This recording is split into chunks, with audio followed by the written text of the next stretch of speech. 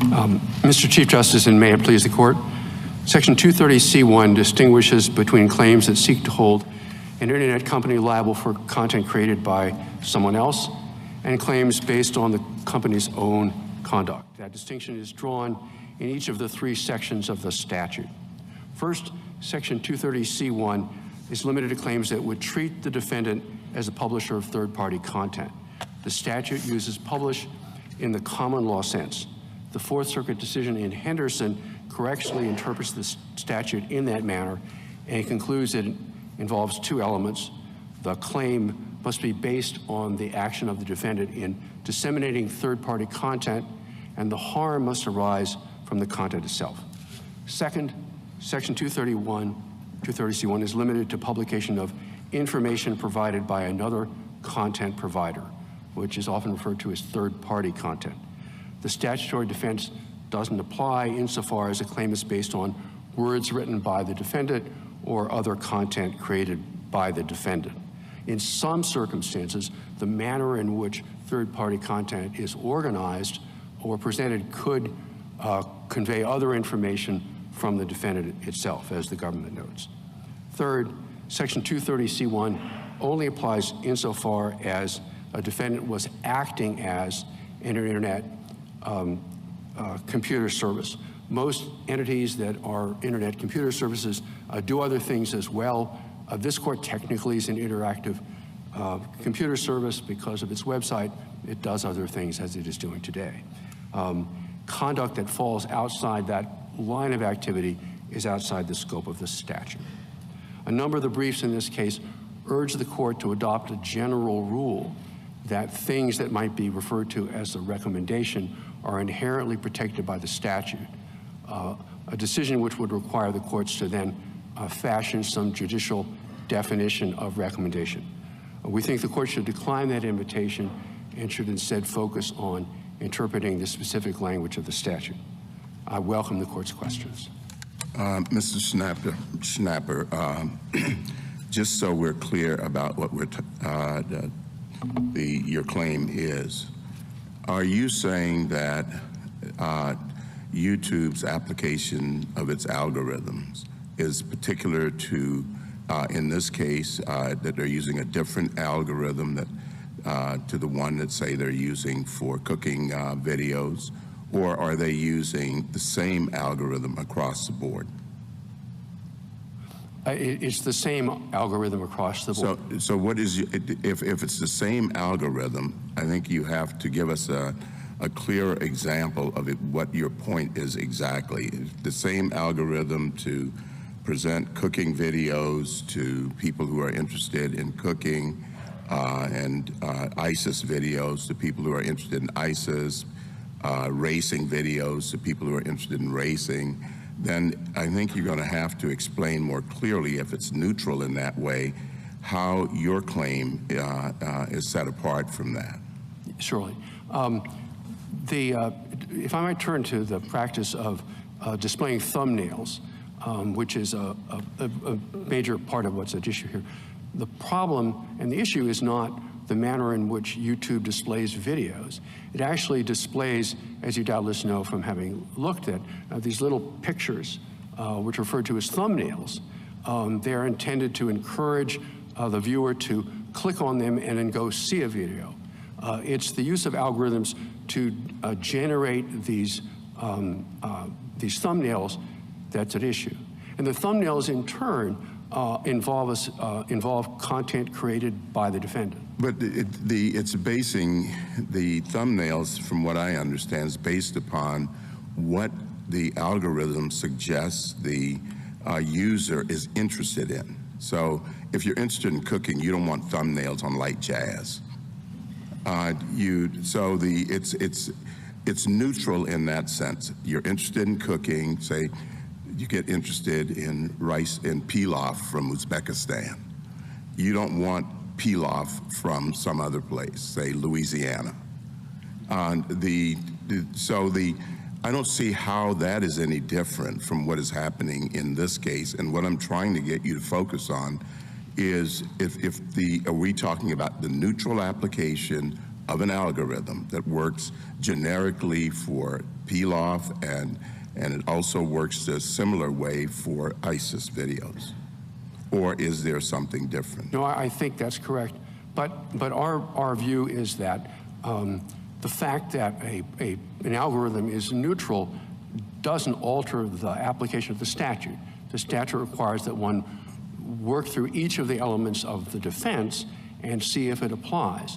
The lower courts in a couple of cases have said that, really disregarding the requirements of the defense, that as long as an algorithm is neutral, that puts the conduct outside within the protection of the statute. But that's not what the statute says. The statute says you must be acting, the claim must treat you as a publisher. Well, but I mean, the difference is that the Google, YouTube, they're still not responsible for the content of the videos or text that is transmitted. Your focus is on the actual selection and recommendations. They're responsible that a particular item is there, but not for what the item says. And I think it may be significant if the algorithm is the same across, as Justice Thomas was suggesting, across the different subject matters, because then they don't have a focused algorithm with respect to terrorist activities or peel-off or something. And then I think it might be harder for you to say that there's selection involved for which they can be held responsible. The statute, I think, doesn't draw the distinction that way. The claim here is about the encouragement of users to go look at particular content. And that's the JASTA claim that we'll hear about tomorrow. And the underlying substantive claim is encouraging people to go look at ISIS videos would be aiding and abetting ISIS. More on that tomorrow. But if that's an actionable claim, then the conduct here would fit within it. Because certain individuals would be shown these thumbnails, which would encourage them to go look at those videos. So I think you're right, Mr. Schnapper, that the statute doesn't make that distinction. This was a pre-algorithm statute, and everybody is trying their best to figure out how this statute applies. The statute, which was a pre-algorithm statute, applies in a post-algorithm world. But I think what was lying underneath Justice Thomas's question was a suggestion that algorithms are endemic to the internet, that every time anybody looks at anything on the internet, there is an algorithm involved, whether it's a Google search engine or whether it's this YouTube site or a Twitter account or countless other things, that everything involves ways of organizing and prioritizing material. And that would essentially mean that 230, I guess what I'm asking is, does your position send us down the road such that 230 really can't mean anything at all? I don't think so, Your Honor. The question, as you say, algorithms are ubiquitous, but the question is, what does the defendant do with the algorithm? If it uses the algorithm to to encourage people to look at ISIS videos, that's within the scope of JASTA. It's not different than if back in 1996, a lot of clerks somewhere at Prodigy did this manually and just had a bunch of file cards and they figured out who was interested in what. The statute would have meant the same thing there that it does now. It's automated, it's at a larger scale, but it doesn't change the nature of what they're doing with the algorithm. I'm sorry, finish. I think the brief for respondent points to a number of uses of algorithms, for example, to pick the cheapest fare or things like that. That's just outside the scope of the statute. The algorithm is being used there to generate additional content. So the question is what you do with the algorithm. The fact that you did it with an algorithm doesn't yield a different result than if you had a lot of hardworking people in an office somewhere doing the same thing. Well, I guess I take the point, if I could. No, go ahead. I take the point that there are a lot of algorithms that are not going to produce pro-ISIS content and that won't create a problem under this statute. but maybe they'll produce defamatory content, or maybe they'll produce content that violates some other law. And your argument can't be limited to this one statute. It has to extend to any number of harms that can be done by speech and so by the organization of speech in ways that basically every provider uses. Well, if I might turn to the example of we referred to an algorithm that produces defamation. I'm maybe paraphrasing that wrong. If let's say the algorithm generates a recommendation, a thumbnail that on its face is benign. It just says interesting information about Frank. You go there and it's defamatory. The defendant's not responsible, the defense applies to the video itself that you saw. The question would be whether the thumbnail was actionable. And in most circumstances, thumbnails aren't going to be actionable. In addition, the thumbnails typically include a snippet from a video or text or whatever. If the snippet itself were defamatory, again, the statutory defense would apply because what was being displayed was third-party content. And so the statute still applies there. I suppose that Google could, YouTube could display these thumbnails purely at random. But if it does anything than displaying them purely at random, isn't it organizing and presenting information to people who access YouTube? Yes, but All right. that doesn't put it within the scope of the statute. Well, does that constitute publishing? Yes, so they would be publishing. They would be publishing the thumbnail. Right. But if the thumbnail isn't itself, if the way they're using it is encouraging people to engage. Well, that's a different question, though, isn't it? I don't know where you're drawing the line. That's the problem. Oh, I see. That's the problem that I see. Oh, Unless you're saying that the publication requirement is satisfied under all circumstances, unless the thumbnails are presented purely at random. It's publication even if it's at random, but the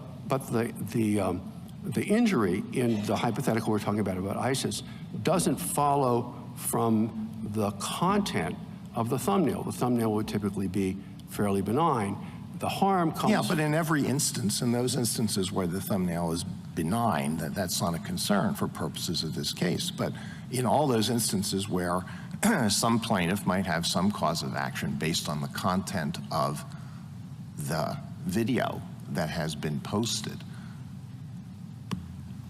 there would have to be a cause of action, as we assert there is in JASTA, for encouraging people to go look at the video. That's a fairly uncommon form of cause of action. The cause of action, insofar as the plaintiff asserts a cause of action based on the video itself, that you've been sent to, that's within the scope of the defense. And is that because of the way in which you're interpreting the statute? I mean, can we back up a little bit and try to at least help me get my mind around your argument about how we should read the text of the statute?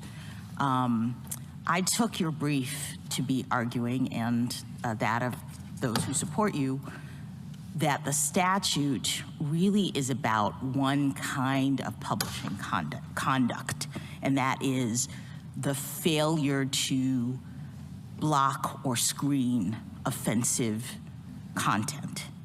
Am I right about that? In other words, what you say is covered by Section 230, and that Google could rightly claim immunity for is a claim that there was something defective about their ability to screen or block content, that the content is up there and you should be liable for it.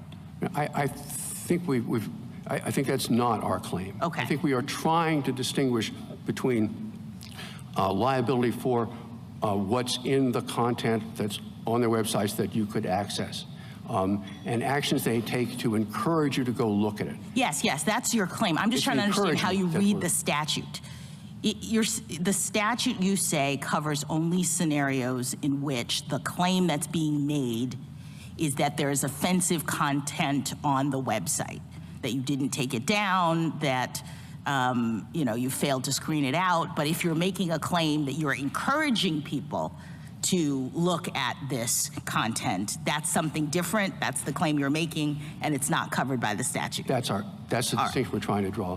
I mean, the distinction is illustrated by the email in the Dyroff case, which is the precedent that got us here in the Ninth Circuit. In that case, there was I think 26-word email from the website to an individual, which read something like, "There's something new that's been posted to the question, where can I buy heroin in Jacksonville, Florida? To access it, use this URL or use this URL." Our contention that is outside the protection of the statute. But is that really different? I guess I'm trying. So they would argue, I think, that even assuming that the statute only covered the kinds of things that you say it covers, defective blocking and screening, meaning there's still offensive stuff on your website and you should be liable for it. I think they would say that to the extent your claim is talking about their algorithm that presents the information, it's really the same thing. It's tantamount to saying we haven't, blocked this information. It's still on the website because algorithms are the way in which the information is presented. So again, to try and make clear, as I may not have done that well, the distinction we're drawing, our claim is not that they did an inadequate job of keeping things off their computers that you can access from outside, or from failure to block it. It's that's the heartland of the statute.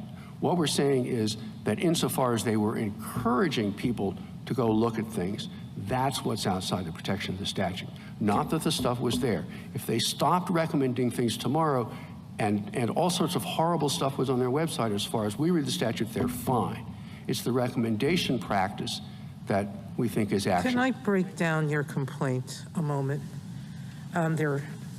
The vast majority of it is paragraphs after paragraphs after paragraph that says they're liable because they failed to take ISIS off their website.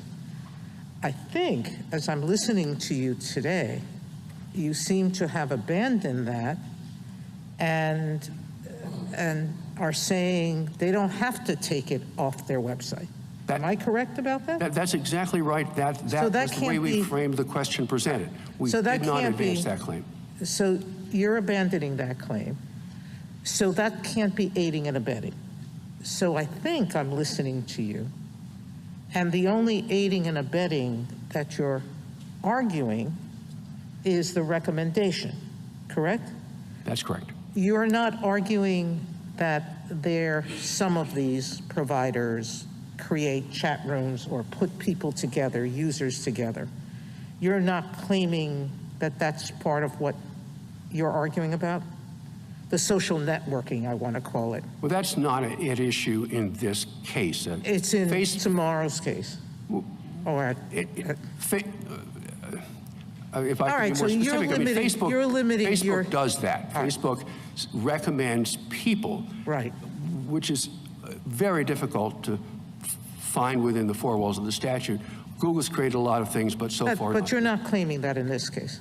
You're just focusing. No, this is about content. It's not about. This is about content, and I just want to focus your complaint so I understand it very clearly. You're saying the YouTube or the next up feature of the algorithm that says you viewed this and so you might like this. It's you might like this that's the aiding and abetting?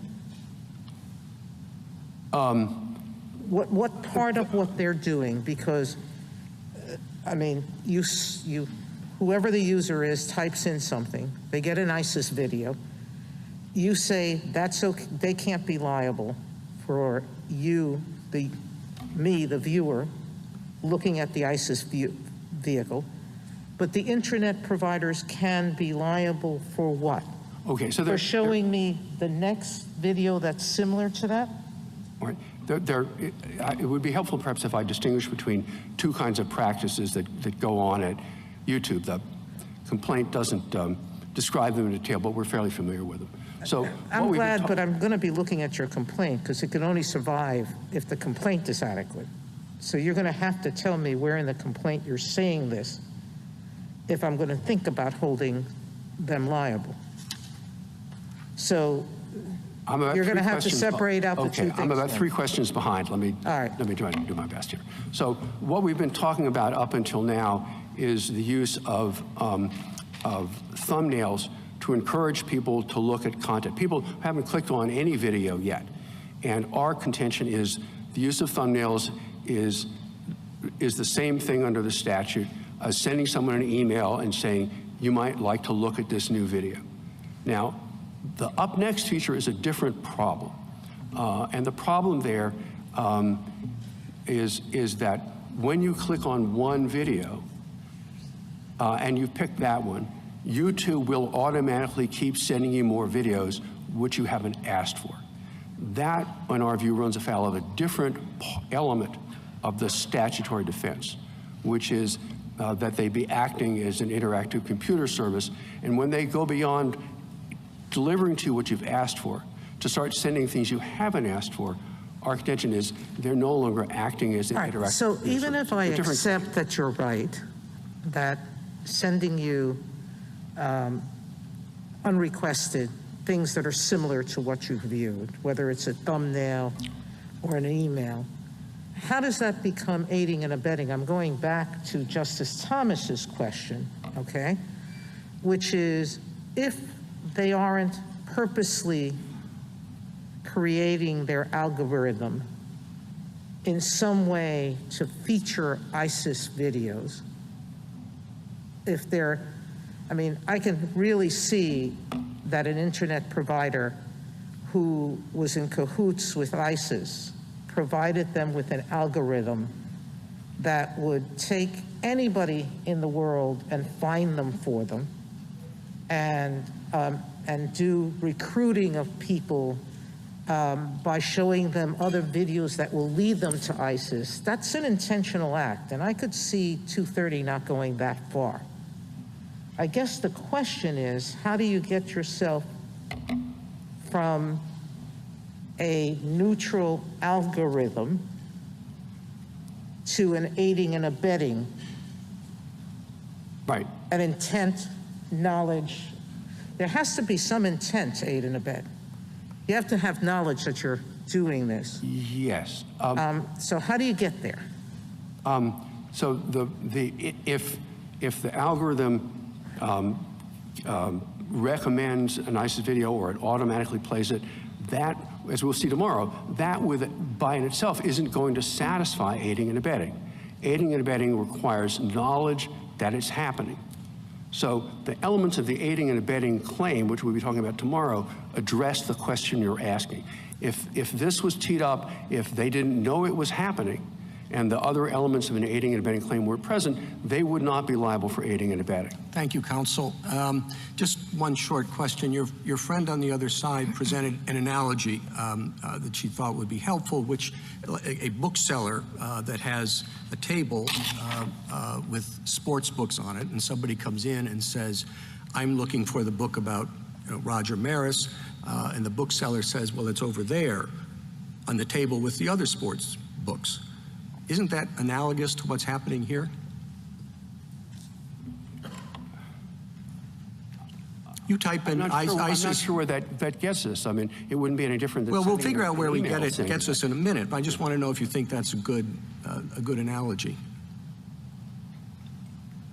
I I'm a little concerned to know where it's taking me. It's an analogy of sorts. That's what we call questions. But I still, I mean, at some point I'm going to go, yes, but you still have to fit it within the four walls of the statute. Perhaps you could tell me what lies ahead. I think I could. I mean, sure, it's an analogy of sorts. But what lies what ahead am I is I give up, stuff Your to? Honor. Yes, Yes. yeah.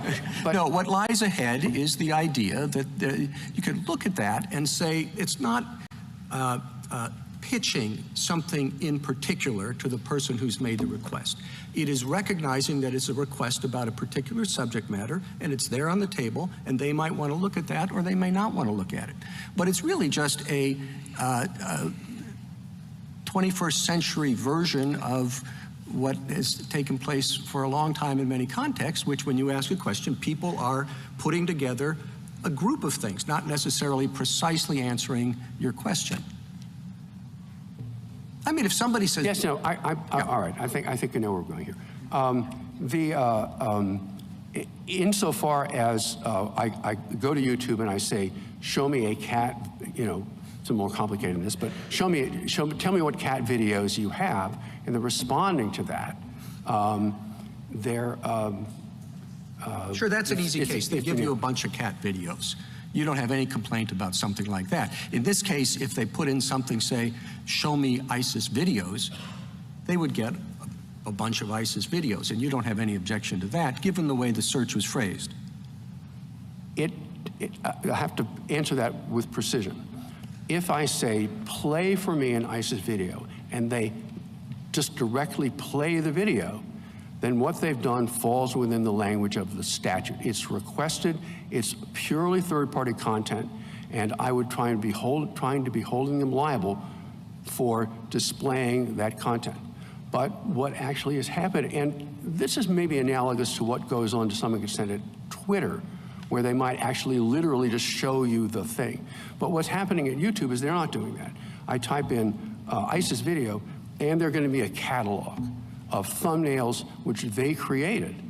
It's as if I went into the bookstore and said, I'm interested in sports books, and they said, we've got this catalog which we wrote of sports books we have here, and handed that to me. They created that content. And if you publish content you've created, you're not within the four walls of the statute. So But a lot depends on exactly the things. Under your theory, they would not be liable for the content of the books. They'd be liable for the catalog? But providing the catalog. Okay, thank you. Justice Thomas, anything further? What if the YouTube, instead of automatically providing this list, which is hard, it's hard for me because I don't see this I see these as suggestions and not really recommendations because they don't really comment on them. But what if you had to click on something like, for more like this, click here? Would that also be, as far as you're concerned, aiding and abetting? Or outside this statute? So you've played one video and they say, click here to see another one. No, click here if you want suggestions for more like this. No, suggestions are, depending how it happens. Let's say they say, send me more, show me more thumbnails. It's outside the statute. And if I might come back to an earlier part of what's embedded in your question, we aren't asking the court to adopt a rule that's about recommendations versus suggestions.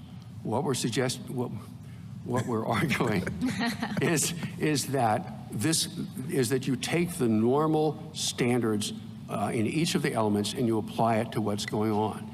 It doesn't matter if they're encouraging it. If in terms of aiding and abetting, if someone comes to me and says, what's al-Baghdadi's phone number, I'd like to call him, and I give him the phone number, I'm aiding and abetting, even if I don't say, and I hope you'll join ISIS.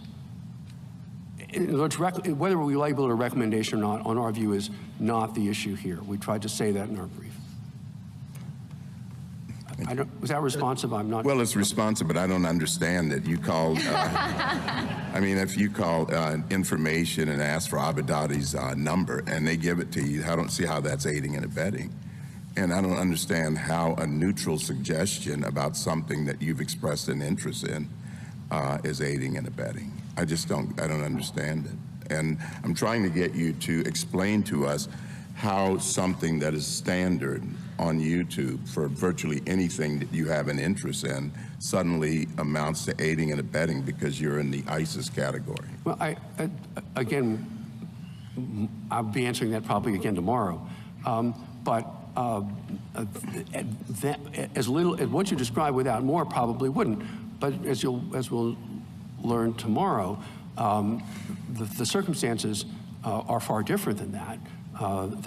These YouTube and these other companies were repeatedly told by government officials, by the media, dozens of times that this was going on, and they didn't do anything.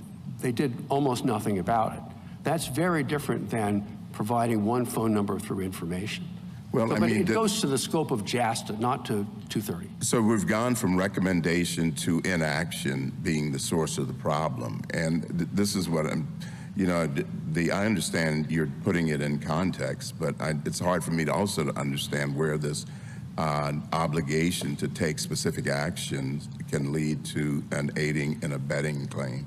Well, the interconnection in this case is that we are focusing on the recommendation function, that they're affirmatively recommending or suggesting ISIS content, and it's not mere inaction. Mere inaction might work under aiding and abetting, but we'll get there tomorrow. But the claim that we're focusing on today is that in fact they're affirmatively recommending things. You turn on your computer, and the computers at YouTube send you stuff you didn't ask them for. They just send you stuff. It's no different than if they were sending you emails. That's affirmative conduct. Justice Alito? I'm afraid I'm completely confused by whatever argument you're making at the present time. So if someone goes on YouTube and puts in ISIS videos and they show thumbnails of ISIS videos, and don't tell me anything about the substantive underlying tort claim.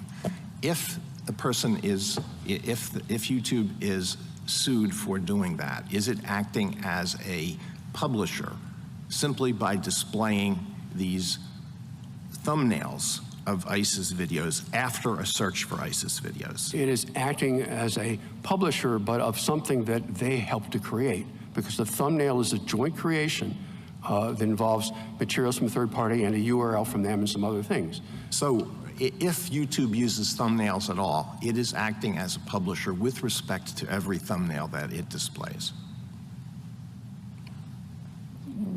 Yes, they're publishing the thumbnails, and the question is, are the thumbnails third-party content, or are they content they've created? And the problem is they are content. I mean, if that's your argument, then you're really arguing that that the statute does not provide protection against a suit that is in substance based on the third-party provided content. No, we're basing the. I'm sorry, I don't mean to be sorry. Okay. The particular business model they have involves using these thumbnails, which are materials they've in part created, to operate. So they shouldn't use thumbnails at all. If they want protection of the statute, they shouldn't use thumbnails. That's the problem they have with the way the statute is written. So if I may give this. Is there any other way they could organize themselves without using thumbnails? I suppose if you type in, I want ISIS videos, they could just put ISIS video 1, ISIS video 2, and so forth. That's the technical problem they have. Would that be acting as a publisher if they did that? Yes, but they'd be publishing third-party content, because the video itself is the content. But if I might respond to that. Okay, I have one final question. It's a technical question, and probably better addressed to Ms. Blatt. Is it your contention that everybody who uses YouTube and searches for a video involving a particular subject will be automatically presented with thumbnails that are related to that regardless of that user's YouTube setting, preferences that YouTube allows you to? I don't know. The practices are too varied. I don't know. But if I'm... You don't know if somebody uses No. YouTube, is there a function that allows them not to be presented with similar videos? I don't know. I mean, I've gone on video on YouTube, never seen that, but I wouldn't. Okay. The functions that are widely varied. But if I might make a broader point about the way you framed it. Well, I think you answered my question. Thank you. Justice Sotomayor? I do. This has gone further than I thought, or your position has gone further than I thought. No provider or user of an interactive computer service shall be treated as the publisher or speaker of any information provided by another information content provider. And I thought that you started by telling me if I put in ISIS and they just give me a download of information, the internet provider is not liable, correct? Under C1, I just read to you C1, correct? It depends what the information is they give you. If they give me you everything information they've created, they're not protected. So you are going to the extreme. Assume I don't think you're right. I think you're wrong. That if I put in a search and they give me materials that they believe answers my search, no matter how they organize it, that they're okay. Do you survive? Does your complaint survive if I believe 230 goes that far? So it depends on what materials they present you with. If all they presented you with, Twitter would maybe be a cleaner example, is materials created by third parties. What they've published is third-party materials, and they're good. If they present you with things that they wrote at the other extreme, then they're not protected because what they presented is not third-party content. So why do you think the thumbnails are, I type it in, they give me a thumbnail of everything they think answers my inquiry, the suggestion box. Yes. Why are they liable? Because a thumbnail is not exclusively third-party material. It's a joint operation, and it combines. If you look at the thumbnail, it'll have a picture, which comes from the third party. It has an embedded URL, which comes from the defendant, and it might have some information below the... The URL tells you where to find it, correct? Sorry? The URL tells you where to find it. It's a computer language that tells you this is where this is located. Yes, but it is information within the meaning of the statute. This is no different than an email which writes it out for you. If I don't accept your line, Yeah. assume that you've lost on that width of that Yes. line. I gave you an example earlier of an internet provider working directly with ISIS and doing an algorithm that teaching them how to do an algorithm that will look for everybody who is just ISIS related. There's more a collusion in the creation than a neutral algorithm. How do I draw the line between not accepting your point about the thumbnails and going to the other extreme of active collusion? Because there has to be a line somewhere in between. It can't be merely because you're a computer person that you can create an algorithm that discriminates against people. You have no problem with that, right? The writing of the algorithm would probably constitute aiding and abetting. Exactly. If you write one that discriminated against people for a user, you're probably going to be liable. I'm not sure, as we describe it, it would fall outside the four walls of the defense. If you write an algorithm the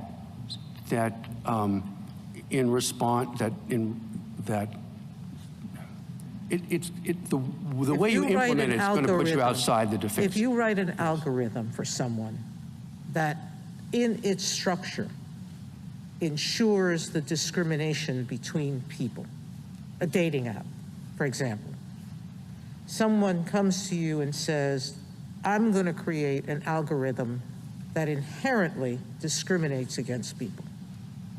It won't match black people to white people, Asian people to Hispanics. It's going to discriminate. You would say that internet provider is discriminating, correct?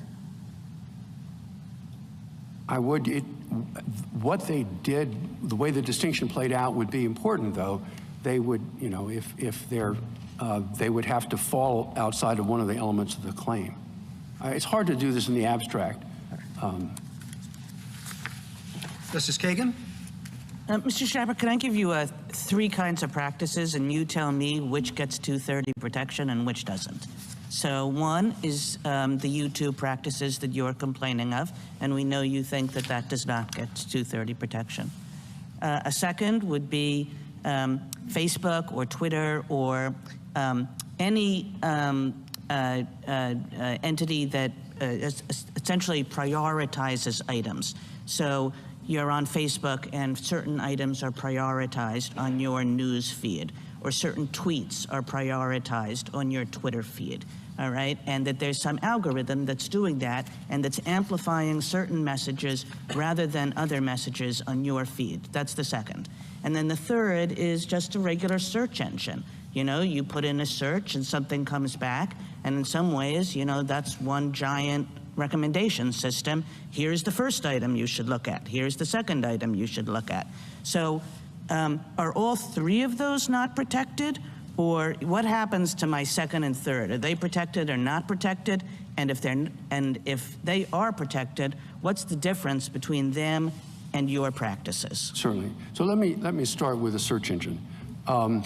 There's a lot of discussion in search engines, but there's not a specific provision in the statute that says search engines are protected. The question is, do they fit within the language of the statute? So if I ask a search engine for stories about John Doe, and it gives me a list, and if I click on one of them, it turns out to be defamatory, they're not liable because they... Well, they just gave it to you. It's the first thing. They've just prioritized it. They think it's really a great one to click on.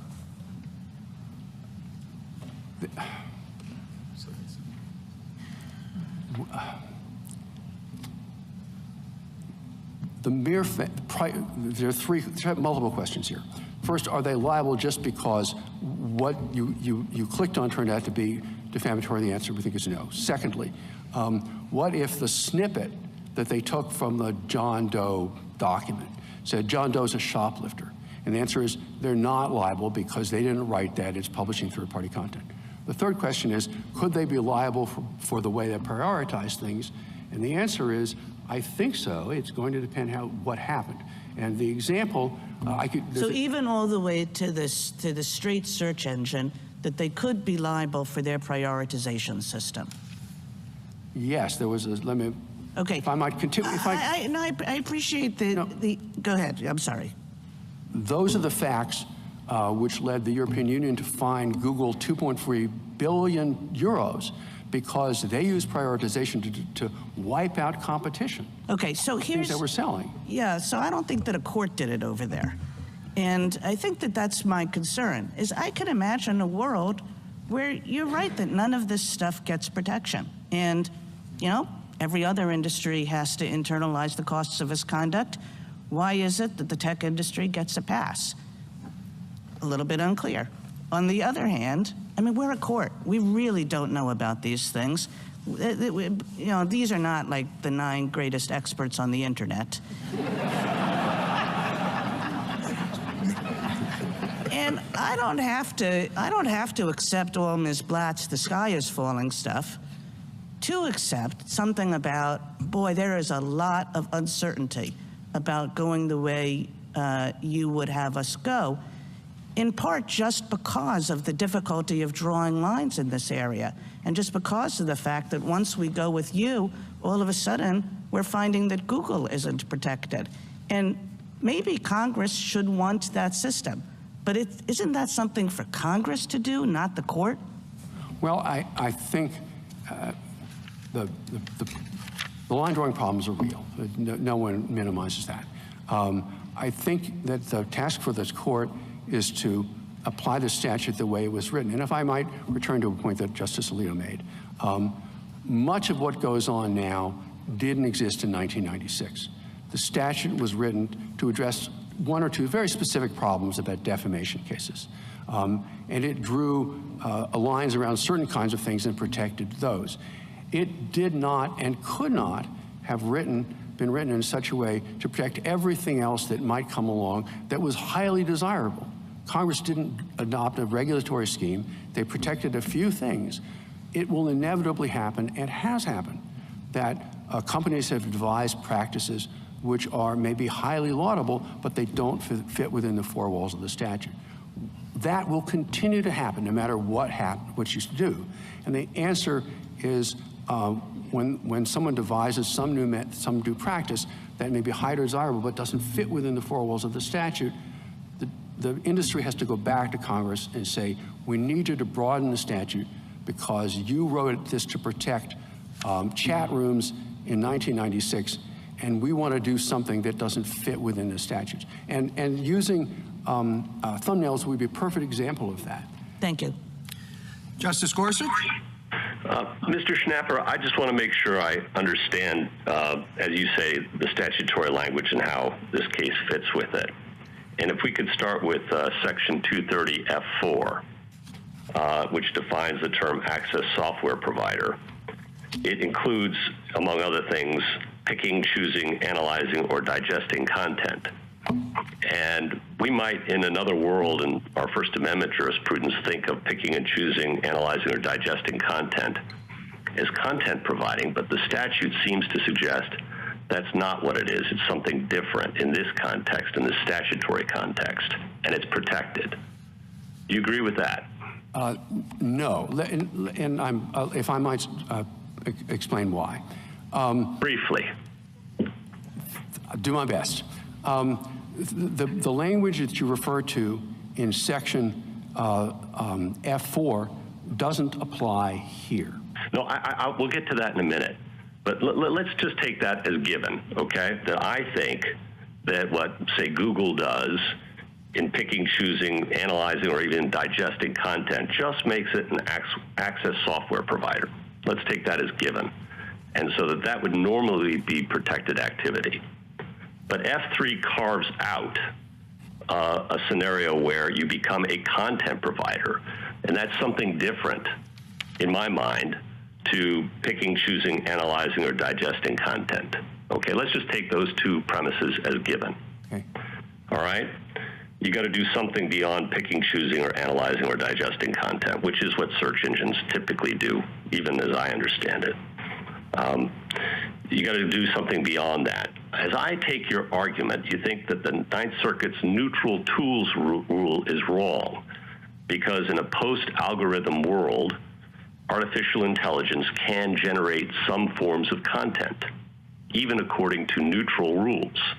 I mean, artificial intelligence generates poetry, it generates polemics today. That would be content that goes beyond picking, choosing, analyzing, or digesting content, and that is not protected. Let's assume that's right, okay? Then I guess the question, and as I see it, we have a few options. We could say that YouTube does generate its own content when it makes a recommendation says up next. We could say, no, that's more like picking and choosing. Or we could say the Ninth Circuit's neutral tools test was mistaken because in some circumstances, even neutral tools like algorithms can generate through artificial intelligence forms of content, and that the Ninth Circuit wasn't sensitive to that possibility and remand the case for it to consider it, that question. What's wrong with that? Well, it's not our theory, but it's, if the alternative is what Ms. Blatt will be telling you, I'll take it. I'm not asking you, hey, no, there's nothing wrong with it. I'm asking you whether that is a correct analysis of the statutory terms you keep referring us to, or whether it is not. Yes.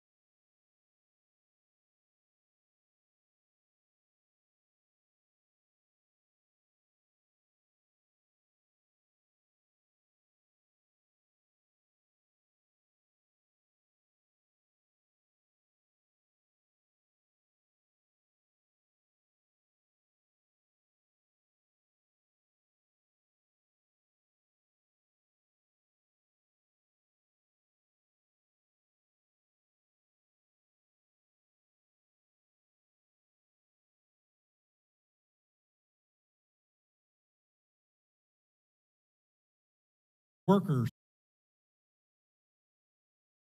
day in and out on concrete. It's like, you couldn't find a better location to do pristine measurement? I don't know. So Anthony did that. I was part of it. Now, like I said, it shocked me. So Anthony, having discussed problems with the raw surface data, we've got two, he's going to discuss that first panel. We've got two speakers that come after him. They are Willie Soon, who I'm honored to have worked with for more than a decade now.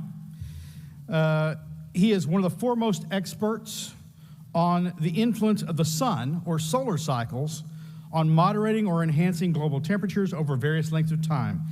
And that's what he's going to discuss today. Imagine that the sun might have an impact on the temperature of the Earth. You wouldn't know that from climate models, by the way.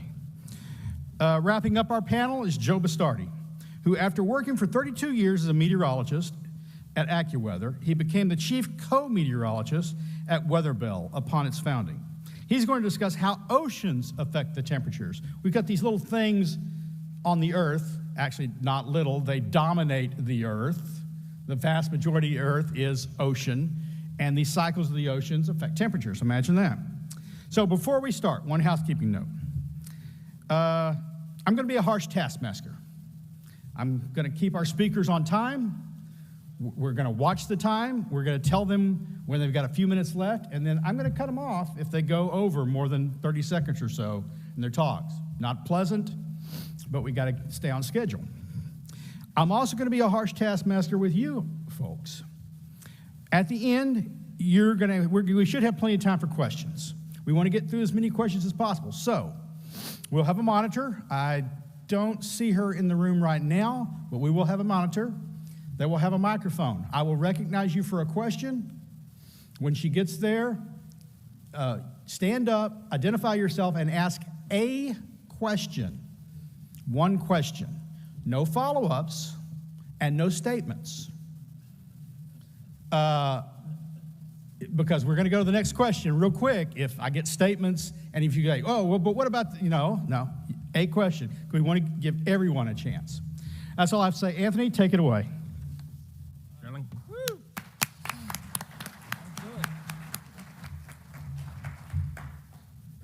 All righty.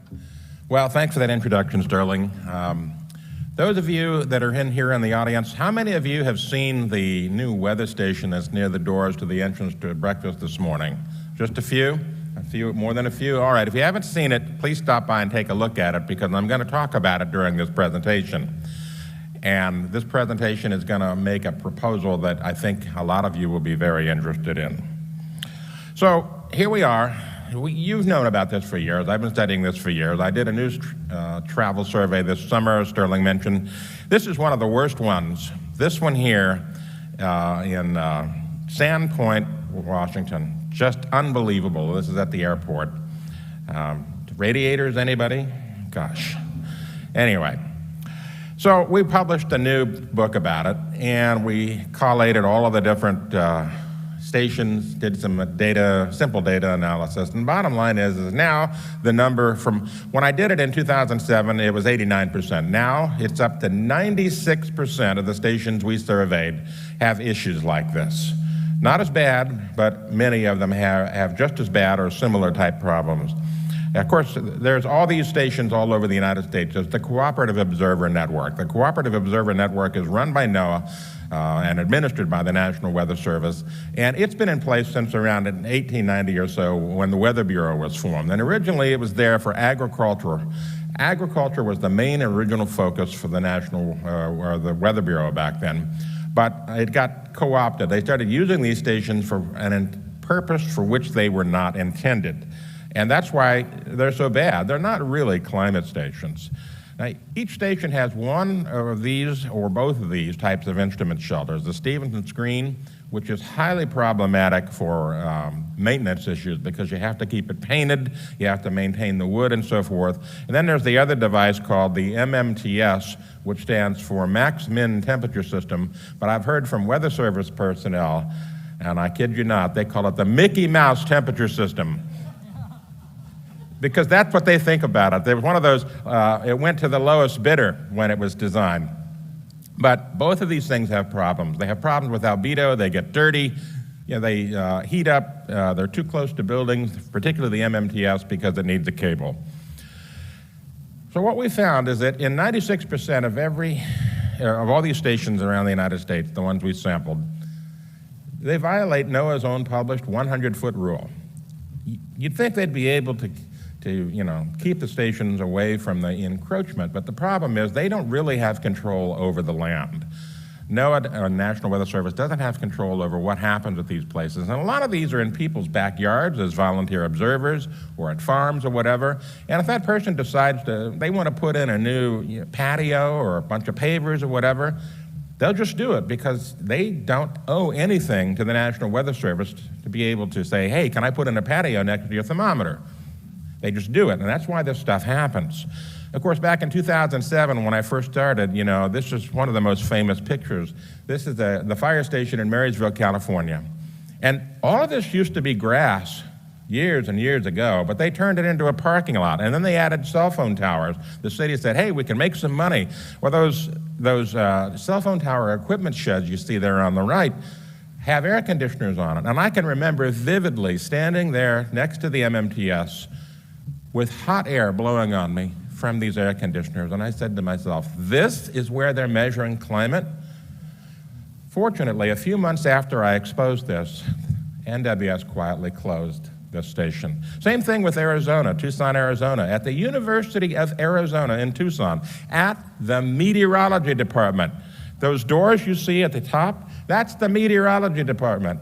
And they put their Stevenson screen in the parking lot. You'd think atmospheric scientists would know better. Well, the story is that it used to be sited over grass a long time ago, just like all of these things. But the problem is the university kept building things, and they kept having to move the station. And then they finally decided, you know what, we've got nowhere else to put it, so we'll put it in the parking lot out front. Well, that station was closed a few months after I exposed it. So in 2023, or 2022, I started looking for more of them. Here's one in Wheatland, California. Anyway, this particular station, right next to the rooftop there, you can see the infrared.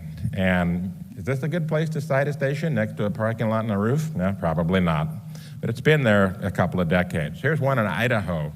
This one really floored me because Arco is a very rural community. I mean, literally it is in the middle of nowhere. But they decided, hey, let's put it next to this brick building and this car. Works for me. This one here is the most egregious one I've ever seen because it was done by design. The MMTS that you see there circled on the left is above this rock wall. And this was just created a couple of years ago. They used to have the thing over grass, but they put it there. And of course, the rock wall is absorbing all of that infrared or solar radiation, all that, and converting it to long wave, and then at night it radiates it out and it heats up the sensor. And it rises. It's like the perfect place to bias a station. Here's another one.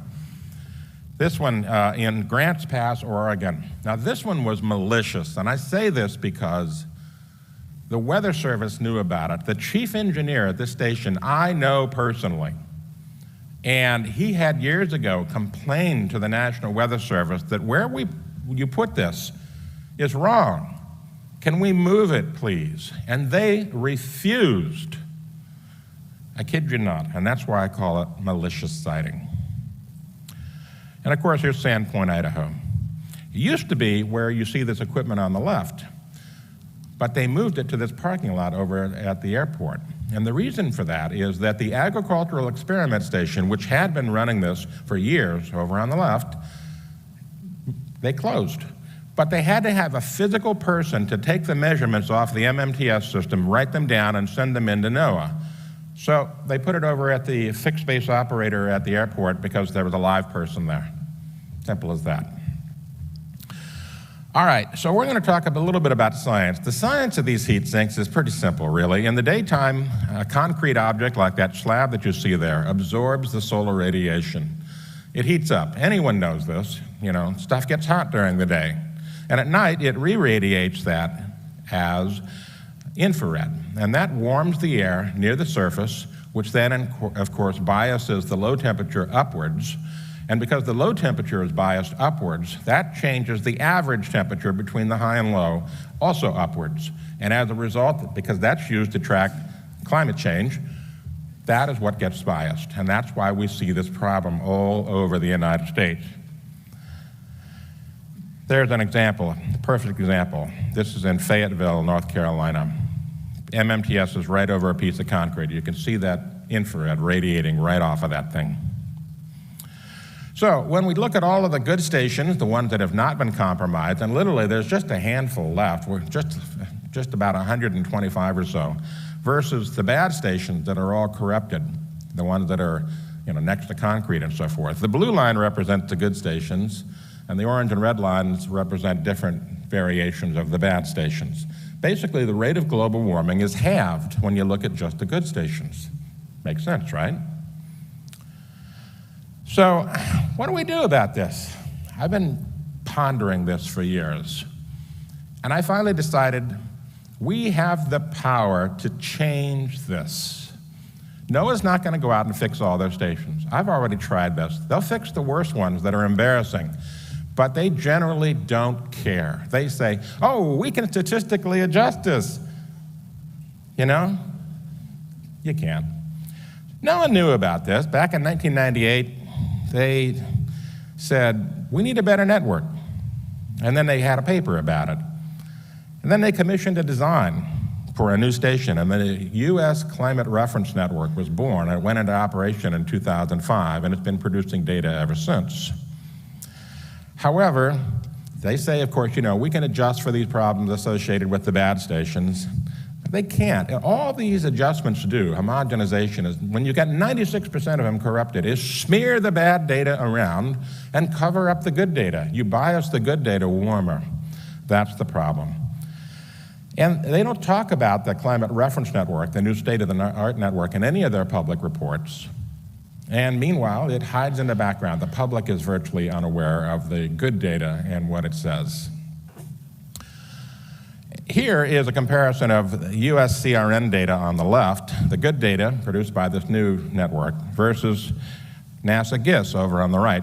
And I'm sorry these aren't to scale, but you can see that NASA GISS is reporting a significant upward trend, whereas the same period over on the left, it's flat, virtually. There may be a slight trend, but nothing like what GISS is doing. And GISS is using all of the bad data. So the idea here, circumvent them by creating an independent network, and that's what that weather station is about.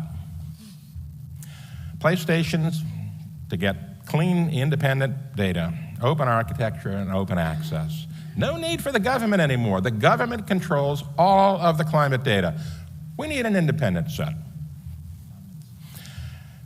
No need for the data adjustments, trustable temperature data, monthly publications of this data, and open to the public. So, the US CRN is old technology, and the weather instrument technology has advanced dramatically. The costs are much lower today. The station I designed out there to meet and exceed US CRN, $2,000 versus $30,000.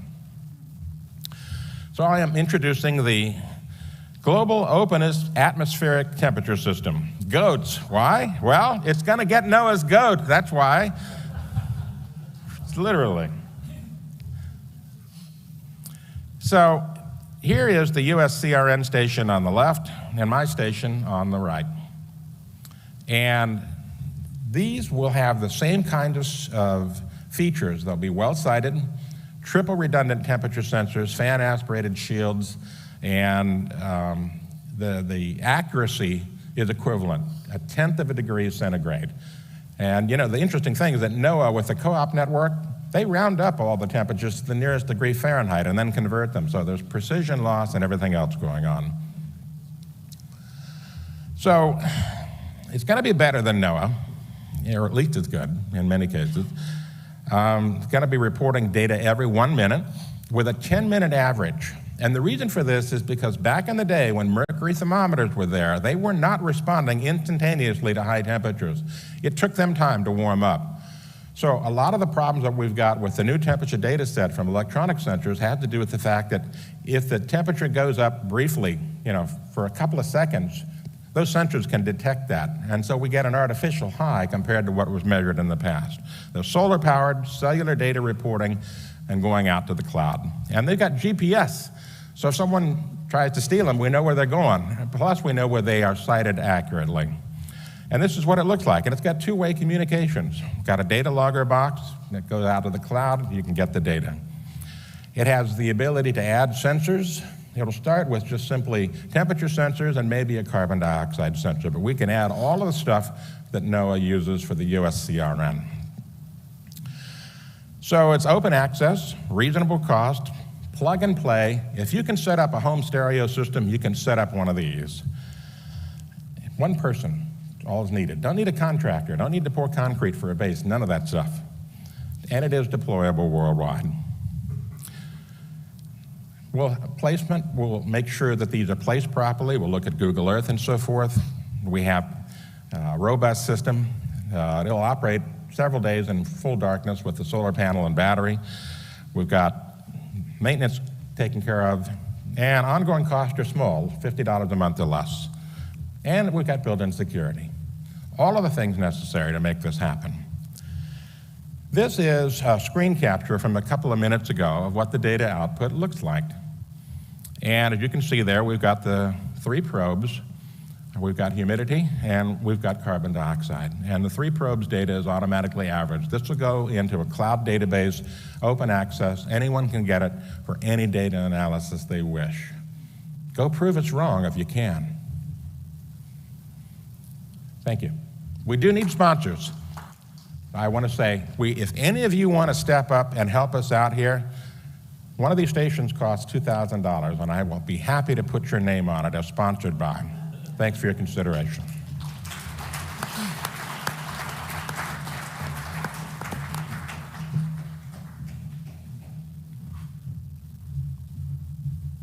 All right. Good morning, everyone. I just hope that my slides is up, please. Well, in any case, I want to talk about following what Anthony has said. Excuse me, is my slide on? Okay, thank you. Yeah.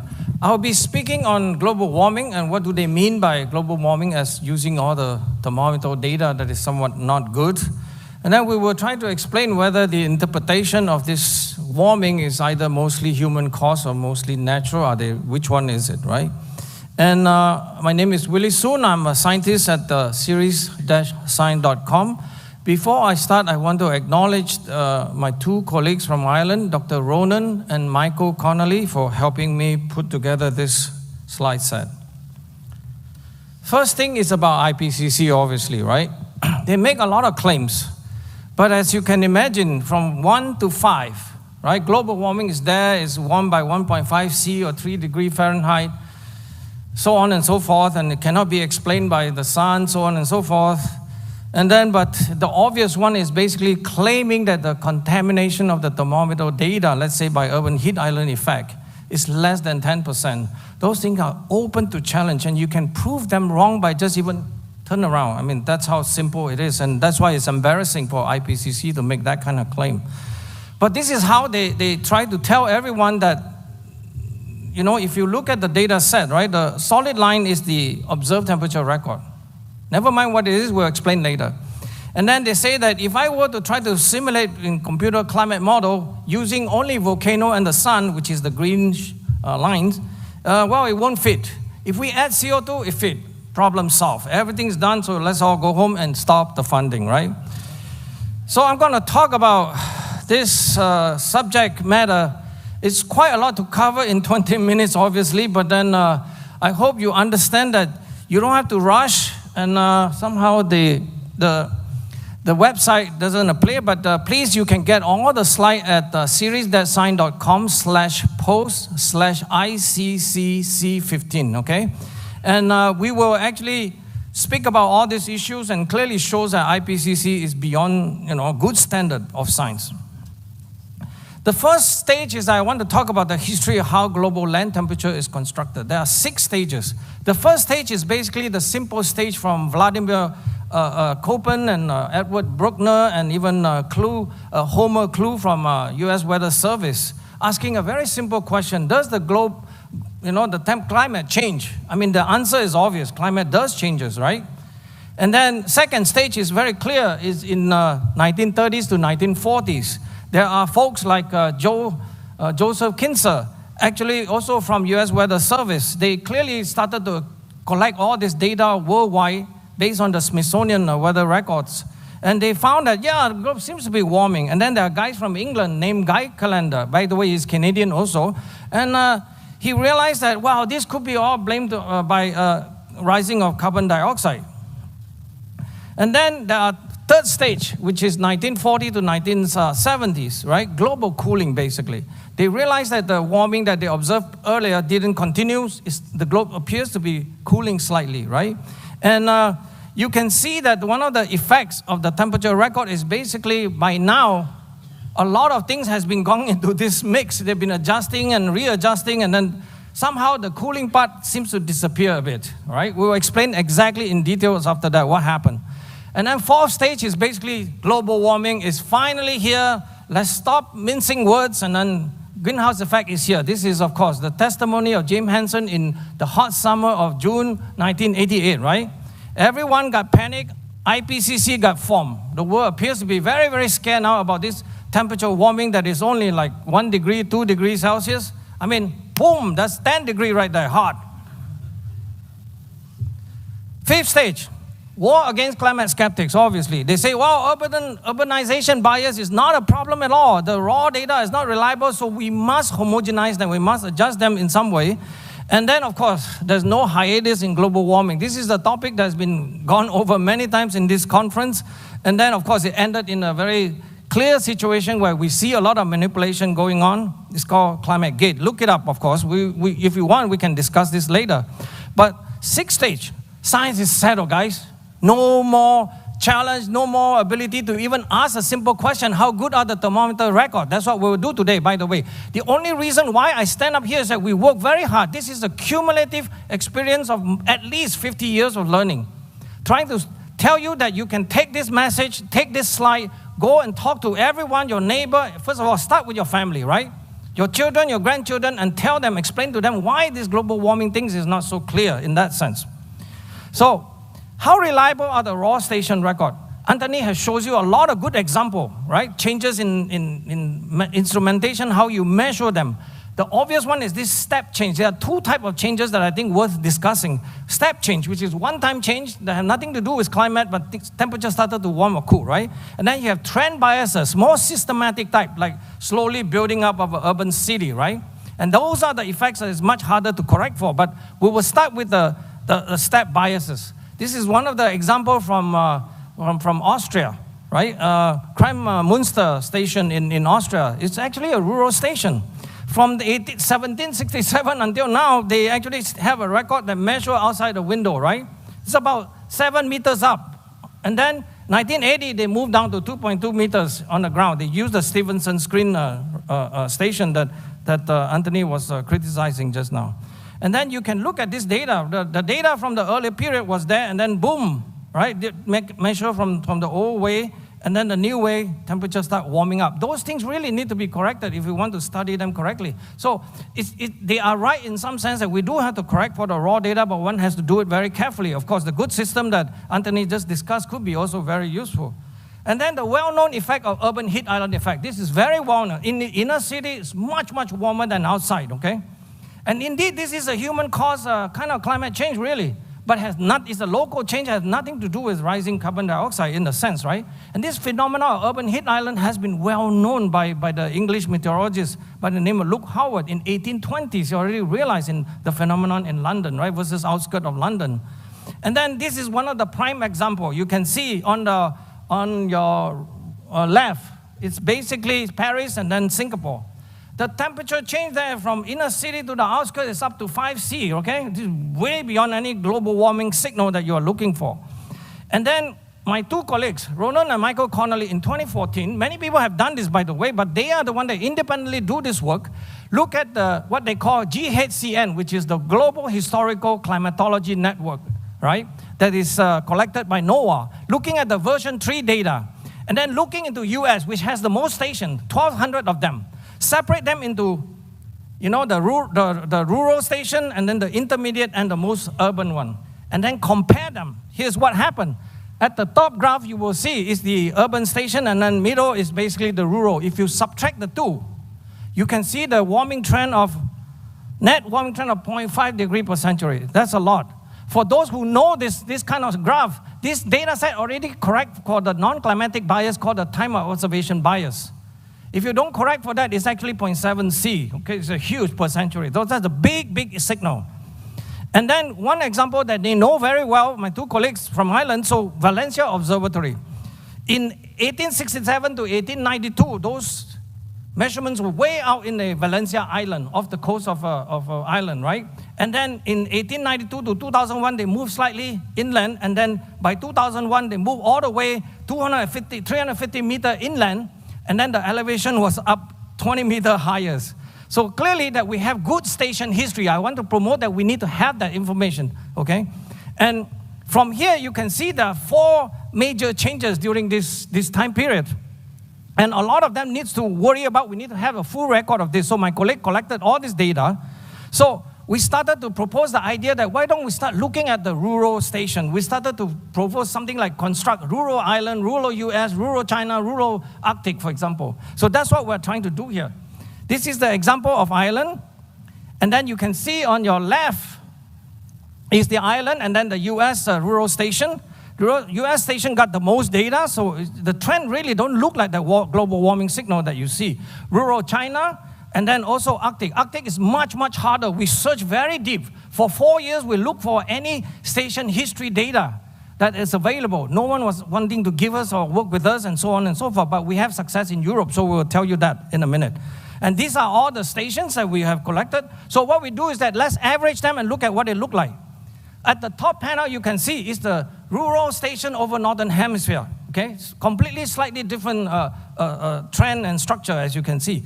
But if you add urban station to this particular 4 region, guess what happened? You got a warming trend that look very similar to the IPCC kind of curve. Okay, and then here on your left again, we take all the GACN data and average them to show you that you get this signal that very similar to IPCC proposed. And what we're trying to propose is that, look, let's consider the rural station only data. And you can see even from this simple exercise, you already prove beyond doubt that the IPCC claim that the urban heat island effects is less than 10% is completely wrong. It's at least 40% right here, okay, from this estimate. And then this is what I mean. Can we actually recover what they estimate? We put some 5 or 6 group of what you call construction of the rural and urban station. This is where the part of the tricks. When they construct this station, they put all of them together, and then you show this warming trend that is very clear, and then we can recover the same signal. What we're asking them, can we look at the rural only station, right? So quickly, if we compare these 2 data sets with, let's say, oceans and climate proxy, what happened? This is actually the ocean data. This is the 3-ring proxy. This is another proxy from the glacial length. You can see even from this result, by the way, it's quite interesting to show this result. No one even plotted this out before us. In some sense, it's kind of weird, isn't it, right? But it shows you that actually there are some problem in the thermometer record that they are proposing. So I want to quickly update GHCN, version 3 to version 4, right? And we have, I believe, been working on version 4. Version 4 is not completely dead yet. By the way, the problem still persists. No station history metadata available. But we found a colleague, Peter O'Neill from Ireland, that was able to work with us, and when we already published paper talking about all this problem in the thermometer data. So GHCN data is also similar to GHCN 4, but then a lot more data. They have about 20 to 30,000 more stations. GHCN version 3 is only 7,000 stations, right? But most of the stations are really in the northern hemisphere. There's no data at all from southern hemisphere. And here's one example of what the NOAA results are showing. This is a paper published by NOAA Group. The first thing we want to start is the version 3 with the urban and rural, non-homogenized, unmolested. So they showed this temperature curve that looks quite interesting. It's warming straight. And then if you study, well, this is the endpoint, it's important to point out. And then if you were to study the effect right, of changing from version 3 to version 4. What happened? A lot more station, far a lot more station, the modern period warmer than the version 3. Version 4 is slightly warmer. And then the past cool, okay? So it looked even steeper. And then very quickly, if you look at the effect from without homogenization, the version 3 to version 4, there's much smaller effect. But the main effect here is basically after you homogenize them, version 3 and version 4 look virtually identical, okay? It shows you the effect of homogenization, and it will explain the problem. There are two problems that we will show very quickly. So now, surprisingly, indeed, from version 3 and version 4 is not important at all. Even if you add like 15,000 more stations, it doesn't make any difference, right? From the averaging. But why does the homogenization add warming? That's the key question. And we want to explain this problem, of course. It's called urban blending, so we'll come to that in a minute. But IPCC, NOAA, GIS, and England, they've been promoting this. We must only use the homogenized data, okay? Which is really not a good idea, actually. That's what we want to propose in this talk. So give a quick example of what happened. This is what we did. We actually systematically look at the station history, correct for it as accurate as we can, according to the recorded history. Here's what we found out. This is the first paper we published in 2015. Remember, it's already 8 years, okay? We found out that every time they change this data, homogenize, update the data, every time the recommendation adjustment changes. So 5 or 6 examples here. That is something very fishy, isn't it? Because every time you change, it should be the same. You shouldn't change the record. This is something very suspicious, and we already published this and talked to all those people, tell them to do it. Nobody do anything about it, obviously. Like Anthony said, they don't really care, right? So we need a larger sample. So we studied that one for Ireland, the Valencia Observatory. So now we meet Peter O'Neill. Thank God for Peter O'Neill. You know what happened to Peter O'Neill? He collected a lot of version of their update. Every time they update the GSCN version 3, version 4, he collected. Every month, he have one data set. This is the amount of data that he has, version that he have collected. For version 3, he have almost 1,900 of them. You understand how important this is? I mean, don't even keep them. We have them all. And then 1,800 of them, we got this for version 4. Look at what happened. We are able to publish a paper last year with the whole group of meteorologists from Europe. So Europe, we started to see how much station history we can get. Okay, so this is a very interesting paper. And here, the red dot showing the station where we have meta station history. 259 for version 3, 850 for version 4. By the way, it's only 20 to 30% of the total available station. It tells you that we're not able to do this big analysis yet. But the whole point is that we're beginning to have some hope here. So you ask a very simple question. How well is the adjustment? It's only 17% of this adjustment make any sense at all. It's applied consistently. And then if you check the adjustment according to the station history, because we have them, we can show that less than 20% of them agree with actual history, because the rest of it is artificial. It's all nonsense. That's why we want to tell you that we have worked on this problem. It's called urban blending problem that is very, very serious, okay? Please look for a minute. This is a very important problem that no one even talk about. No one obviously want to run away from all this problem. To start that, I want to illustrate this simple example. Remember, take a deep breath. You can actually get this slide and study for yourself, but I want to quickly go over this. Imagine this pure world that no global warming, only urban warming. Station 1, we have a station that have moderately warming, no bias, no other bias. Station B is rural, have a step change. Station C is basically similar as Station A, but then it has a cooling bias, okay, in a step jump in 1985. Station 4, very heavily urbanized, like Station C, but then more urbanized. It has a step change. So you look at this step 1. What they do is that they compare, let's say that we want to homogenize everything according to Station A, okay, that is slightly urbanized, right? And then you can see, you compute the difference, and then you can quickly apply the adjustment. This is what happened, the end result. But the question is that, is this correct? We want to illustrate the example that, look at the Station B, which is a very clear example. If you correct this thing correctly, it should be no warming trend at all, because it has no warming. It has only a slight shift in the cooling. If you should do that. But because you mix it with other stuff, you actually have a warming trend of 0.7 degree, which is really large. It's true, the most urbanized one on the right-hand side, Station D, is showing that the most warming trend from 3 degrees is reduced to 2.2. Okay, that's a very interesting, but people keep forgetting the more important problem is the contamination of the rural station.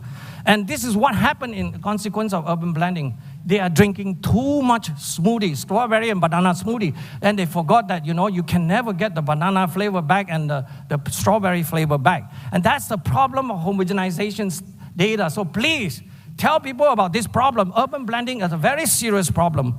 And here, real-world example, in Beijing, 10 station, published by He and Jia in 2012, and we reported this back in 2018 in our paper, that we show you, if you quantify these 10 station according to the degree of urbanization bias, very, very urbanized, very, very high warming trend. Less urbanized, low warming trend, okay?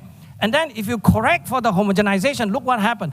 The most urban one gets slightly cooler, less warming trend, but it's the rural one all get warmer. This is the contamination process. Again, this is not talk. This is proof that they have problem, and they should admit this problem, isn't it?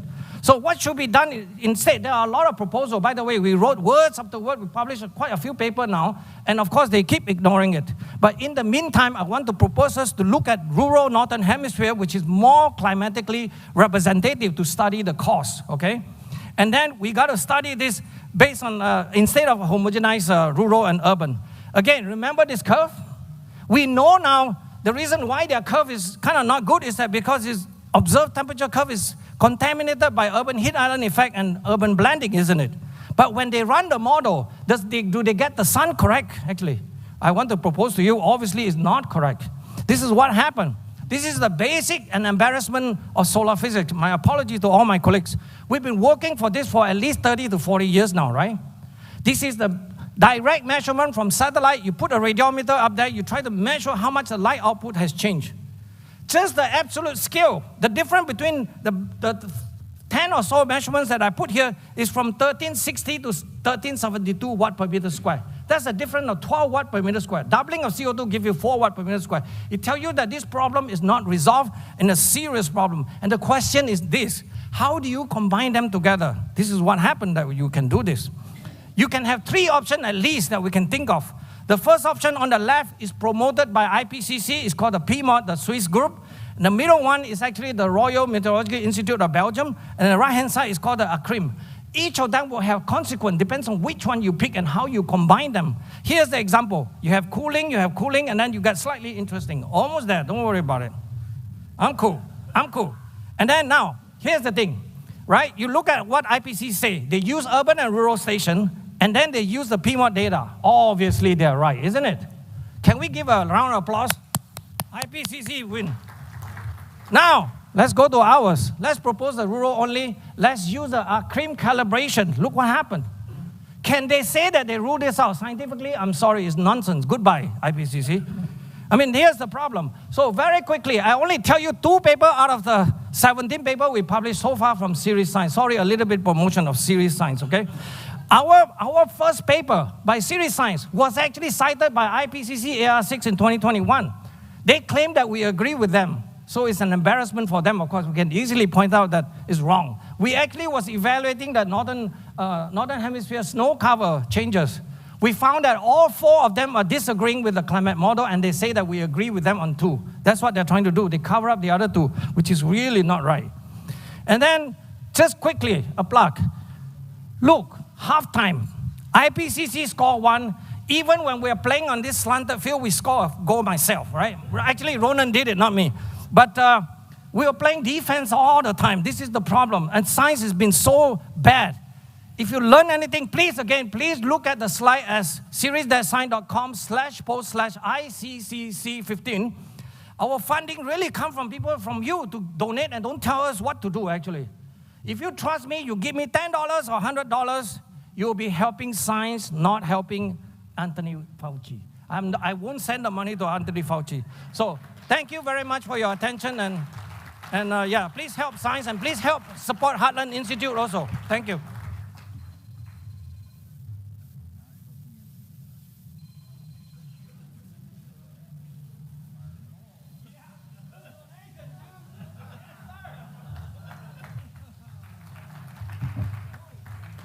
Well, I was afraid that was going to happen. I'd have to follow Willie. And now, the first thing I want to say about, it's funny, we got Anthony and Willie here. They're talking about thermometers. My dad went to A&M, and as a matter of fact, one of his classmates is here today. But my dad's first job was in OBS and Method Research Meteorology at Atlantic City's FAA Tech Center, right? And so in July of 1969, Atlantic City recorded on the 19th or 20th, recorded the highest temperature in the country at 106, which was very interesting since no one within 150 miles of Atlantic City was over 100 that day, and the wind's roaring in out of the south, and even at the airport 14 miles inland, the sea breeze gets in. Well, what happened was, Dad comes home, he goes, there's no way it was 106 today. I mean, we're sitting there in the low 80s in Summers Point. So you know what he did? He went out there with 5 thermometers, and he found out that the Atlantic City thermometer, while it was fine at 32 degrees, because they used to put the thermometers in ice baths and measure them at 32, the error of the thermometer was increasing as it got warmer. So it was 94 degrees, reading 106, and that record still stands today. They won't change the darn record. And I was in instrumentation at Penn State, and I have permanent scars from that class. I'll tell you that right now. So all this stuff gets kind of spooky. Now, the title of this is, I don't have the answers, but I got some questions. It's sort of like, the Festivus thing where Frank Costanza comes out, I got some problems with you people, and now you're going to hear about it. Not with you people, but other situations here. So I got to move the slide here along. Anybody know how to go forward? There we are. It's kind of funny in science. There's two biblical references to me that describe science. Proverbs 25:2 is glory of God to conceal the matter, search the matter out, glory of kings. And then Paul, the Apostle Paul, said, those who know what they know don't yet know what they ought to know, all right? And so what happens is the more you discover, the more you go, holy smokes, I don't really know much. and it has to do with the infinite majesty of the universe. So this was a very interesting situation. This lady, Rebecca Carey, she was a volcanologist at the University of Tasmania. In 2012, she said 75% of volcanoes occur underwater. We know nothing about it. Now that got me thinking, because one of my professors at Penn State, Dr. John Kerr, said, we don't know anything about the oceans. We know virtually nothing. We're not even looking at them, really. All we're looking at is what we see in front of us rather than what might be concealed. So we're in a climate optimum, not an emergency. Quite frankly, it's amazing. It's great to get together at these conferences, but the left these people have actually pushed something that is nonsense and made it, they've taken over the entire idea of the thing. And this is no big deal. What's going on, the warming. I wish it was a big deal, because then it would really make me more important, but it's really not. And we have 4 times the amount of people on the planet than 1930, and 1/28 the amount of climate deaths. So what I want to know is, if we are in a climate optimum, and obviously life is getting better on Earth, how is this such an emergency? Well, life's never been better on planet Earth, so that's all I've got to say, and thanks for coming. I'm only kidding. When your name ends in a vowel, you don't throw in the towel. First of all, got Morano. Is Morano in here? Temperatures, and this is from the book of Care, John, Penn State. Temperatures are a poor climate metric. Wet bulbs are better. The best are saturation mixing ratios. They refuse to quantify that. Because, I'm going to explain in just a moment. We'll keep moving on. This is correlation of saturation mixing ratio to temperatures. What it says is this, that the increase in 1/10 of a gram per kilogram of water vapor in the air correlates to a 10-degree rise in temperatures, where it's very, very, very cold, -40 to -30. You need 90 times the amount of water vapor to do that, where it's 75, 80 degrees.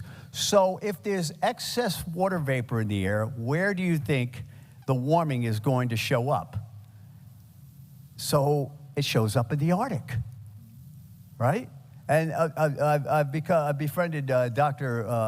Arthur Vitorito, and what happened was, look, here's the problem I have. And what I do for a living, what is going on in the ocean is very, very important to feedback in the atmosphere. all right? And, you know, the Madden-Julian oscillation, for instance, you can watch it oscillate based on the sea surface temperatures and the convergence patterns that go on. It releases all sorts of heat into the atmosphere, bang, it sets ridges up in certain places, troughs up in certain places.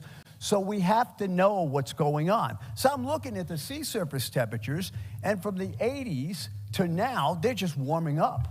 And I'm saying, well, what the heck is causing this? We all agree it's not CO2, right? Not CO2. The sun, I'm going to show you a graphic from Dr. Soon. You could see the water vapor increase moving with the TSI, okay? But you also see something that's happened since the 80s, that there's been an increase in seismic activity, and no one wants to look at this, all right? If you get a big earthquake that goes off or a big volcano, oh, look at this, but most of the activity is going on underwater. So I'm going to go through this real quick. There's a diagram of thermohaline circulation. I hate to tell Michael Mann, but guess what? It's not CO2 that's causing all the warming in the North Atlantic. He won't look. Pretty good argument for correlation and causation in this particular case. This is the increase in seismic activity and the temperature going up. And that puts water vapor in the air, so the warming is distorted. It's more in the Arctic than it is anywhere else. Now, it's interesting. Greg yesterday pointed out what's going on in Antarctica, that the melting of the Antarctic ice cap is below. And see, I said, well, bingo. Well, when I look at these temperatures off New Zealand, the sea surface temperatures off New Zealand, and what's going on in the North Pacific, I'm like, well, what the heck? Why aren't we trying to observe what's going on there instead of just we could see it in Antarctica because we got more saturation of data down there, and yeah, I don't know if it's a coincidence. Is it? There's the increase in seismic activity, and it correlates nicely with the increase in sea surface temperatures. Again, if you increase the temperature of the ocean, you put more water vapor in the air. We know the relationship of water vapor to temperature. You know how you can figure out what CO2 has done? If you could, and this is what drives me crazy about my field. All you need to do is try your very, very, very best to approximate the water vapor transport into the air from, let's say, the sea surface temperatures in 1983 versus now. All right? Because there's no one, when you look at these temperatures, if you had the sea surface temperatures you had in the 70s and 80s, no way is it warming up the way it is. And so whatever minute warming there is, that may be your man-made warming or whatever they want to call it today. Now look at this. All right. This is the oceans in 1988, and the first big increase of seismic activity began in 85. But look at how cold the sea surface temperatures are in 1988.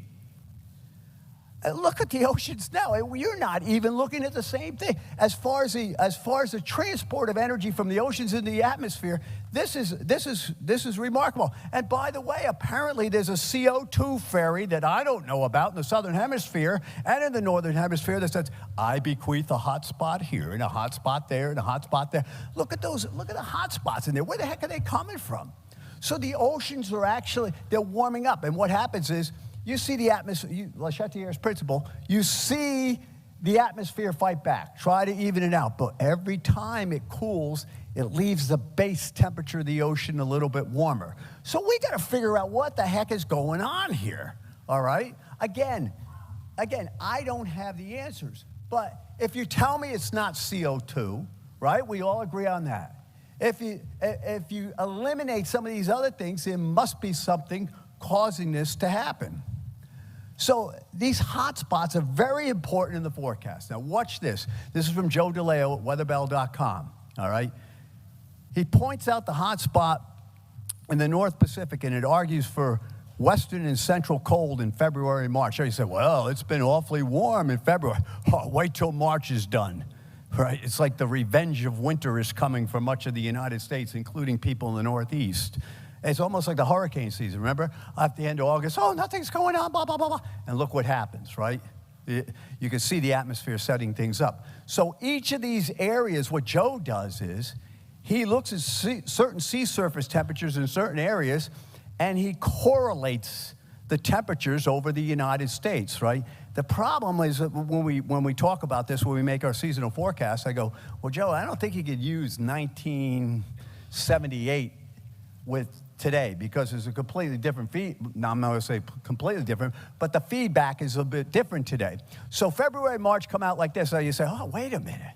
It's been warm in the central part of the United States. Like I said before, you know, we've got a tremendous stratospheric warming event going on now, right? And the last 2 times that happened, beautifully correlated, 84 and 2018, the blend of those two will come out to that. So if the oceans had not warmed, the air would not have warmed significantly. The oceans and more water vapor in the atmosphere, so warming is more in colder, drier areas in the winter season. It distorts the warming, changes the feedback. Now, Willie Soon got me thinking, because he and the Connollys have taken a lot of balloon measurements, and the Hadley cell is collapsing, which would make sense if you have distorted warming. Why? Because if there's more upward motion further north, what's that going to do to the Hadley cell? This is big in meteorology. It's also, by the way, not a sign that the planet's going to blow up. It's a sign that the natural fight back of the atmosphere to the warming that is occurring. That nature's fighting back. It has major implications. All right, more water, blah, blah, blah. I'm just going to go through this real quick.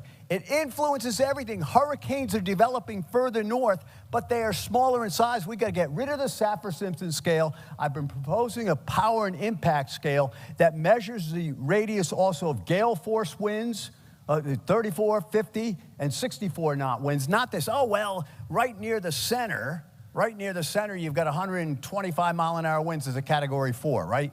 I'm like, well, wait a minute. Harvey, which hit Texas, and of course it stalled and they had a lot of rain, but Harvey's radius of hurricane force winds was 150 miles. Carla's was 400 miles. How are they both category 4s? If Donna went through Florida today, if Donna from 1960 went through Florida category 4, you might have had $1 trillion of damage. That's how powerful Donna was. And Donna didn't screw around. She was still a 3 in North Carolina, a 2 up in New England. That's an unbelievable storm. So look at the Arctic. No warming in their warm season. Oh, isn't that interesting? It's only warming in the winter. Now, I wonder why that would happen. Well, part of the reason is that if the action of refreezing actually warms the atmosphere, melting actually cools it. But the amount of water vapor increase is not yet great enough to affect the temperature around 32 degrees. News flash to people claiming that the Arctic ice cap is missing. The average temperature around the Arctic is 32, 33 in the summertime. So if it's not getting much above freezing, guess what? That Arctic ice cap isn't disappearing. Now, you have to be ignorant, in my opinion, to spout what leftists do on climate migrants. How the heck is a generation or even 2 generations going to measure 0.1 C increase in temperatures in Central America, right? You see this, there's virtually no increase here. However, if you are a polar bear that wants to migrate south, you do notice it is warming up in the Arctic more. Another thing, John Kerry, remember Boko Haram? That's a major drought, and that's why we have a terrorist organization. Well, the reason why we've been having bigger hurricane seasons is because it's wet in Africa. Bill Gray used to talk about this, and it's been very, very wet in the areas where Boko Haram, not a drought. They just say stuff, and no one calls them on it. I'm just absolutely fascinated with this. The Pacific Ring of Fire, every time the La Nina shows up, you can see the sea surface temperatures remaining very, very warm. In fact, that area around New Zealand, I wish they'd do some research on that, because the sea surface temperatures are unbelievably warm there. Now watch this. 1951 through 1960, these are the sea surface temperature anomalies, skin surface temperatures, right? We go 1981 to 1990. Not much change, would you agree? See any change? But the most recent 10 years, it is warm. Now, why does that just happen all of a sudden? And believe me, when you look at the change in the anomalies over the North Pacific, this is a big, big deal for forecasters. Now, until the early 90s, the TSI was in lockstep with temperatures, right? But then the temperatures began to shoot up. So there's no change, the sea surface temperatures, no change for 40 years, and then the jump. Here's TSI versus water vapor. I got this from doctors. How you can't beat that correlation, can you? All right. I would say. Now, this is seismic activity, underwater geothermal forcing versus temperatures. That's pretty darn good. Now, this is I steal from Dr. Spencer here. My argument on this water vapor is that every time a Super Nino goes off, an amazing amount of water vapor goes up into the air. When it spreads out, where do you see the warming? It's in the Arctic more, right? All right. So if we continue on here, CO2 versus temperature. If we're playing the correlation game, it has the least amount. You see what I'm saying? So I'm sitting here going, well, why aren't you looking at the other things? Why is it my community, these young guys? I go, why do you just sit there and go along with it? Aren't you curious as to why it's happening? So TSI and seismic activity, stronger correlations in CO2. What's the cause? Let me move through this. Okay, we can see the proof in the weather. Where and when it's warmer. Changes in sea level pressure and global wind oscillation, tropical cyclone changes. Let me go through this quick. Again, no warming in the Arctic during its summer season. That's a big key. All right. Now look at this. You guys. I'm sorry I get so fired up about this. It's like this is what God made me to do, so I go crazy over it. Look at the sea level pressures over Southeast Asia and across the United States and in the Arctic in the last 10 years. Now look at those surface pressures, 76 and 85. You had high pressure all over the place. Now, do you understand what that means as far as the global wind oscillation? All right, if you have lower pressures over Asia, Southeast Asia, it's creating stronger easterlies through the tropical Pacific, which tends to lead to more subsidence, sinking air over the tropical Pacific. Hence, the reason why that Hadley cell observation may be what it is. Change in the global wind oscillation. Sinking air relative to the normal vertical velocities over the tropics. The drying over the tropics, counter to the trapping hotspot idea. Remember, listen, if you trap heat in the Arctic, it's not that big a deal. All right? If you trap heat over the tropics, you're in a heap of trouble, boy, because what's going to happen is that's going to start feeding back like crazy. That goes against nature also. The warmer it gets, the tougher it is to get it warmer. It's much easier to just cut the feed out from under this, and all of a sudden, the temperature drops a ½ degree C across the planet, and people are starving. Shift in the size of storms, shift in the hurricane paths, the weakening of the Hadley cell, more increased solar radiation over tropical waters, more outgoing long radiation, which CO2 does use. You know what? If the oceans did not warm, CO2 is not even a big deal. I don't think it's a big deal anyway, but CO2 feeds on the warming of the Earth. It's not the CO2 warming the Earth, it's the Earth is getting warmer, so there's more outgoing long-wave radiation showing up. And you know what Anthony showed, 1 minute. I haven't told my jokes yet. No, what Anthony showed, those nighttime pictures, right? I could tell you horror stories about the Penn State sighting place with that stuff. Now look, real quick, West Pacific storms, 1959. Notice the track race east of the Philippines, right? This is 59. Look at the most recent year. They're further north. They're developing later. Even the hyper season, this is 1933 versus the 2020 season. All of them are developing in closer to the coast where, you know, the Irmas are becoming more and more rare. So I talked about replacing the Saffir-Simpson scale. Specific humidity, real quick, 1951 through 1960. This is 400 millibars. 1976 to 85, boom. Look what's going on. It's drying out. It's drying out and shifting west. There's no fingerprint as far as this trapping hotspot goes. There's 400. do you realize how opposite this is? There's 400 millibar cooling over the tropics, and the stratosphere is warming up over the tropics. What does that mean? If the stratosphere expands, what happens to the troposphere underneath? It's actually cooling a little bit. We're starting to see that. It's distorted. There's distortion of the warming in the north. That changes a bunch of things, and it's also the sign the atmosphere is fighting back. So I'm done. I went over this before. The Hadley cell is weakening, and there's a reason for you set me off over there. So it's not CO2. My questions are raised based on observations, need to know. The hypothesis is formed based on a search for the unmoved mover behind this. So guess what? Let's say there is more seismic activity going on. We find it's heating up.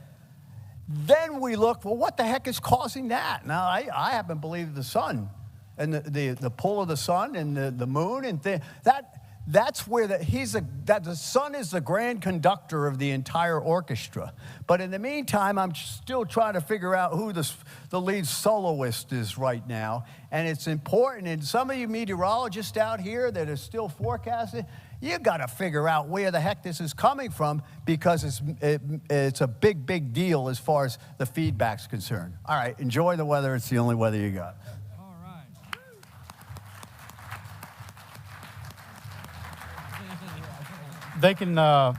They'll be answering questions at the tables. They've each got speakers. Why don't you go ahead and pull yours over, Anthony? As I said, raise your hands. I will recognize you. She will deliver a microphone. Stand and identify yourself and ask one question. The gentleman right back there first. If you can, tell your question to a specific speaker. Joe Bastardi. I'm Ken Hoppola, SEP. And what do you mean by TSI? Total solar irradiance. Isn't that right? Yes. Thank you. He's the astrophysicist. Mongo just pawn in chess game of life. Blazing Saddles. No one knows that. Jeez. You too. I'm Francis Menton, the Manhattan Contrarian. I think my question comes out of Dr. Soon's presentation, but it could be addressed to anybody.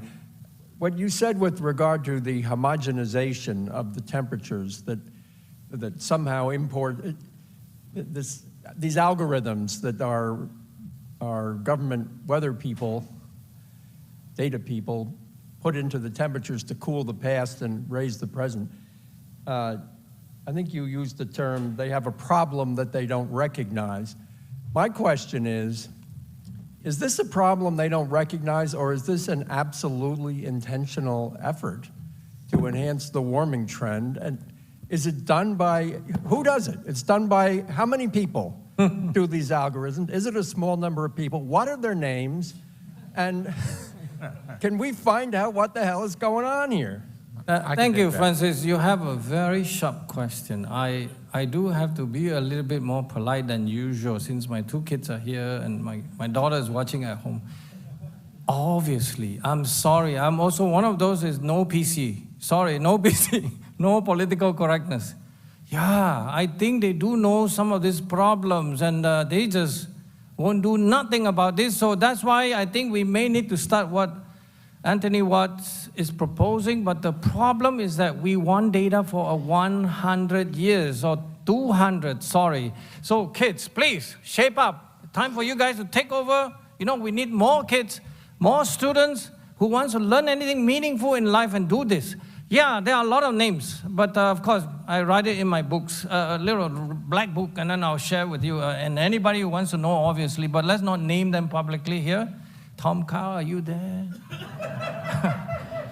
Plenty more, plenty more.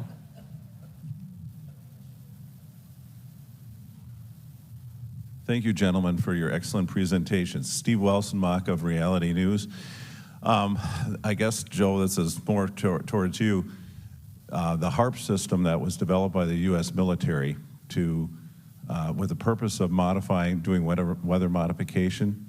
How much are you aware of that, and what impact do you think it might have as far as being one of the unknown causes? I don't know much about it. I do know Fidel Castro accused the United States of stalling a hurricane over his island in 1963, Flora, as a payback for what happened with the the Bay of Pigs or whatever. The only thing that I am advocating for now, and people just don't even like, I think we should be seeding these intensifying hurricanes that are coming to the coast, because I believe you can actually mitigate the strength of the hurricane if you can disrupt eye wall processes. And so that kind of modification, I think, is pretty good. There's all sorts of crazy things I've heard going on, like the state of Washington or Idaho was suing Washington because Washington was seeding clouds and meant it wouldn't rain in Idaho. So I don't like to mess with nature. And there's something else going on. These people putting particulate matter into the stratosphere. I'm like, what kind of lunacy is that? Except, of course, now we could shoot down the balloons so we can get away with that there. But I'm not into modifying anything that God has created. All right? I guess that's my answer. Well, thank you. If you believe in God. So. I have a daughter who thinks that we're controlling the weather from a station in Alaska somewhere. So. It's the mothership over top of the earth. I have a question for Anthony. Anthony, is there a website or something for your new global open temperature system that we can refer to, and people can go there and see how it works and get interested in the program and try to kick in some money and buy one and install it somewhere? Anthony, he was There's not just yet. It's a work in progress. This is exceptionally new. I mean, literally, things are changing on a daily basis with this yet. So in the next few weeks, we will have a website where this will all be documented, and you'll be able to get this stuff, and it'll be more organized. I've been focusing on the technology and making the technology accurate, because the most important thing about this new temperature network is that it be unassailable, because they are going to attack it mercilessly. They will say, oh, your weather data, your temperature data is no good. Well, we're going to back it up with hard science, peer-reviewed papers, the works. Hi, I'm Bob Bauman from the Right Climate Stuff.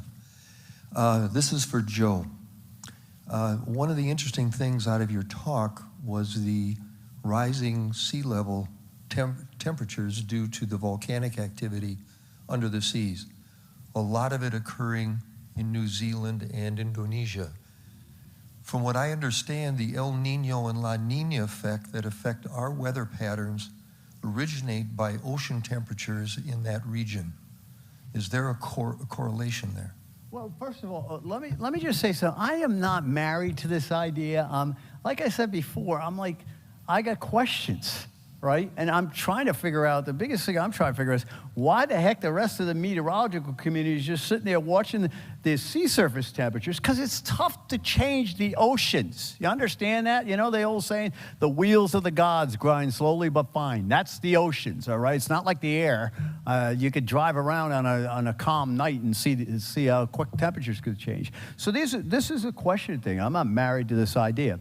But what I suspect is going on is that the base temperature of the oceans is warming up, which is and if you put more water vapor in the air, you are increasing feedback potential, all right? That does not mean that the weather is getting worse. As a matter of fact, total energy in the atmosphere may be increasing, but what we call zonal potential energy, the difference from north to south or south to north, depending on which hemisphere you are, is actually decreasing, which argues for less severe weather. Only if everything gets together, it can really fire up pretty quickly. We know that, okay? So I think that, and we got an El Nino coming on. You can already see it. In fact, the heavy rains caused by the La Nina across Indonesia and north of Australia this year, very, very important to why the U.S. winter so far has been very warm in the east. We call it the Matt-Julian Oscillation. Has been stuck in phase 4 and 5, driving me out of my mind because I do like cold and snow. So what happens is that cooling water now, we've seen the Indian Ocean cool. It's cooled all the way into that area. Well, guess what? Southern Oscillation Index, bang, it's taken a huge hit. The dailies are down to like El Nino levels, -20, -25, and you're seeing the warming already start off South America. So there's this big thing that goes back and forth. But I will tell you this, the very action of this nature of warming actually favors more La Niñas than El Niños. The problem is when they come back, they can be very, very strong, and then you're going to see the global temperature go up again. So we're in a pause now off the Super Nino. I think Willie wants to say. Willie wants to say. I want to add one small little data point to support what he's saying, but all I say is that, look, we need more data. But the most important signal that no one talks about is that we already know this about 5-10 years ago. If you look under Central Pacific, no coastal process, no nothing, there's no way you can get the sunlight into this region. It's about 2,000 meters down. You look at the Argo data around there. The Japanese group found that, guess what happened? It's changing in a seasonal way. That tells you something about the orbit, Sun-Earth orbit. It's not sun per se, right? It's the orbital motion of the Earth around the sun. So, intrinsic signal. In fact, if you look below, there is actually very active magmatic region. You know, that probably the pulsing of the thing is doing that. So we can see signal like that already, but of course we need to see it for the whole globe and different places. And all this hotspot, it's all known, it's been monitored in some way. Okay, cut it short because there are many more questions. I do want to add that the hot spots are getting hotter. You know, the deserts are getting drier. You know, no, but they are. They're increasing, and every time the sea surface temperatures fight back, it's left a little bit warmer.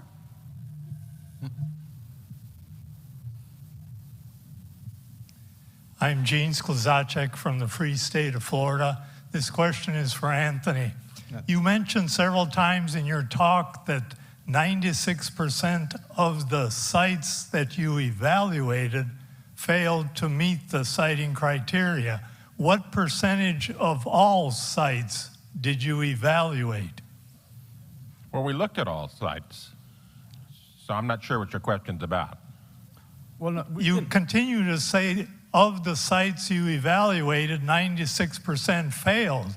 So there's some implication that you didn't evaluate other sites, and you could have only chosen those that were going to fail, is what someone might claim. In the publication, we have both good sites and bad sites. So we looked at them all. And some of the, for example, agricultural experiment stations, one in northern Idaho I visited, was perfectly sited. Everything was great, but the majority of them were not. Thank you.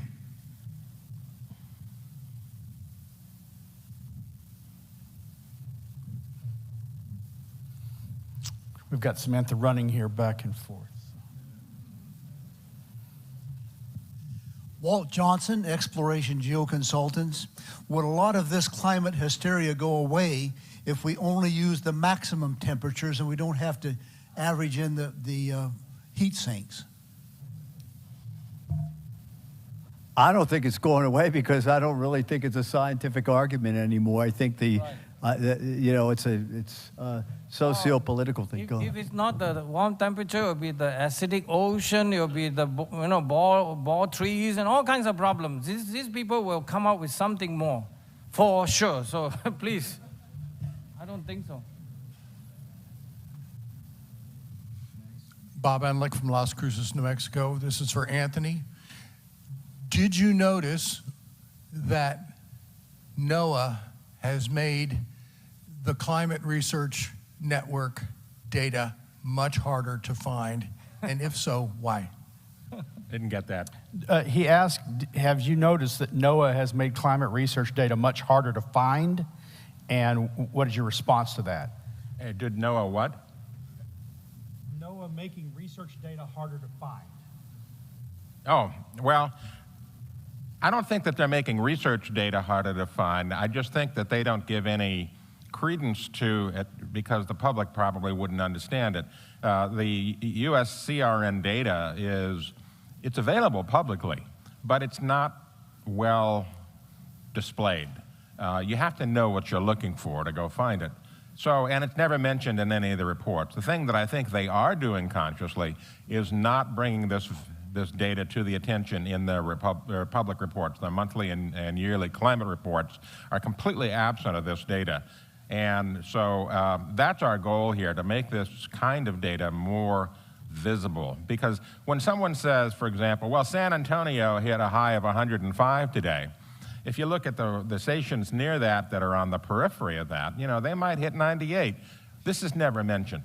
And so what we're trying to do is illustrate the fact that UHI and siting problems are creating artificially high temperatures and also inflating the trend. I'm gonna disagree just a little bit. Past data is disappearing. The wildfire data, they've just truncated it. You can't find the older data on their sites. If we hadn't saved it to certain sites, it'd be hard to find. They're doing that with several other things as well. So present data is not impossible to find, but if you look at the past data, where it's inconvenient, it seems to be disappearing. Terry Ciccone, Sarasota, Florida. Question for Joe. Sometimes I get the opinion that the other side uses us and what we know against us to make their own cause. For example, why do we even indulge in all these trivial accuracies or lack of accuracies on CO2 levels? It doesn't cause climate change. End of discussion, move on. Same thing with the readings from the temperature stations. We know they're corrupt beyond recovery. We should just dismiss any discussions on the subject, throw the questions back in their face, and simply rely on more reliable satellite temperature. I think sometimes, we're our own worst enemy. Well, let me just say, there are many times I've said, I wrote a couple of books, and I said, you know what, okay, I'm out of this, right? What bothers me is the lack of truth. I don't like people spraying me with a garden hose and telling me it's raining. I'm saying that as nicely as possible. You have to understand something. You're speaking as a rational, objective human being wanting the truth. That's not what this is about. This is about a greater truth.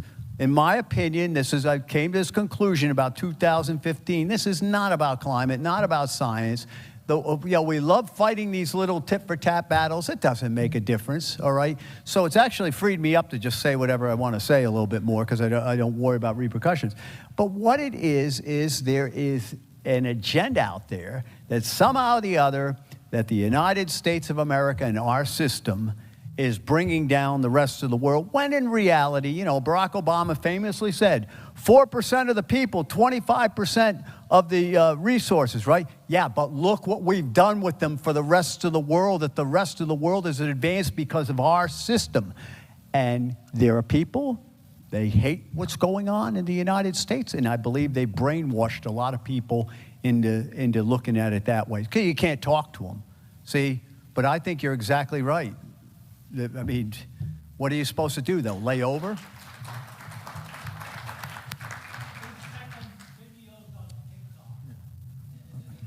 I don't even know what TikTok is. My daughter sets up my stuff. Hi, this is Greg Goodnight, the Right Climate Stuff. This is for Anthony. I continue to be amazed how the 1930s continues to cool even today. Whenever NOAA comes out with their things, my question to you is this time of day adjustment. I understand there was presumed error in the time of day measurements, the two measurements. Could you comment on the 1930s and why in the world does it continue to cool? Well, can you restate your question because it doesn't quite make a lot of sense to me. If you look at NOAA, the 2019 temperature records, what you see is the 30s and the period that it was very hot.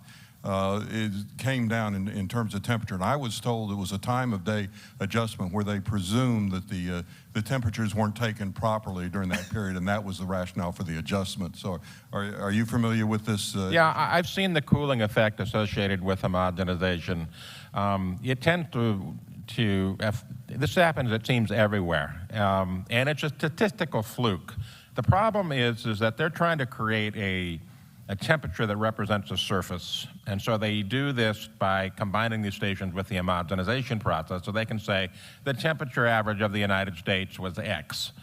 The problem is that the homogenization process itself corrupts the data, and the artifact is that it tends to cool the past. And they think that this is perfectly fine because in their minds, well, those temperatures must have been overestimated anyway. It's a confirmation bias type thing going on. You ever wonder, real quick, you ever wonder how a Category 4 hurricane for 50 years suddenly got downgraded to a Category 3, Audrey?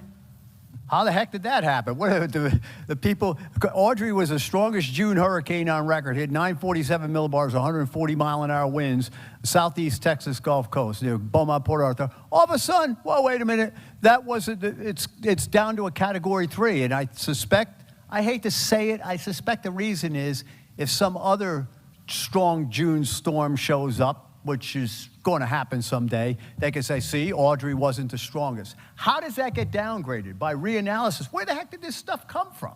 So I believe in science and reanalysis, but man, stuff like that, oh, Audrey's no longer a 4, it's a 3. How come it's always downgraded?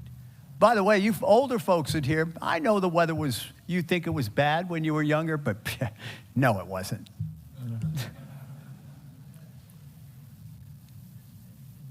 Michael Justino, Cleveland, Ohio. For Anthony, you mentioned earlier about the 96% of the global temperature, United States global temperature. Okay, good. My question is, have you or anybody else looked at the rest of the stations throughout the world to correlate a percentage of the standard not being met?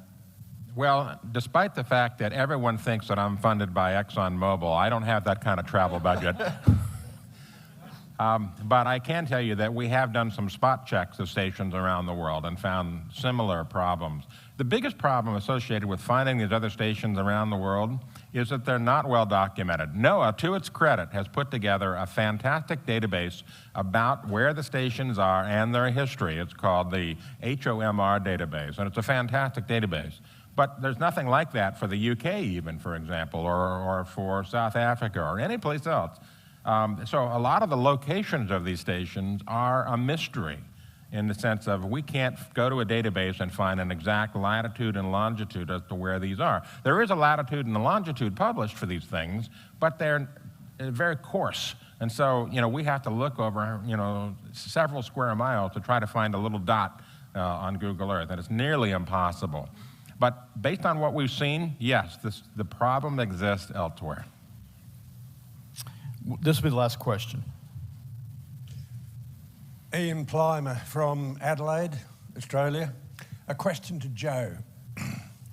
Why do you think the geophysical and geological data on heat flow has been totally ignored? We have more than 150 geothermal sites underneath the Antarctic ice, a large number under the Greenland ice. We have 3.5 million submarine volcanoes which cool from 1200 degrees Celsius to 2 degrees Celsius, the temperature of bottom water. Why has that been absolutely and totally ignored? What? Do you want the cynical Joe Bastardi, the skeptical Joe Bastardi, or the, oh, let's all get along Joe Bastardi? I don't think they want to find out what the heck is really going on. I don't understand it anymore.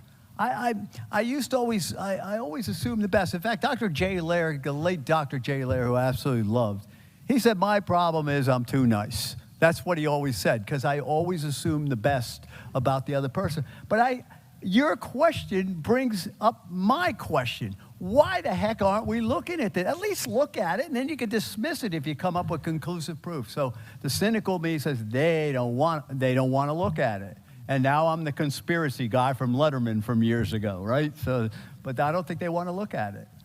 Why not? What could it hurt? Except it'll blow the whole ESG idea apart if it's not CO2, right? By the way, I didn't know what ESG was. I thought they were a new rap band, and then... Might as well. Yeah, it's, it destroys the narrative. Let's take some time to thank our speakers for being up here. Thank you for being here yourselves.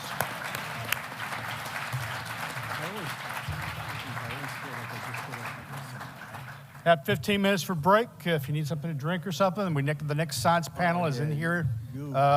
Begins at 10:45 sharp. That was impossible. That was pretty amazing. Hi.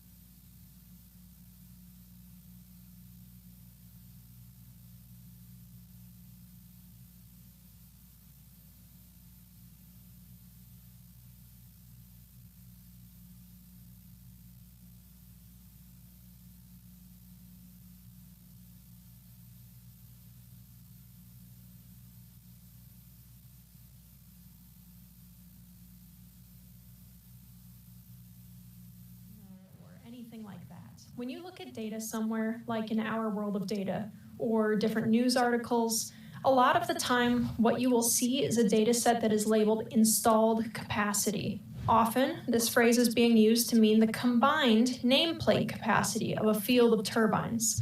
So that's the amount of energy that can be generated by a field of turbines in ideal conditions. It's not the actual power that's being generated by the wind power plant. It almost never is. Nameplate represents the manufacturer's claim on the peak efficiency of the turbines. This is like when you buy a car. Let's use my car, for example, which is a 2016 Volkswagen GLI. The manual says that I can get 33 miles per gallon on the highway, but more often than not, there's other drivers on the road, so I have to accelerate and to brake, and that messes with your fuel consumption. Additionally, any little issue, maybe I didn't rotate my tires on schedule or get the oil changed right, any number of imperfections in maintenance can also impact the efficiency, and the same is true for wind turbines. Under ideal conditions, and this is usually something like a 30 mile per hour wind speed that is sustained, the optimal wind speed is actually different, though, depending on the type of turbine and the size of the turbine blades. So larger rotor blades can make use of a much lower wind speed, and that's the case for a lot of these offshore turbines, which are just huge. Installed capacity is usually calculated by taking that nameplate capacity, so the manufacturer's label, basically, of each turbine at an industrial wind facility, and then you add them all together. This being said, we all know that the wind doesn't blow at a constant speed all the time. So every wind project's actual power output is going to be different. Doing simple math here with numbers from our world in data on installed global wind energy capacity, we can estimate an average capacity factor of about 28.21% worldwide for wind power. The most often cited capacity factor for wind power is going to be about 40%, but as we can see, the actual number is probably quite a bit lower, only occasionally getting anywhere near 40%. So with all that out of the way, we can start talking numbers. So wind energy currently accounts for around 8.8% of net electricity generation in the United States, and worldwide it's about 5.3%. The top 3 countries with the most wind electricity generation are going to be China, the United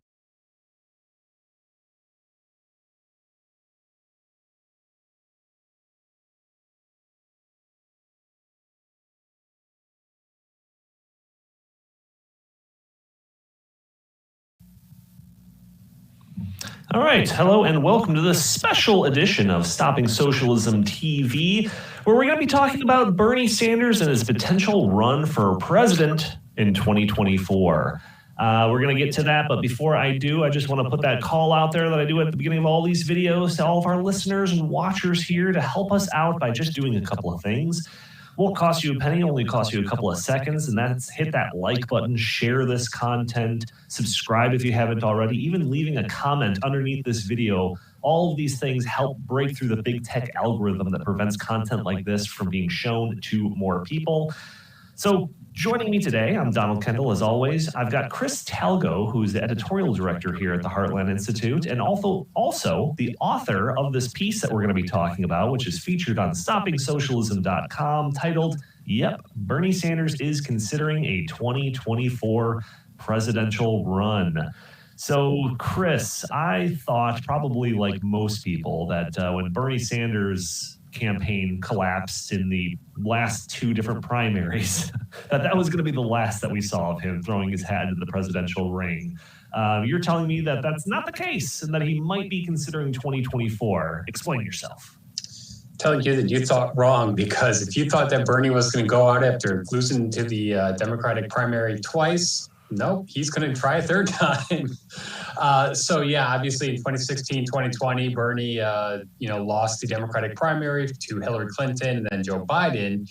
Although one can make a very good argument that both of those times Bernie, had a good lead and some things happened, and the powers that be decided we don't want Bernie, we want Hillary, we want good old Joe. So in some ways, coin flips went against him in 2016.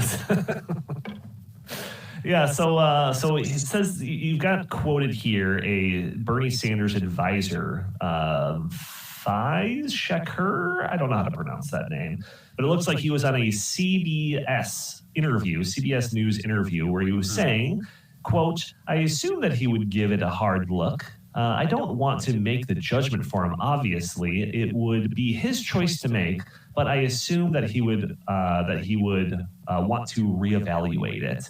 So then he says here in this interview that personally, I take Joe Biden at his word, and our orbit takes him at his word that he's taking it seriously and presume that he is leaning towards yes. They're talking about Joe Biden running for a second term. And he basically makes the case that if this wasn't the case and that Biden wasn't going to throw his hat in, for a second term, that Bernie Sanders would be right there seeking that nomination. So I guess my question to you, Chris, my second question maybe, is Biden going to run a second term, or is he going to leave the door open for good old Mr. Bernie Sanders here? Oh, that's a very good question. And although Biden has hinted that he is going to run again in 2024, a lot of big-name Democrats do not want him to run in 2024. And just this morning, a pretty far-left radical group came out with an ad saying, "We do not want Biden to run again in 2024."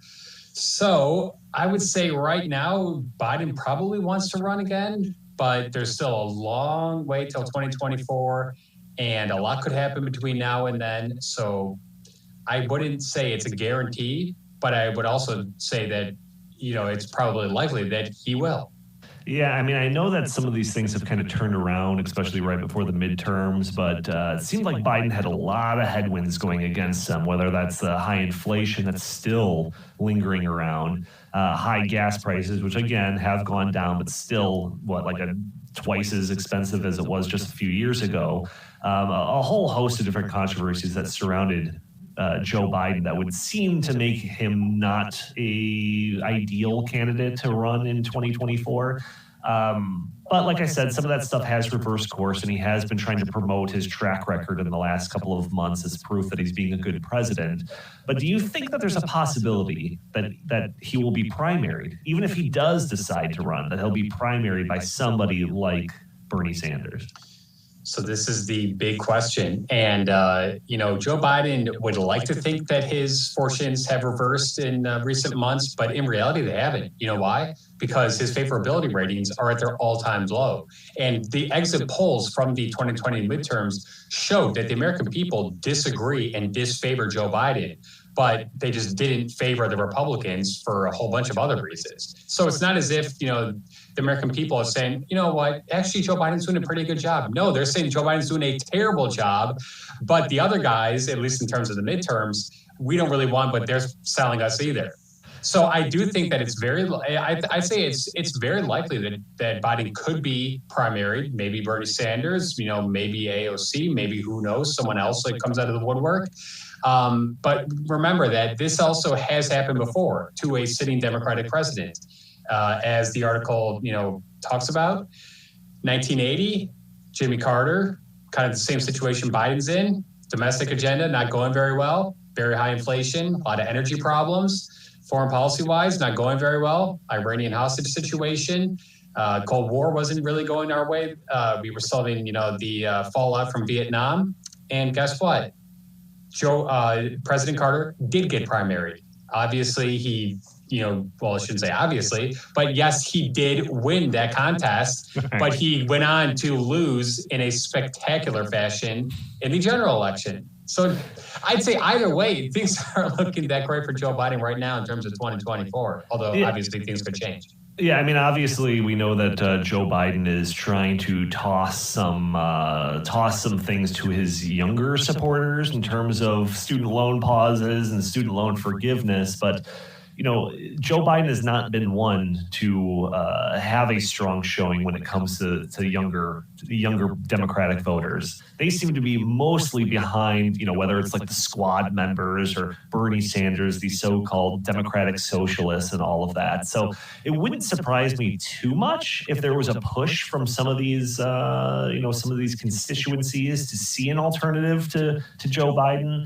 But I think the DNC would probably put the kibosh on that pretty quickly. They have to make sure that their candidate, if it is going to be Joe Biden, remains strong and unchallenged. And because you brought up the Carter thing, and Carter running against, who was he running against in that primary? Ted Kennedy. And I assume that was before my time, but I assume it was a knockdown, drag out type of a fight throughout the primaries, which I would argue probably hurt him come that general election against Reagan. So I can't imagine that the DNC would allow for like a serious contender to Joe Biden. Well, especially one like Bernie Sanders, who is a Democratic socialist who wants to implement his socialist agenda. And part of the reason why Bernie lost in 2016 and 2020 is because the overlords of the Democratic Party knew that it would be catastrophic for them. So they said, no, we do not want Bernie to become the candidate. Now, it's very interesting because the base wants Bernie. The base wanted Bernie in 2016. The base wanted Bernie in 2020. And it's very likely the base is going to want Bernie in 2024, especially, like you said, those young voters, the Bernie bros. So Bernie is super popular with them. He's super popular on college campuses. Joe Biden, not so much. But Joe Biden has the big donors and the big wigs of the Democratic Party in his bed. So you're going to have a clash of these two titanic, powers at large here. You're going to have the voters, especially the, young voters who came out in record numbers in 2022 midterms, and the people who actually run the Democratic Party, like you said, the DNC and all those kind of people. It looks like it could be a very big reckoning here. Yeah, it'll be very interesting to see. Obviously, it's far too early to really cement any of these things in play. If energy and gas prices start going up again, we get another bout of inflation. I think nothing is off the table in terms of challenging that position of Joe Biden as the candidate for the DNC. So I guess we'll see. And just one more thing, a lot more could happen on the foreign policy front. China could invade Taiwan. We could have just a whole host of things. The situation in Ukraine is still very much up in the air. Joe Biden has done a very poor job of, maintaining world peace. Yeah, also, we've talked about on this channel before, Joe Biden's mental state is not the sharpest, so that could also be an X factor in all of this too. That could leave the door wide open for a Bernie Sanders type. So Bernie Sanders at the spry young age of 81 right now would be closer to 83 come the 2024 election, which if he were to win, that would put him at 87 at the end of his first term. And looking at Bernie Sanders, that's not a young 87. So no, but in all fairness, I must say that I think that Bernie Sanders is much more mentally articulate than Joe Biden is. Sure. Even though Bernie's actually 1 year older than Joe. Okay. All right. So yeah, I'm very curious for all those that are tuning into this episode of Stopping Socialism TV. Is Bernie Sanders, do you think that it's realistic that he will run in 2024? Do you want to see him run? Do you want another taste of that Bernie burn, or are you done with this Democratic Socialist? Let us know in the comments. Chris, you have anything last words to say before we sign off for this segment? No, I just hope everybody has a great holiday season. Yeah, absolutely. And if you want to read this article in length, you can go to stoppingsocialism.com. It'll be, I think, right there on the front page. Chris does a fine job of adding new articles pretty much every day, I believe. And then if you want to see us on social media, we share most of this content across whether it's Facebook or Twitter or Instagram. If you look hard enough, you will find us on Stopping Socialism. Thank you, everyone, for tuning in, and I will talk to you next time. Huge news just emerged from the Biden administration, and it affects your retirement. In November, the White House issued a new regulation that will allow investment fiduciaries, that includes the folks who are managing your 401k and other retirement accounts, to offer investment options that focus on something called environmental, social justice, and governance metrics. Commonly called ESG, these social credit scores are being used by elites and big banks, Wall Street firms like BlackRock, big tech companies like Google and Meta, and thousands of other corporations worldwide to completely transform America, its society, and its economy. Now, the Biden rule change will not require that plan managers force you to invest in woke companies or ESG funds. It's not going to force it, but it will allow your plan managers and employer to effectively coerce you into accepting them if you don't know how to get out of it. And it allows employers to make ESG funds the default option for your retirement account, even if you don't necessarily realize that that's what's going on. So you could be supporting ESG causes and you don't even know it soon. The Biden administration knows that because many large corporations have already gone all in on ESG, they will happily push their workers to do the same thing. Previously, this was not allowed. Under the Trump administration, this was illegal. But now, thanks to Joe Biden, it is legal, and it could have a massive impact on America. Trillions of dollars could soon flood into ESG funds and ESG compliant companies. Thankfully, there is something that you could do to stop that from happening. And no, it is not going to cost you any money. I'm not trying to get any money from you at all, I promise. My name is Justin Haskins. I'm a New York Times bestselling writer, conservative columnist, and public speaker who is actively trying to warn Americans about the dangers of ESG and the Great Reset movement. My work has been featured by many of the nation's leading publications, including the Wall Street Journal, National Review, FoxNews.com, the New York Post, and a whole bunch of others. And I've appeared hundreds of times on radio and television shows like Tucker Carlson Tonight and Fox and Friends, and the Glenn Beck radio program, and a whole bunch of other shows as well. So I'm not telling you about these serious problems to make money. I'm not asking you for any money at all. I just want you to learn the truth about what's going on with ESG, social credit scores, and the Biden administration. So if you're interested in learning more, please click on the link that's going to pop up on your screen and watch my video with Donald Kendall over at the Heartland Institute, where I also work and run its Socialism Research Center. And if you like the content that you see, please subscribe to our channel, Justin and Donald Save America. We talk about ESG, the Great Reset, Davos, the Biden administration, a whole bunch of other really important topics that you're not going to get in the mainstream press. And if you're particularly interested just in this topic, it is an absolute must that you watch our video on ESG and how ESG is going to be impacting your 401k potentially in the near future. Thank you for your time, and we hope to see you soon over at our channel.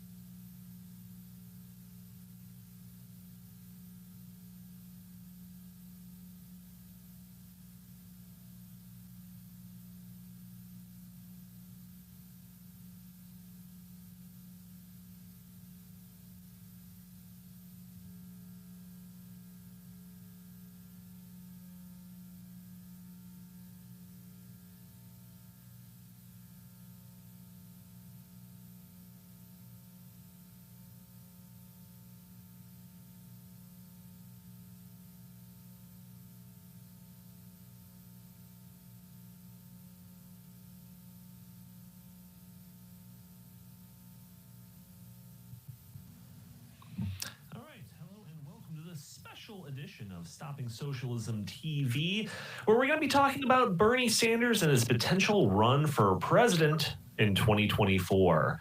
We're going to get to that, but before I do, I just want to put that call out there that I do at the beginning of all these videos to all of our listeners and watchers here to help us out by just doing a couple of things. Won't cost you a penny, only cost you a couple of seconds, and that's hit that like button, share this content, subscribe if you haven't already, even leaving a comment underneath this video. All of these things help break through the big tech algorithm that prevents content like this from being shown to more people. So joining me today, I'm Donald Kendall, as always. I've got Chris Talgo, who is the editorial director here at the Heartland Institute, and also the author of this piece that we're going to be talking about, which is featured on stoppingsocialism.com, titled, Yep, Bernie Sanders is considering a 2024 presidential run. So, Chris, I thought, probably like most people, that when Bernie Sanders' campaign collapsed in the last two different primaries, that was going to be the last that we saw of him throwing his hat into the presidential ring. You're telling me that that's not the case and that he might be considering 2024. Explain yourself. Telling you that you thought wrong, because if you thought that Bernie was going to go out after losing to the Democratic primary twice, nope, he's going to try a third time. So yeah, obviously in 2016, 2020, Bernie, lost the Democratic primary to Hillary Clinton and then Joe Biden. Although one can make a very good argument that both of those times Bernie, had a good lead and some things happened, and the powers that be decided we don't want Bernie, we want Hillary, we want good old Joe. So. Yeah, a couple coin flips went against him in 2016. Yeah, so it says you've got quoted here a Bernie Sanders advisor, Faiz Shakur. I don't know how to pronounce that name, but it looks like he was on a CBS News interview, where he was saying, quote, I assume that he would give it a hard look. I don't want to make the judgment for him. Obviously, it would be his choice to make, but I assume that he would want to reevaluate it.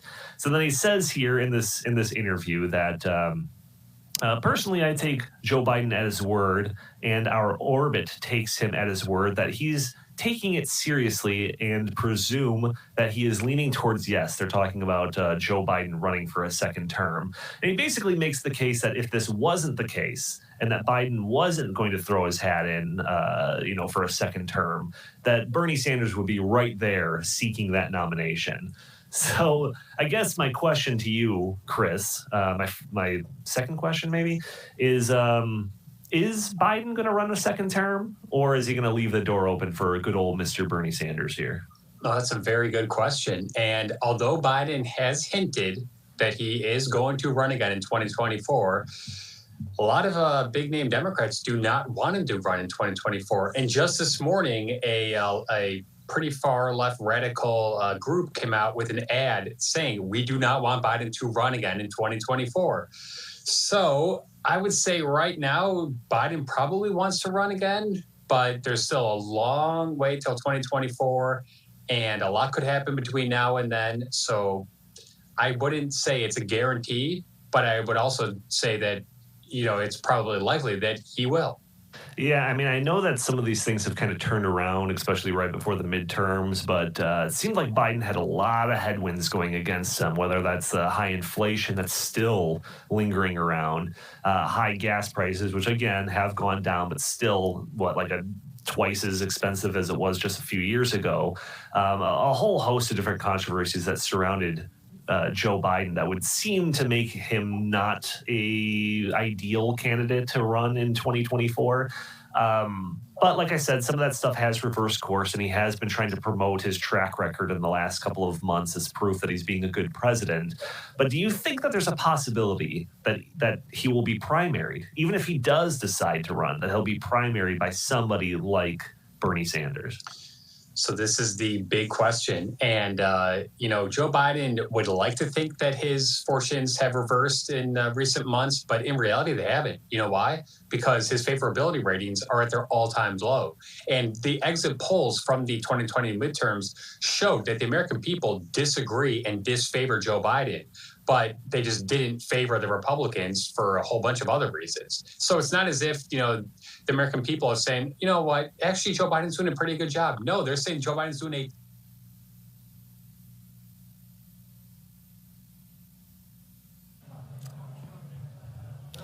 Ladies and gentlemen, please cease conversation, take your seats, silence cell phones, whatever you need to do. Please take your seats or take the conversation to the hall. We need to get started. We're behind time.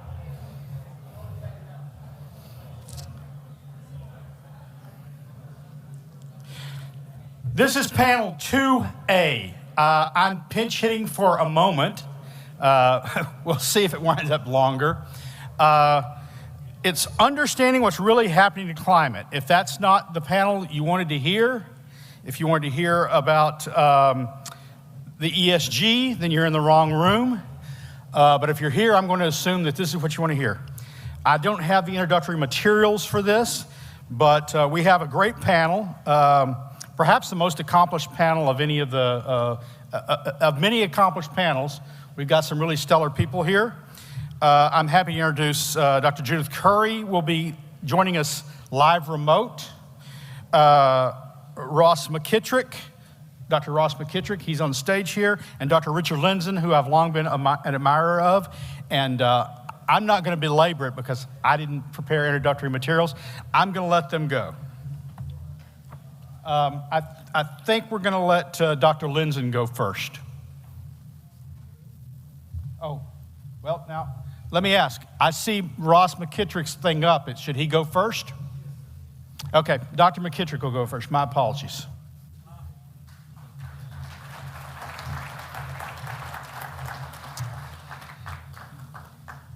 And just as I begin, can I get someone at the back to close the doors? And then that'll keep the hallway noise down. Thank you. So I'm speaking about the social cost of carbon and some work that Kevin Diaratna and I have just published in a journal on this. Now, the backstory is we published a paper with the late Pat Michaels back in 2020 in a journal called Environmental Economics and Policy Studies. What we did there was we took one of the models that was used by the EPA to calculate the social cost of carbon, and we updated it to reflect more recent evidence in the literature on some of the key parameters, and showed that it made quite a big difference in the estimate. And I'm going to explain what the social cost of carbon is, or at least what it's purported to be. There's a large literature here that's aimed at generating estimates of the social cost of carbon, and we made a contribution to it. And then more recently, someone published a critique of our work. And so the new publication that Kevin and I did that just came out is a response to that critique. All right, so social cost of carbon. Love it or hate it, this number plays a big role in a lot of regulatory decisions. It's basically why we can't have nice things anymore. The social cost of carbon calculations are very dependent about a handful of assumptions in the key models that are being used. Now, if the number comes out near zero, that implies that releasing a ton of CO2 emissions doesn't really have any negative economic consequences. And if that's the case, you can't justify costly abatement policies. So for a long time, the economics literature has been putting out a lot of results that says the social cost of carbon is pretty close to zero, may even be negative. And so on a cost-benefit basis, most of the climate policies that get discussed fail the test. As a result, governments around the world are conspicuously trying to find reasons to boost the social cost of carbon estimates. And so there's a few key things that they can do, like introducing tipping points into the model, or mortality functions, or agricultural damages, or anything. And there's a kind of a contest in the literature who can publish a tweak that generates large social cost of carbon numbers, because regulators will love it, and your work will get praised and highlighted. The work goes on in what are called integrated assessment models. So these are combined climate and economy models. They were first developed by William Nordhaus at Yale University, who eventually got a Nobel Prize in economics for this work.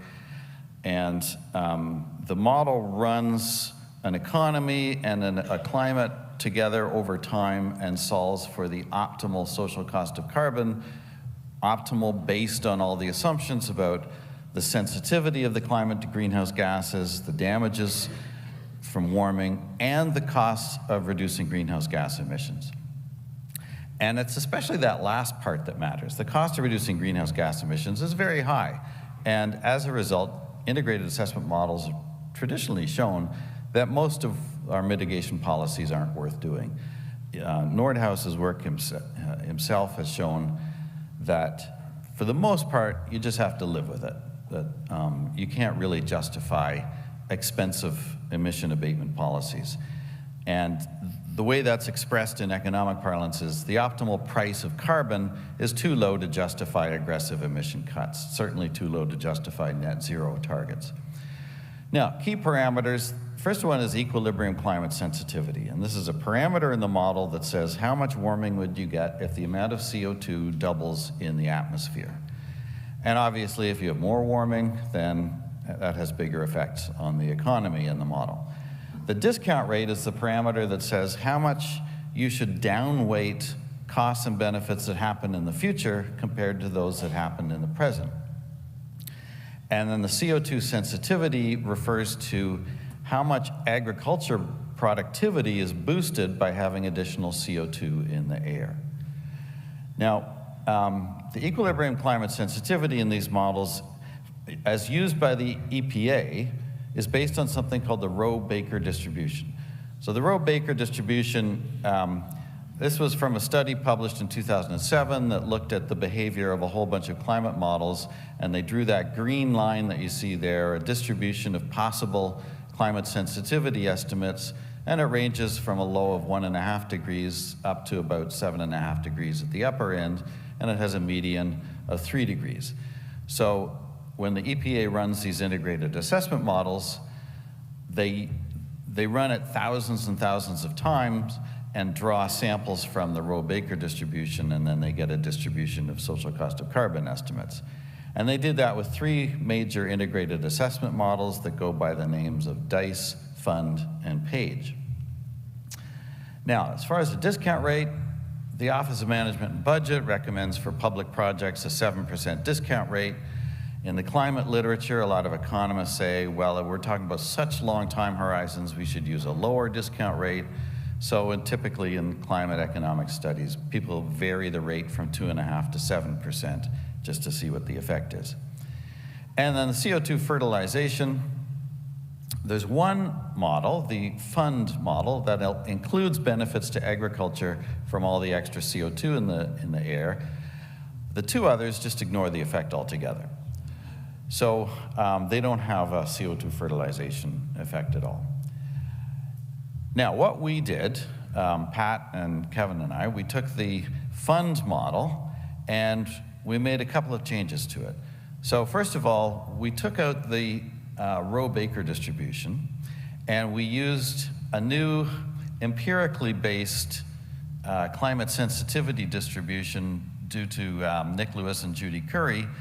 And that distribution had a mean or a median sensitivity of 1.6 degrees and a range of 1.2 to 2.2. And this was based on, not on running climate models over and over, but based on observations over the 19th and 20th century, applied in an estimation model. And then there's another estimate John Christie and Dick McNider did using lower troposphere data, which came up with a median estimate of 1.4 degrees and a range of 1.1 to 1.8. Obviously much lower than the Rowe-Baker distribution, and consequently they generate lower social cost of carbons. As far as the CO2 fertilization effect, the FUND model was set up based on information available in the early 1990s. Since then, there's been a ton of work on global greening and also the plant benefits, agricultural benefits of CO2. And so we used a meta-analysis published by Challenor et al., which showed that the CO2 fertilization effects are much larger than what had been anticipated 20 years earlier. So we tested for 15 and 30% increases in the fund model agricultural productivity parameters. And then we used a variety of discount rates. So the results of that paper, if we stick with the Rowe-Baker ECS estimate, but we increase the CO2 fertilization by 15%, that didn't have a big effect. The social cost of carbon falls by about 4%. But if we go up to a 30% increase, the social cost of carbon falls by about 25%. The bigger effect, though, is updating the ECS distribution using either Lewis and Curry or Christie-McNider. That causes the social cost of carbon estimates basically to fall to zero out through 2050. Even without increasing the CO2 fertilization effect, the social cost of carbon falls from the mid-30s down to under $5 using a 2.5% discount rate, and falls to minus 77 cents using a 5% discount rate. So the results look basically like that. The upper line is the result the EPA calculated using the Rowe-Baker distribution. The three lower lines are what we got using either no increase in CO2 fertilization or 15 or 30% increase. And those are the estimated social cost of carbon rates from 2020 out to 2050. Any one of those three lines would mean you can't justify any climate policy on cost-benefit grounds. Okay, so then a comment was published last year by Philip Meyer. We don't really know anything about him except he's a US government employee somewhere. He pointed out that the Lewis and Curry 2018 paper has been superseded by a new study by Nick Lewis, which was published last year, which has a median ECS of 2.2 degrees. He also argued that the Christie and McNider estimate isn't really relevant because people live on the surface, not in the troposphere. He argued that Challenor meta-analysis has been superseded by an analysis by Moore et al., which has a very large data set, and they found much smaller CO2 benefits and net losses from warming. And then going over the discount rate issue, he said the DICE model has close to a 5% discount rate, so that would be an appropriate one to use. He didn't recalculate the social cost of carbon estimates, so we go through all his comments and then do it for him. And so our responses to that, first is, yes, the new paper by Lewis is a good analysis. What Lewis did was, in the most recent IPCC report, they've stopped using climate models to generate their distribution of ECS estimates. Instead, they latched onto a study by Sherwood et al., which combined paleoclimate and modern instrumental data and came up with an empirical estimate. And what Lewis did was he showed that, okay, that's a valid method, but they were using older versions of the data sets. And if you update the data sets, and even the IPCC has updated the data sets, the median distribution falls to 2.2, which is well below the IPCC's estimate of 3.1. But also, if you confine it just to the instrumental data set, their method gives you 1.8C, which is pretty close to what he and Judy Curry had estimated before. On the second point, we point out that the troposphere data is actually ideal for the purpose. Yes, people live in cities on the surface, but that contaminates the surface temperature data, as the last panel discussed. So the tropospheric data, if you want to isolate the effect of CO2 on warming, that would actually be an ideal data set to use. The Moore et al. Study just reused the Challenor data set. It wasn't a new data set at all. What they did was they changed the estimation method, but they didn't provide any details about their modeling assumptions, but you can tell that they use different functions that just suppress the CO2 effects and the benefits of adaptation. And so we don't find that a credible advance on the earlier work. And then finally, okay, 5%, we'll go with that. So the new result, if we use, first of all, if we used a 2.5% discount rate and the new 2.2 degree ECS, and we don't change the agricultural fertilization effect, then the new result's about midway between what we published a couple of years ago and the old Rowe-Baker analysis. So the Rowe-Baker result would be the top red arrow. The result we published a couple of years ago is the bottom red arrow. The new result, based on the Lewis distribution, would be the red arrow in the middle. But there's still a 15% chance the social cost of carbon would be less than zero as of 2050.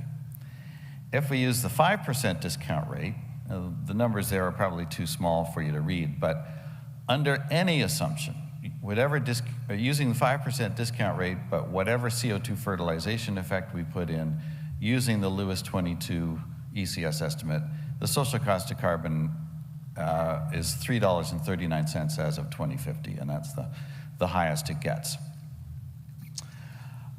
So putting all these things together, if we look at the social cost of carbon at 2050 using a 5% discount rate,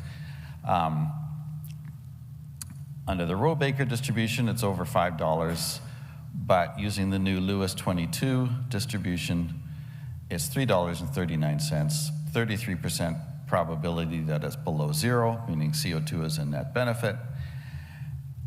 Whichever one of these we choose, and the Christie-McNider estimate there is minus 72 cents. Either way, and again, these are the models the EPA themselves used, you can't justify any climate policies on cost-benefit grounds using these kinds of numbers. I'm almost done, actually. So the conclusions that we reach, in our 2020 paper, we showed that updated empirical evidence yields social cost of carbon near zero, at least through 2050. We don't agree with all of Meyer's recommendations, but if we take them at face value, the result is that the social cost of carbon remains very close to zero or below zero for many decades, and the resulting social cost of carbon number is well below any level that would justify current mitigation policies.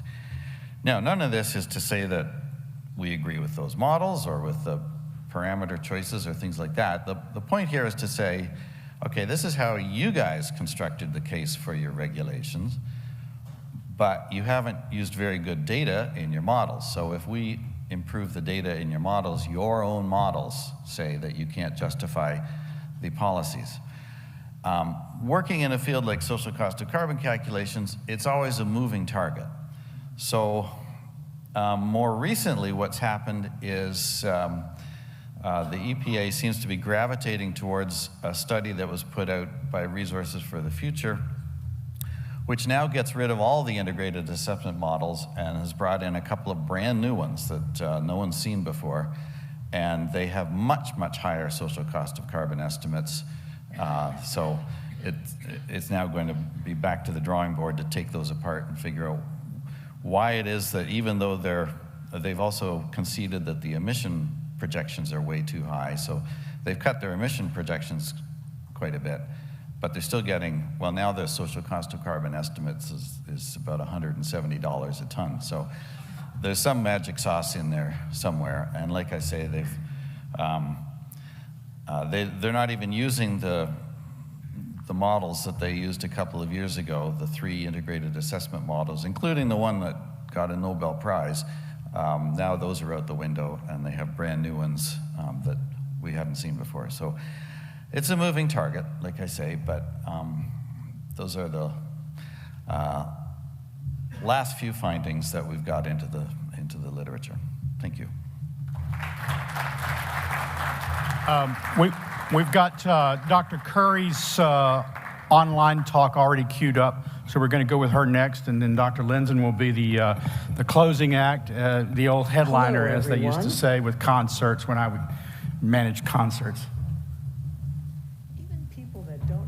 About climate science have heard that 97% of climate scientists agree. But exactly what do they agree on? Not nearly as much as is portrayed in the media. Everyone agrees that surface temperatures have increased since 1880. Humans are adding carbon dioxide to the atmosphere, and carbon dioxide and other greenhouse gases have a warming effect on the planet. However, there is much disagreement on the most consequential issues. How much of the recent warming has been caused by humans? How much the planet will warm in the 21st century? whether warming is dangerous, and how we should respond to the warming to improve human well-being. The first 2 points are in the realm of science, requiring logical arguments, model simulations, and expert judgment to assess whether and how much. The issue of dangerous is an issue of societal values about which science has little to say. Whether reducing CO2 emissions will improve human well-being is an issue of economics and technology. This is also contingent on the relative importance of natural climate variability versus human-caused global warming for the 21st century. Nevertheless, we are endlessly fed the trope that 97% of climate scientists agree that warming is dangerous and that science demands urgent reductions in CO2 emissions. So why do scientists disagree? The most fundamental source of disagreement regarding the theory of human-caused climate change is natural climate variability. Why do climate scientists disagree on the relative importance of natural versus human-caused climate change? Well, the historical data is sparse and inadequate, particularly in the oceans. There's disagreement about the value of different classes of evidence, notably the value of global climate model simulations and paleoclimate reconstructions. There's also disagreement about the appropriate logical framework for linking and assessing the evidence. And finally, there's little acknowledgement that some climate processes are poorly understood or even unknown. Science works just fine when there's more than one hypothesis to explain something. In fact, disagreement spurs scientific progress through creative tension and efforts to resolve the disagreement.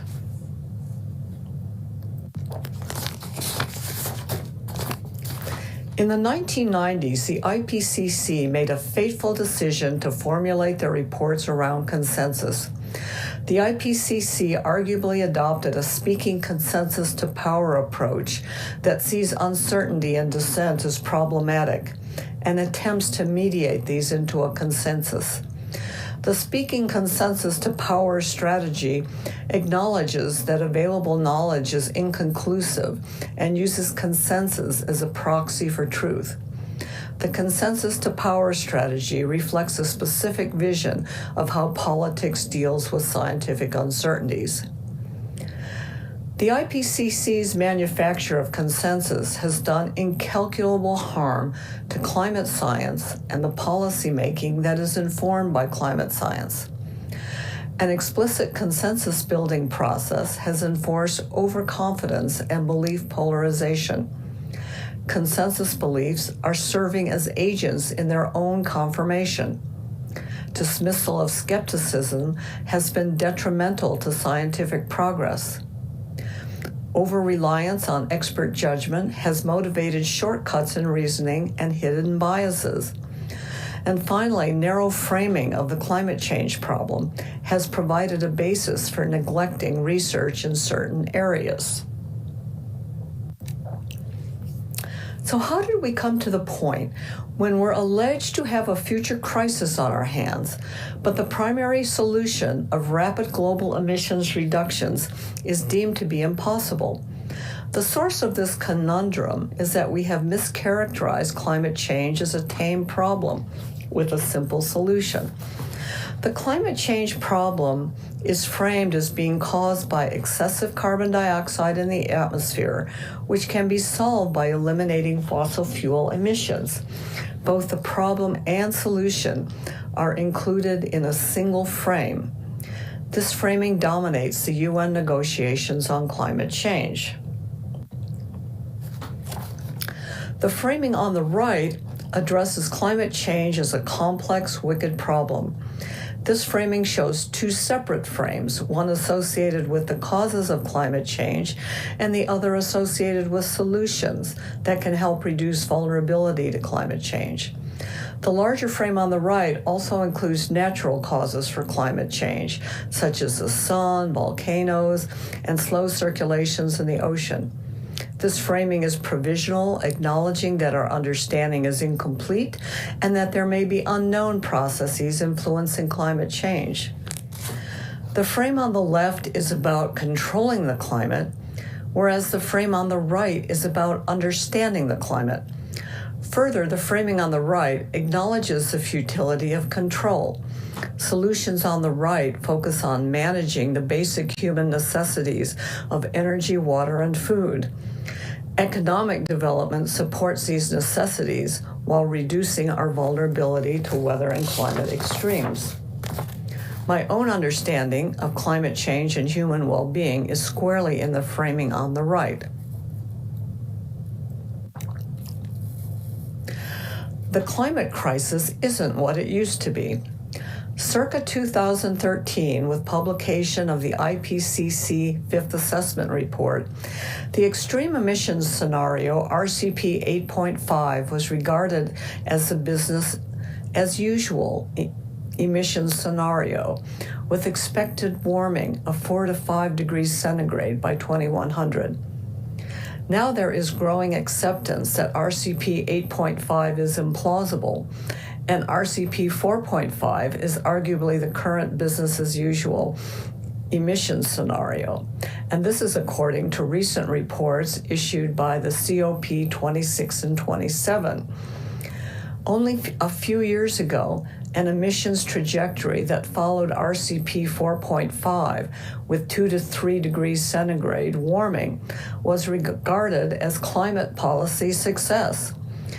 As limiting warming to 2 degrees seems to be in reach, the goalposts were moved in 2018 to reduce the warming target to 1.5 degrees centigrade.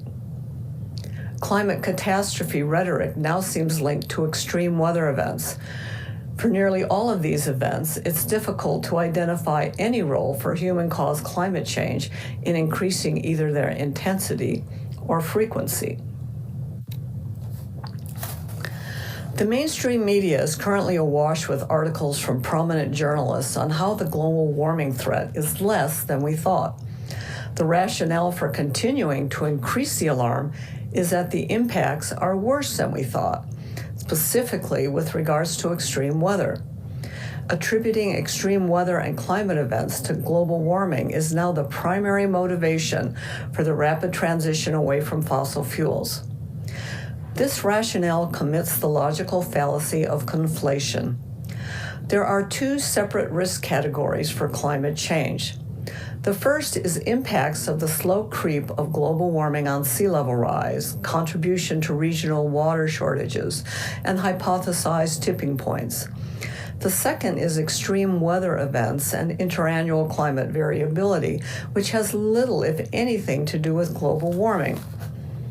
The proposed management strategy for both risk categories is to eliminate CO2 emissions. This strategy may have some incremental benefits in the 22nd century, but will not help with the emergency risks associated with extreme weather events. The appropriate way to deal with the emergency risk is fundamentally regional through economic development and vulnerability reduction. The urgency of addressing emergency risk is being used to motivate the urgency of reducing the incremental risk from emissions. Ironically, attempts to reduce emissions are exacerbating energy poverty and unreliability, which is increasing the emergency risks. One would logically think that if warming is less than we thought, but impacts are worse, that the priorities would shift from CO2 mitigation towards development and adaptation. However, that hasn't been the case.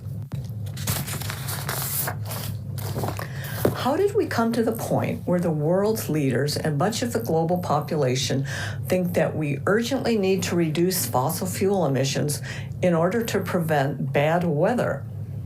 Not only have we misperceived the climate risk, but politicians and the media have played on our psychological fears of certain type of risks to amp up the alarm.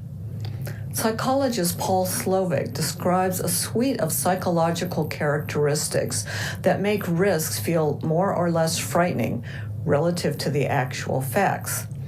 In each of the risk pairs on the left half of the slide, the second risk factor in bold is perceived to make the risk worse than it actually is. For example, risks that are common, self-controlled, and voluntary, such as driving, generate the least public apprehension. On the other hand, risks that are rare and imposed and lack potential upside, like terrorism, invoke the most dread. Activist communicators emphasize the man-made aspects of climate change, the unfair burden of risks on undeveloped countries and poor people, and the more immediate risk of severe weather events. The recent occurrence of infrequent events, such as hurricane or flood, produces elevated perceptions of the risk of low probability events. This then translates into perceptions of overall climate change risk. The cultural theory of risk proposes that our views on risk are filtered through cultural worldviews about how society should operate. Our perceptions of climate risk have been cleverly manipulated by propagandists. Even if the initial harm from climate change is small, the social risk is being greatly amplified by the collective responses and irrational behaviors of individuals. The response to climate risk, driven by alarmism and extinction rhetoric, has arguably crossed the threshold to actually increasing the social risk associated with climate change, including increasing risks from energy poverty and unreliability. Leading risk scientists and philosophers who don't have a particular dog in the climate fight have expressed their concern about how all this has evolved and where it is headed. Norwegian risk scientist Terje Aven has this to say: "The current thinking and approaches have been shown to lack scientific rigor, the consequence being that climate change risk and uncertainties are poorly presented. The climate change field needs to strengthen its risk science basis to improve the current situation." Philosopher Thomas Well has this to say: "The global climate change debate has gone badly wrong. Many mainstream environmentalists are arguing for the wrong actions and for the wrong reasons, and so long as they continue to do so, they put all our futures in jeopardy."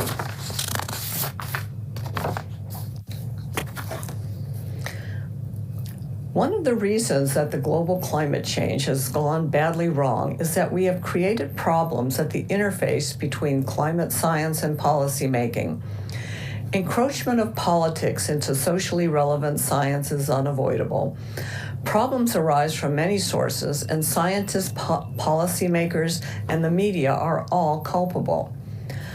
Policymakers misuse science by using science as a vehicle to avoid hot potato policy issues, by expecting black and white answers to complex problems, demanding scientific arguments for desired policies, and funding a narrow range of projects that supports preferred policies. Scientists misuse policy-relevant science by playing power politics with their expertise, conflating evidence with expert judgment, ignoring data and research paths that undermine their political preferences, entangling disputed facts with values, and intimidating scientists whose research interferes with their political agendas. Climate science is far from the only area of science that has been politicized. Others include COVID-19, gender studies, and genetically modified food. Cancel culture is alive and well in the sciences, where scientists that disagree with an interpretation that supports desired policy objectives are ostracized, with some even losing their jobs. The wickedness of the climate problem is related to the duality of science and politics in the face of an exceedingly complex problem. There are two common but inappropriate ways of mixing science and politics. The first is scientizing policy, which deals with intractable political conflict by transforming the political issues into scientific ones. The problem with this is that science is not designed to answer questions about how the world ought to be, which is the domain of politics. The second is politicization of science, whereby scientific research is influenced or manipulated in support of a political agenda. We have seen both of these inappropriate ways of mixing science and politics in dealing with climate change and also the pandemic. There's a third way, which is known as wicked science. Wicked science is tailored to the dual scientific and political natures of wicked societal problems. Wicked science uses approaches from complexity science and systems thinking in a context that engages with decision makers and other stakeholders. Wicked science requires a transdisciplinary approach that treats uncertainty as of paramount importance. Effective use of wicked science requires that policymakers acknowledge that control is limited and that the future is unknown. Effective politics provides room for dissent and for disagreement about policy options and includes a broad range of stakeholders. I have a new book that is in press entitled Climate Uncertainty and Risk. The subtitle for the book is Rethinking the Climate Change Problem, the Risks We Are Facing, and How We Can Respond. This book encompasses my own philosophy for navigating the wicked problem of climate change. As such, this book provides a single slice through the wicked terrain. By acknowledging uncertainties in the context of better risk management and decision-making frameworks, in combination with techno-optimism, there's a broad path forward for humanity to thrive in the 21st century.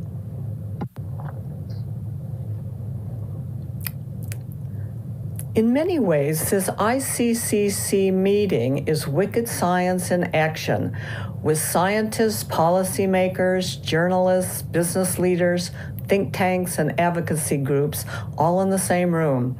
A broad range of perspectives is being presented and discussed at this meeting. Our challenge is to effectively harness all this in context of complexity science and systems thinking. The next time someone calls you a denier, you can respond with this: give me a break, I'm a wicked scientist. Thank you.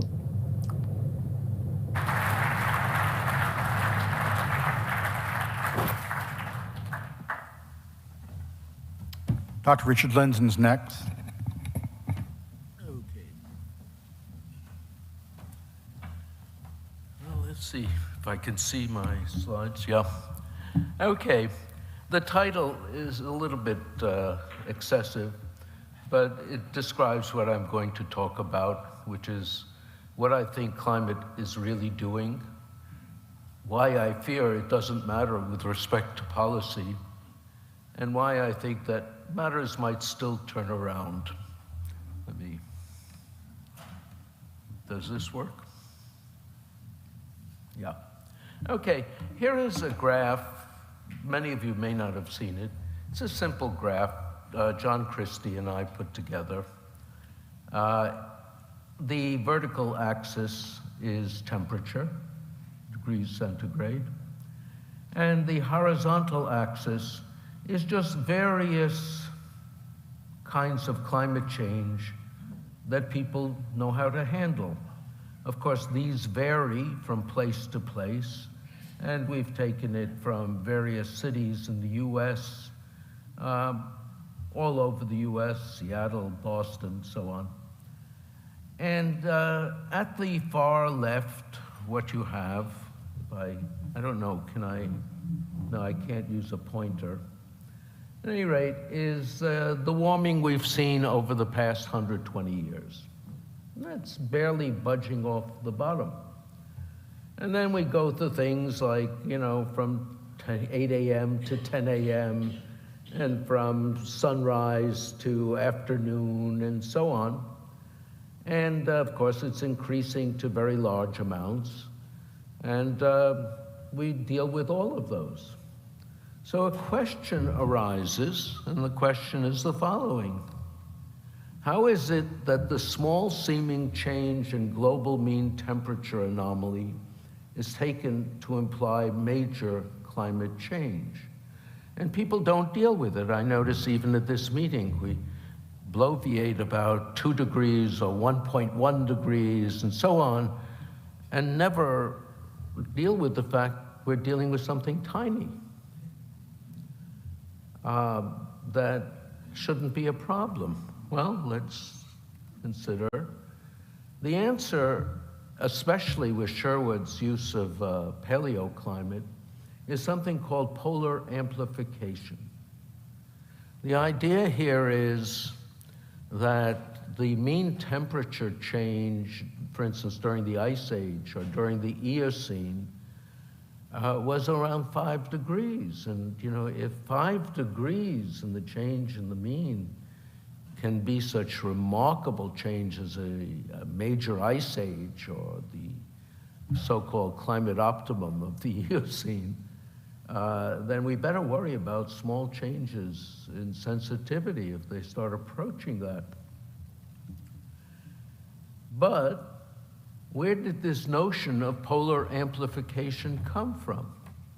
And again, nobody is dealing with that here, but it turns out to be a crucial idea.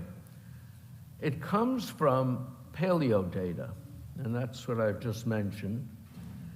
In paleo data, the change in the tropics to pole temperature difference, I'm referring to it here by little delta T2, is listed here. So you have these changes in the tropics to pole, 20 degrees in the Eocene, 40 degrees today, 60 degrees roughly during the glacial maximum. And they were accompanied by small changes in tropical temperature.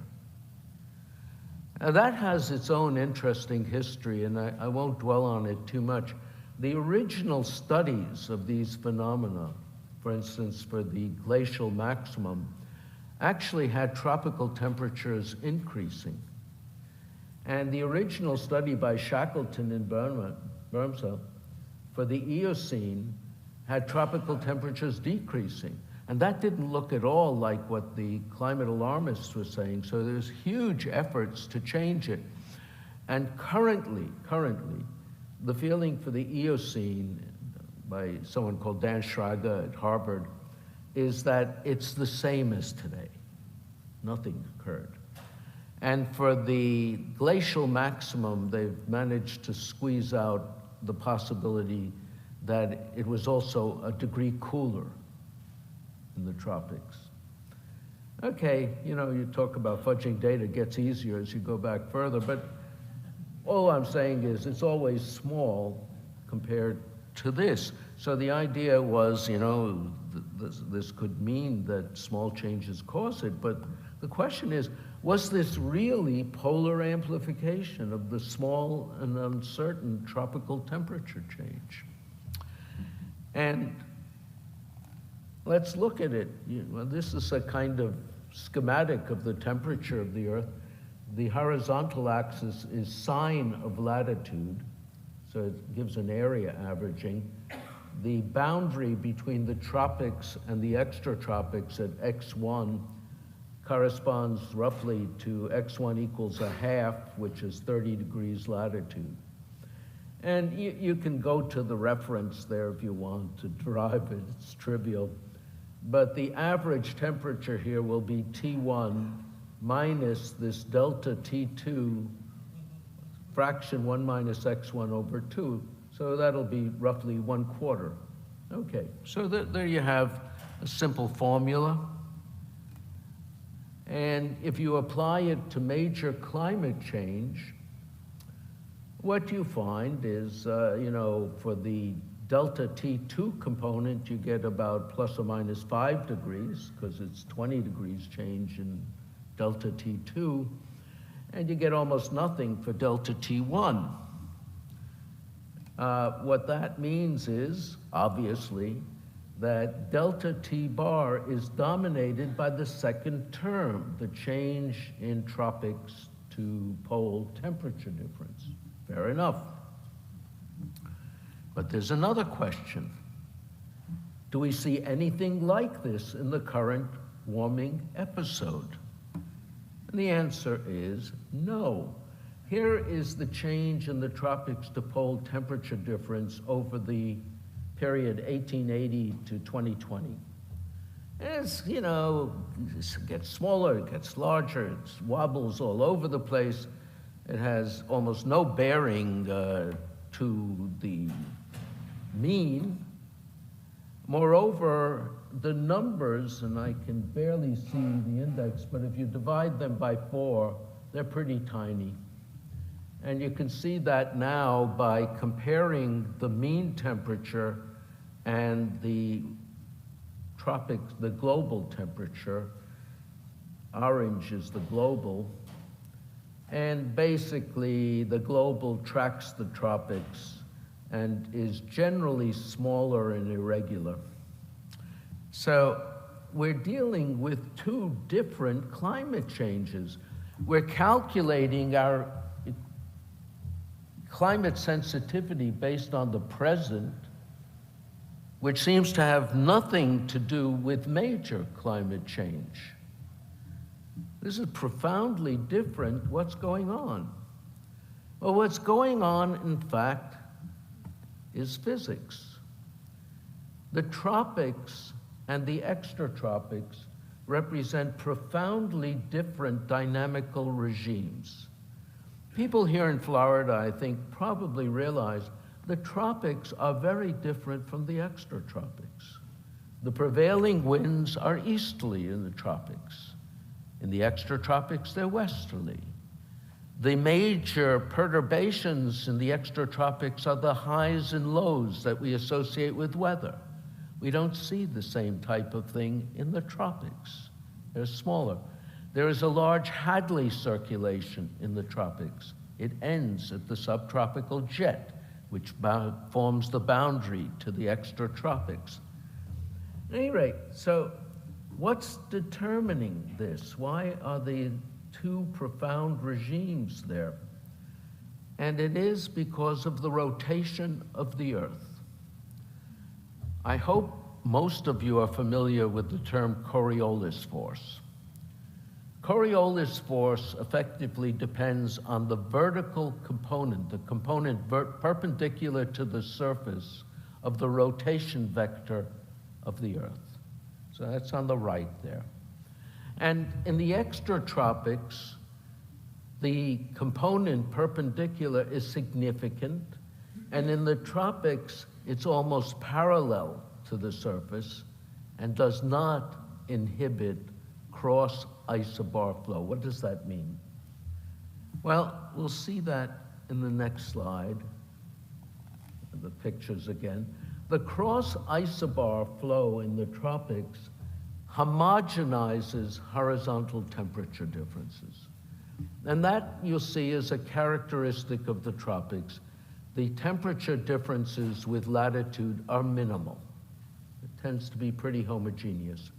On the other hand, where you have a Coriolis force in the extratropics, it inhibits wiping out the gradients, and we have the gradients. On the other hand, it has limits. It is due to an instability, and if you go beyond a certain point, the instability stops. And what did I just do here? I pushed the wrong button. Yeah. Okay. At any rate, so you have the cross isobar flow homogenizing the tropics. In the extratropics, you have what is called baroclinic instability, the highs and lows. And their limit, it turns out, it's a really hard calculation. It was done by colleagues Malta and Ferrari at MIT. What it determines is the slope of one of these bars. What these bars are isentropic surfaces. For those of you who know meteorology, those are surfaces in potential temperature. And baroclinic instability says that the isentrope along which transport occurs, that leaves the surface at the boundary of the tropics, that isentrope has a slope, and that slope determines the polar tropopause. Okay, that's technical, but it determines the temperature difference between the tropics and the pole at the polar tropopause level, about 6 kilometers. And it sets it to about 20 degrees. That's an interesting number. That is the temperature difference during the Eocene, when we had no ice and so on. You'll notice some of these bars originate not in the tropics, but at the surface. And they have an important role as well. The ones originating at the surface allow the influence of extratropical surface conditions, including the role of ice, which produces what's called the Arctic inversion, and the influence of ocean transport. But the crucial thing is the processes that determine the temperature difference are extratropical. On the other hand, the temperatures that determine the tropics do depend on the greenhouse. And the fluxes in and out. But turning back to this, it's telling you you do not have polar amplification. On the contrary, whatever is happening in the tropics is just an additive constant to the temperature everywhere. And so if you have 1 degree, 1.5 degrees, it doesn't give you a big thing in the Arctic, it gives you 1.5 degrees. And we've been sort of screwing around and ignoring the general circulation.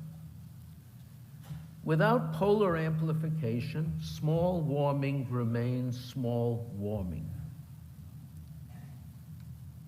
And for major climate change, like the Eocene or the Ice Ages, greenhouse-based climate sensitivity is largely irrelevant. Okay, in point of fact, although this is a major problem, it's completely ignored.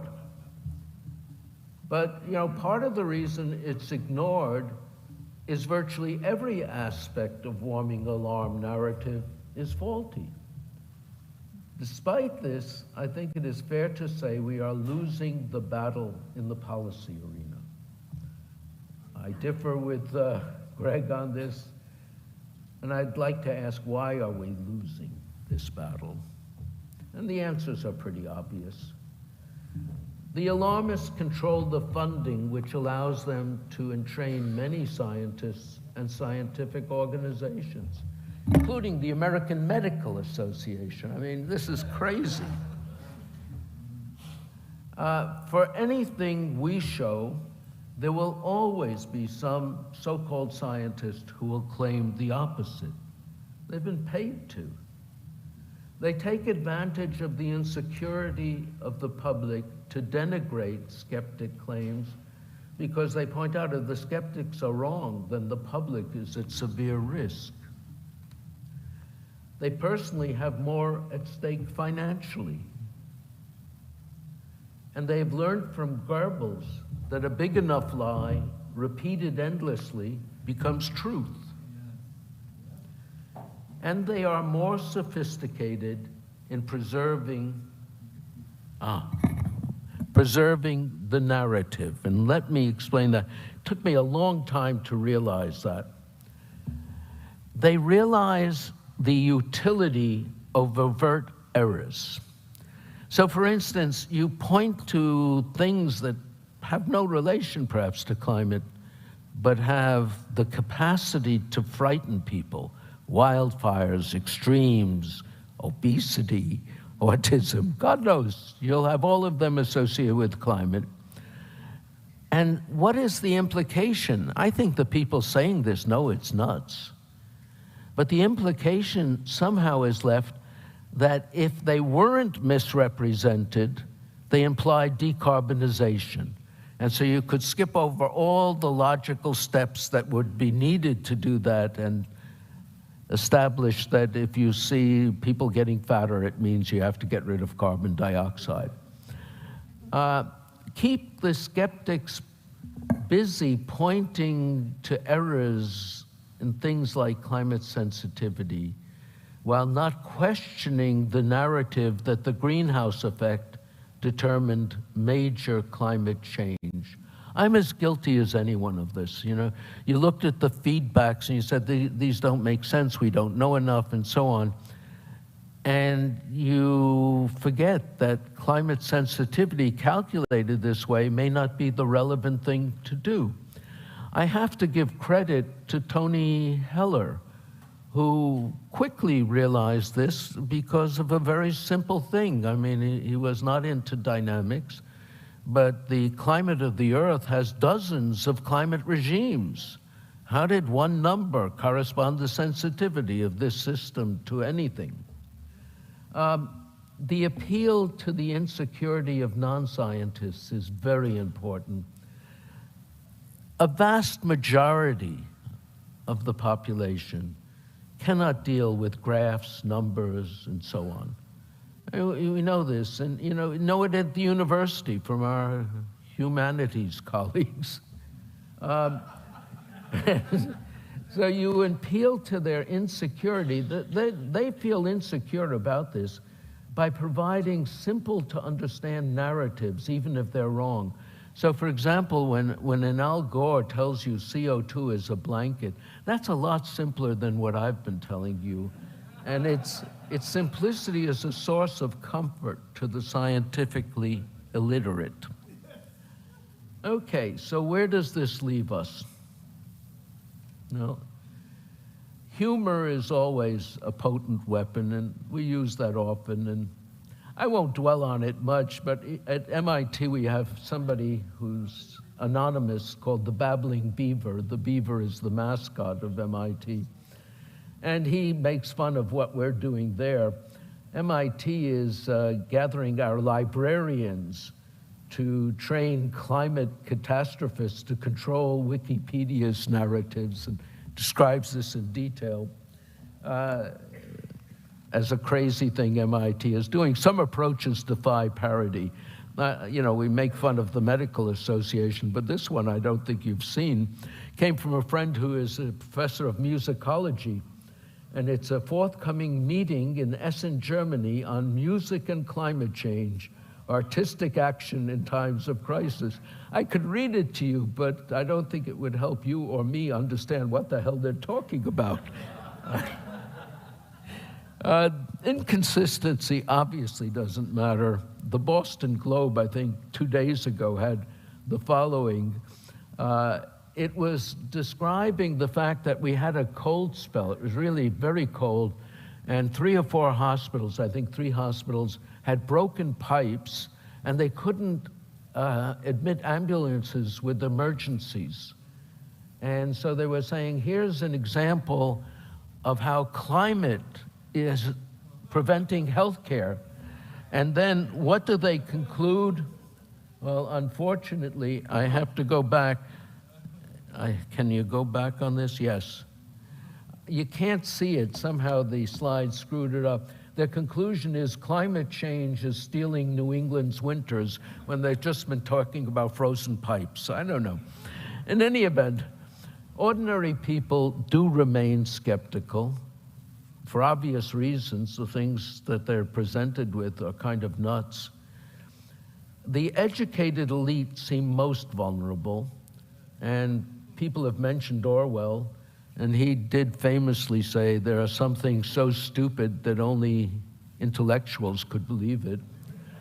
And there are reasons for that. I mean, what is the good student except the person who can rationalize whatever the professor says? So, but in any event, I think people in general of goodwill do want to believe that their government is not out to get them, which may be a false wish.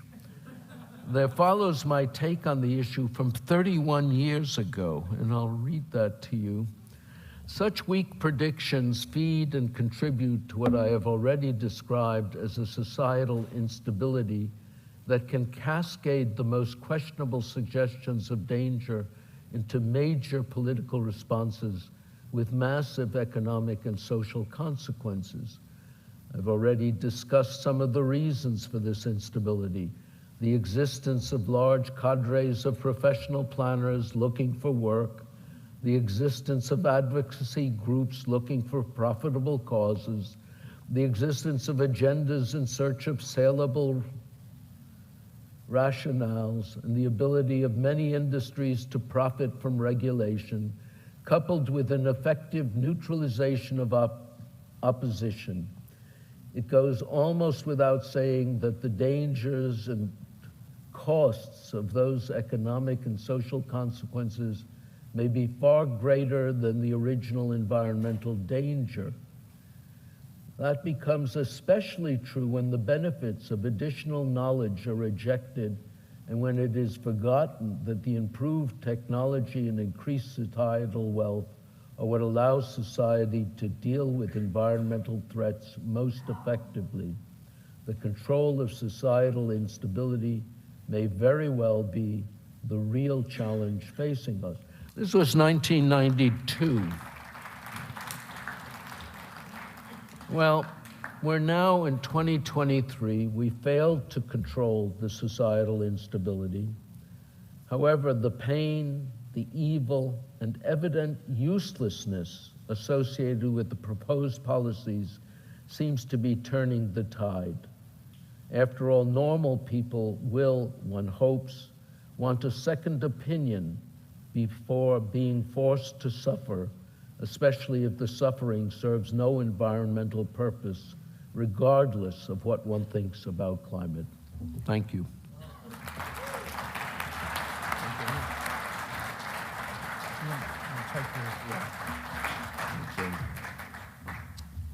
Before I open it for questions, I'm going to share an anecdote because I was listening to Dr. Lindzen, and you have to know me and my father's relationship. He's very proud of me. First in college, got a PhD, and he knows, politically where I stand, and he knows politically where he stands, and so he calls me up and gives me a hard time every so often. And he called me up one day, and he had heard on the news about a new study that shows that climate change is increasing impotency among men. He says, "Now do you believe? Now do you believe?" He just cackled. He thought that was so funny, like that was going to all of a sudden change my mind. So, note on questions. We got plenty of time for questions. I want to get through as many as possible. So, I will recognize you. A monitor will come over with the speaker. I ask that you stand, identify yourself, ask the question to a particular speaker, but there's no follow-ups, there's no statements. We want to get through as many as possible. Nathan, could you please go him and then him?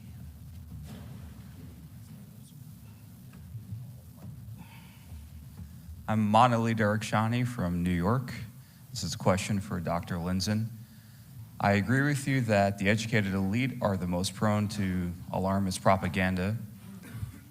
And it seems to me that the most compelling argument to the educated elite is the alleged 97% consensus among climate scientists and scientists more generally. And it seems to me if we want to make headway with the educated elite, we have to do our absolute best to convince them that they've been lied to about this particular consensus by reputable organizations, allegedly like NASA and the United Nations and so on and so forth.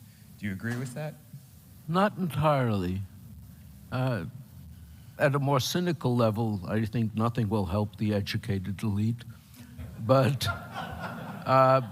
there's also another problem, and that is who speaks for NASA, who speaks for these organizations. I mean, I have personal familiarity with some of the modelers.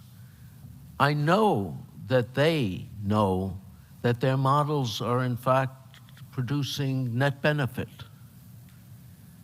They can't stress that to the funders. The work I did on the iris effect was done with NASA.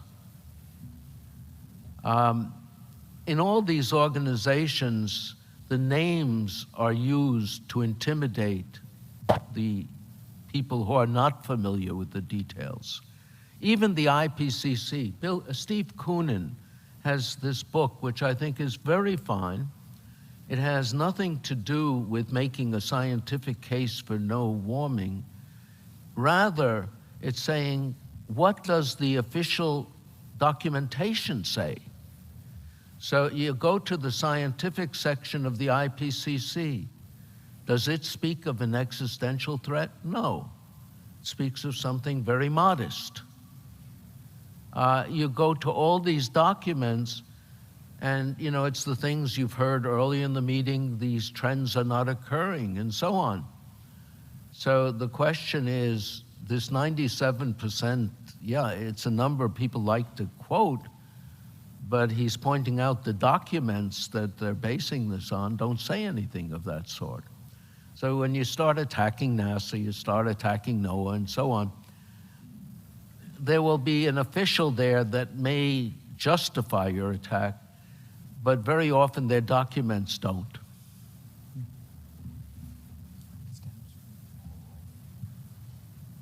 Bill Lindquist from conservative Marin County, California. Question for Ross. Ross, do you know, are there any plans to hold the EPA, along with yourself and several knowledgeable real scientists, before one of the House committees in Washington to question the EPA and have them defend the information that they've come up with that are determining a lot of these false policies by the agencies? I'm not personally aware of any scheduled hearings. It would likely be a possibility in the current Congress, but there are some people here from Washington think tanks who would be more likely to know if any committees are planning to look into that.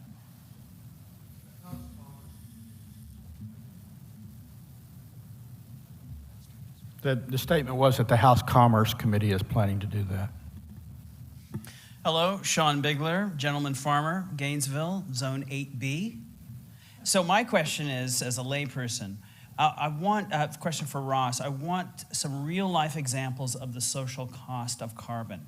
Bring it down to an individual or regional or demographic level, something that I can understand. And then I would like to propose a future study. What is the social cost of carbon zero?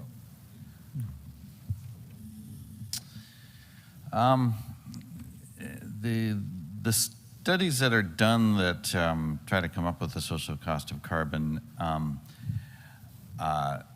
sometimes they look at things like, let's say in a warming climate, you're more likely to have longer heat waves, and that can damage agriculture in some regions. So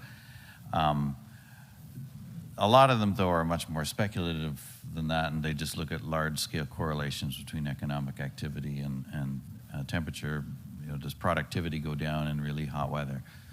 And then as far as the social cost, if you mean by the social cost of going to net zero emissions, yes, the mitigation policies are extremely expensive. Even small-scale mitigation is expensive, and that's why the integrated assessment models keep coming back and saying, okay, you could justify eliminating the lowest value emissions out of all the economic activity, but that's very little, and the rest of it you should be prepared to live with. Richard would like to get in on Yeah, that as well. I have a question, Ross, and it's always bothered me a little bit. Where does the fact that rich societies deal with disasters better than poor societies enter to calculation of the social cost? Because if the policies render us poorer and weaker, they're certainly leaving us less resilient. How do you factor that in? Well, looking specifically at the agricultural literature, in the fifth assessment report, in the chapter where they looked at these studies of the effect of warming on agriculture, They went to the trouble of drawing 2 lines for each region. One was the studies that assumed there's no adaptation, and one was the studies that assumed adaptation.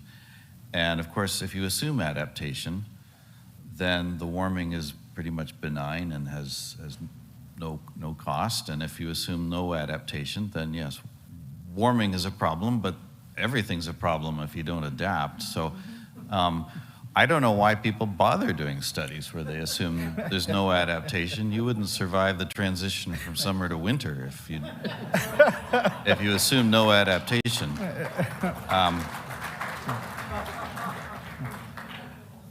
So just on a basic level like that, yes, people will run all kinds of studies where they make assumptions that even wealthy people don't bother adapting.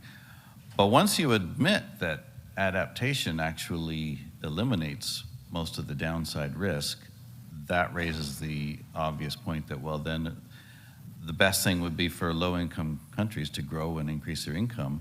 And that was an argument that Thomas Schelling made back in 1992 when he did his American Economic Association presidential address, and he went through all the consequences of climate on the economy, most of which you could dismiss because most economic activity happens indoors. But to the extent that it happens outdoors, his conclusion was the best thing really would be for poor countries to become rich. My name is Carr Ingham. I'm from Texas, and I'm an economist with the Texas Alliance of Energy Producers. The regulatory structure in D.C. and within EPA and the Biden administration in particular seems to be, if not pivoting to methane, certainly a heightened, much higher focus on methane. They're quick to point out that its warming characteristics are vastly greater than CO2, but slow to point out that its concentration in the atmosphere is much lower. But both from a physics and economics perspective, I'm wondering about methane in and of itself as a climate danger, and whether or not there's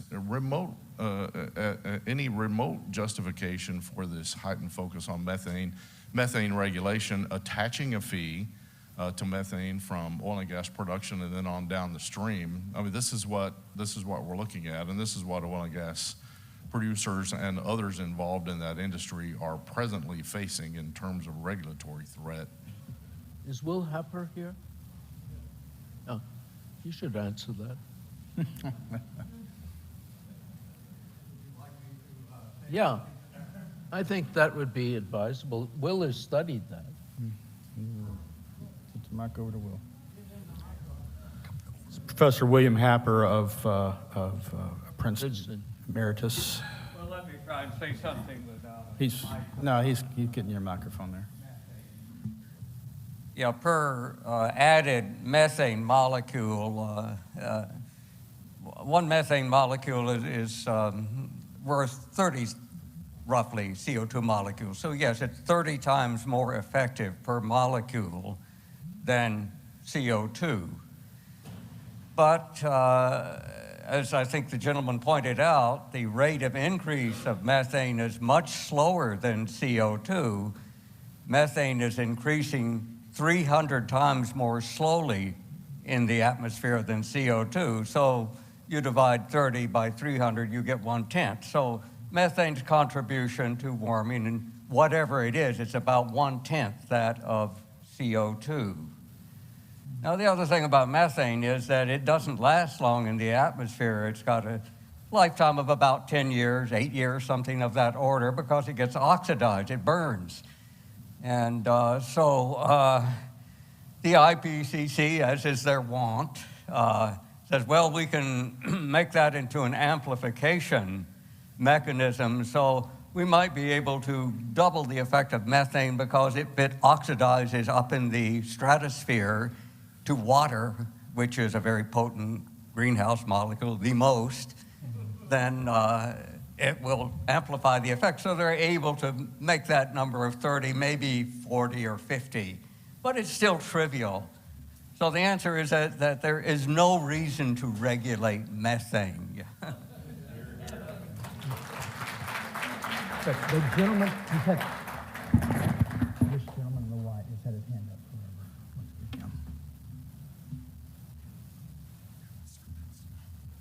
Just let me hold on.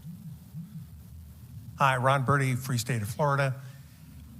In Fred Singer's last book, he mentioned that there was very little, we really don't understand natural variation. There's been no money put in it. I was a little surprised to read that from Fred. Is that your understanding? Do we not understand natural variation? Have we not studied it at all? Well, the answer is no, we're not totally ignorant of it. You have all sorts of things, the Atlantic multi-decadal oscillation, ENSO, El Nino. You have many phenomena that go over periods from 4 years, like El Nino, to ocean circulations that might be on the order of a millennium. We know they're carrying heat toward and away from the surface. The surface is not in equilibrium. Sure, a lot of things about natural variability are known. We know that there are things like the quasi-biennial oscillation in the stratosphere, which is saying that the average period of the circulation there is about 26 months. We know the models don't replicate it. So you're caught in a situation where, for example, you use a model that has no natural internal variability to estimate how much it'll change. No, we're not ignorant of it. We do know the models understate it, often completely miss natural internal variability. We know that nature has internal variability that's profound. Look, the sunspot cycle is 11 years. It's a big cycle. Is it forced from something? No, it's internal.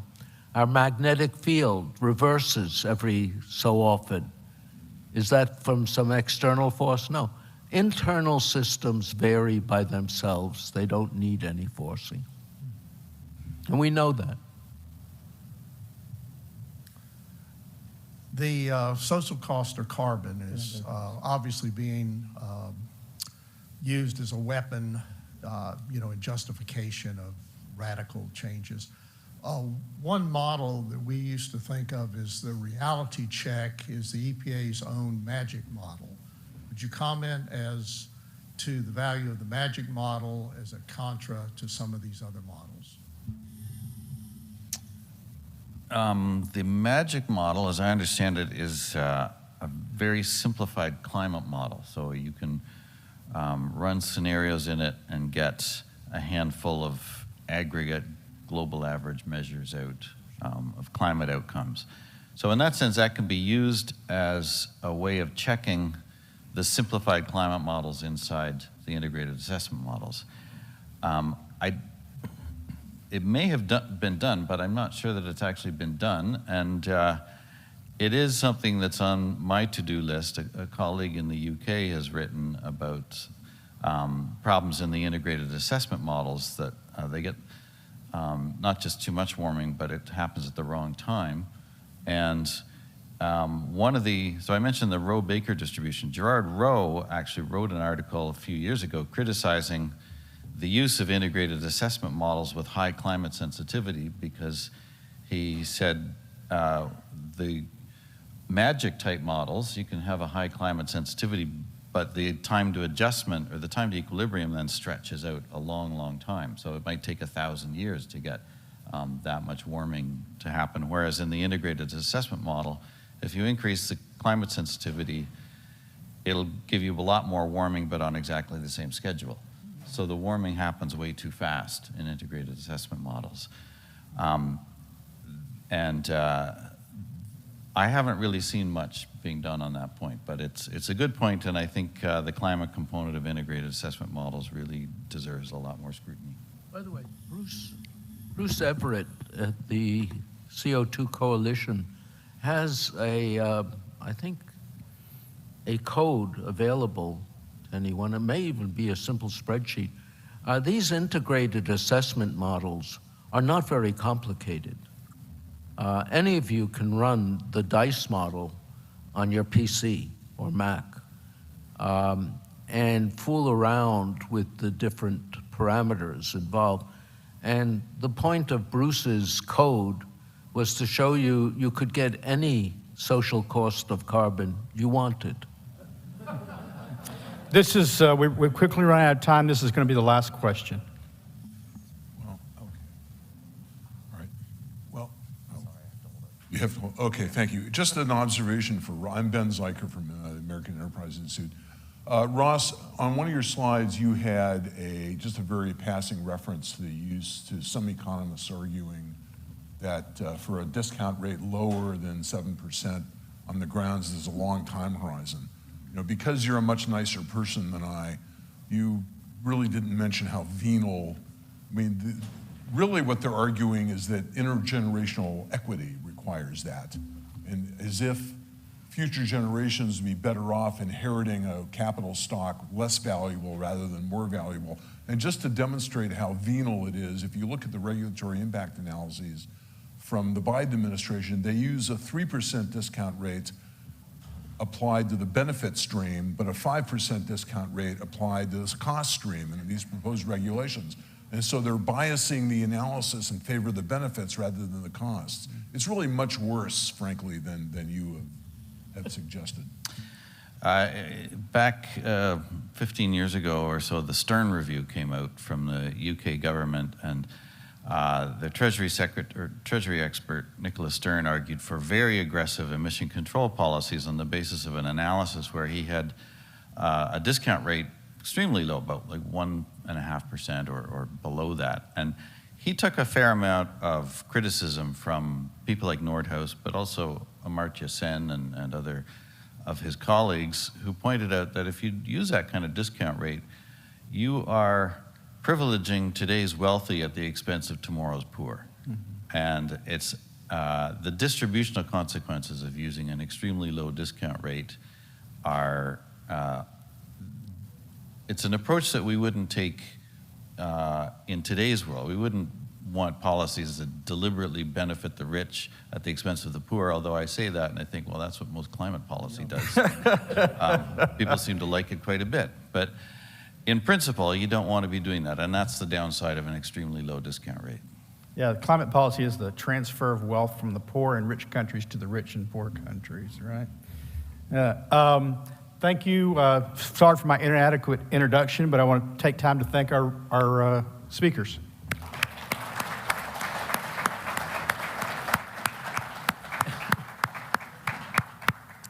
Got 15 minutes for a break and then lunch across the hall. Okay. What a mess.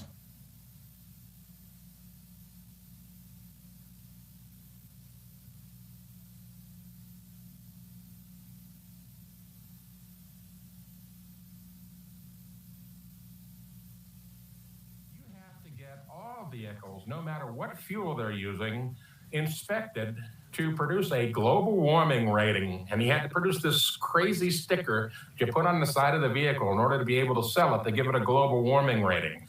Now, they couldn't just simply do something simple like have some inspector look under the hood and go, oh, yeah, it's electric, no emissions. No.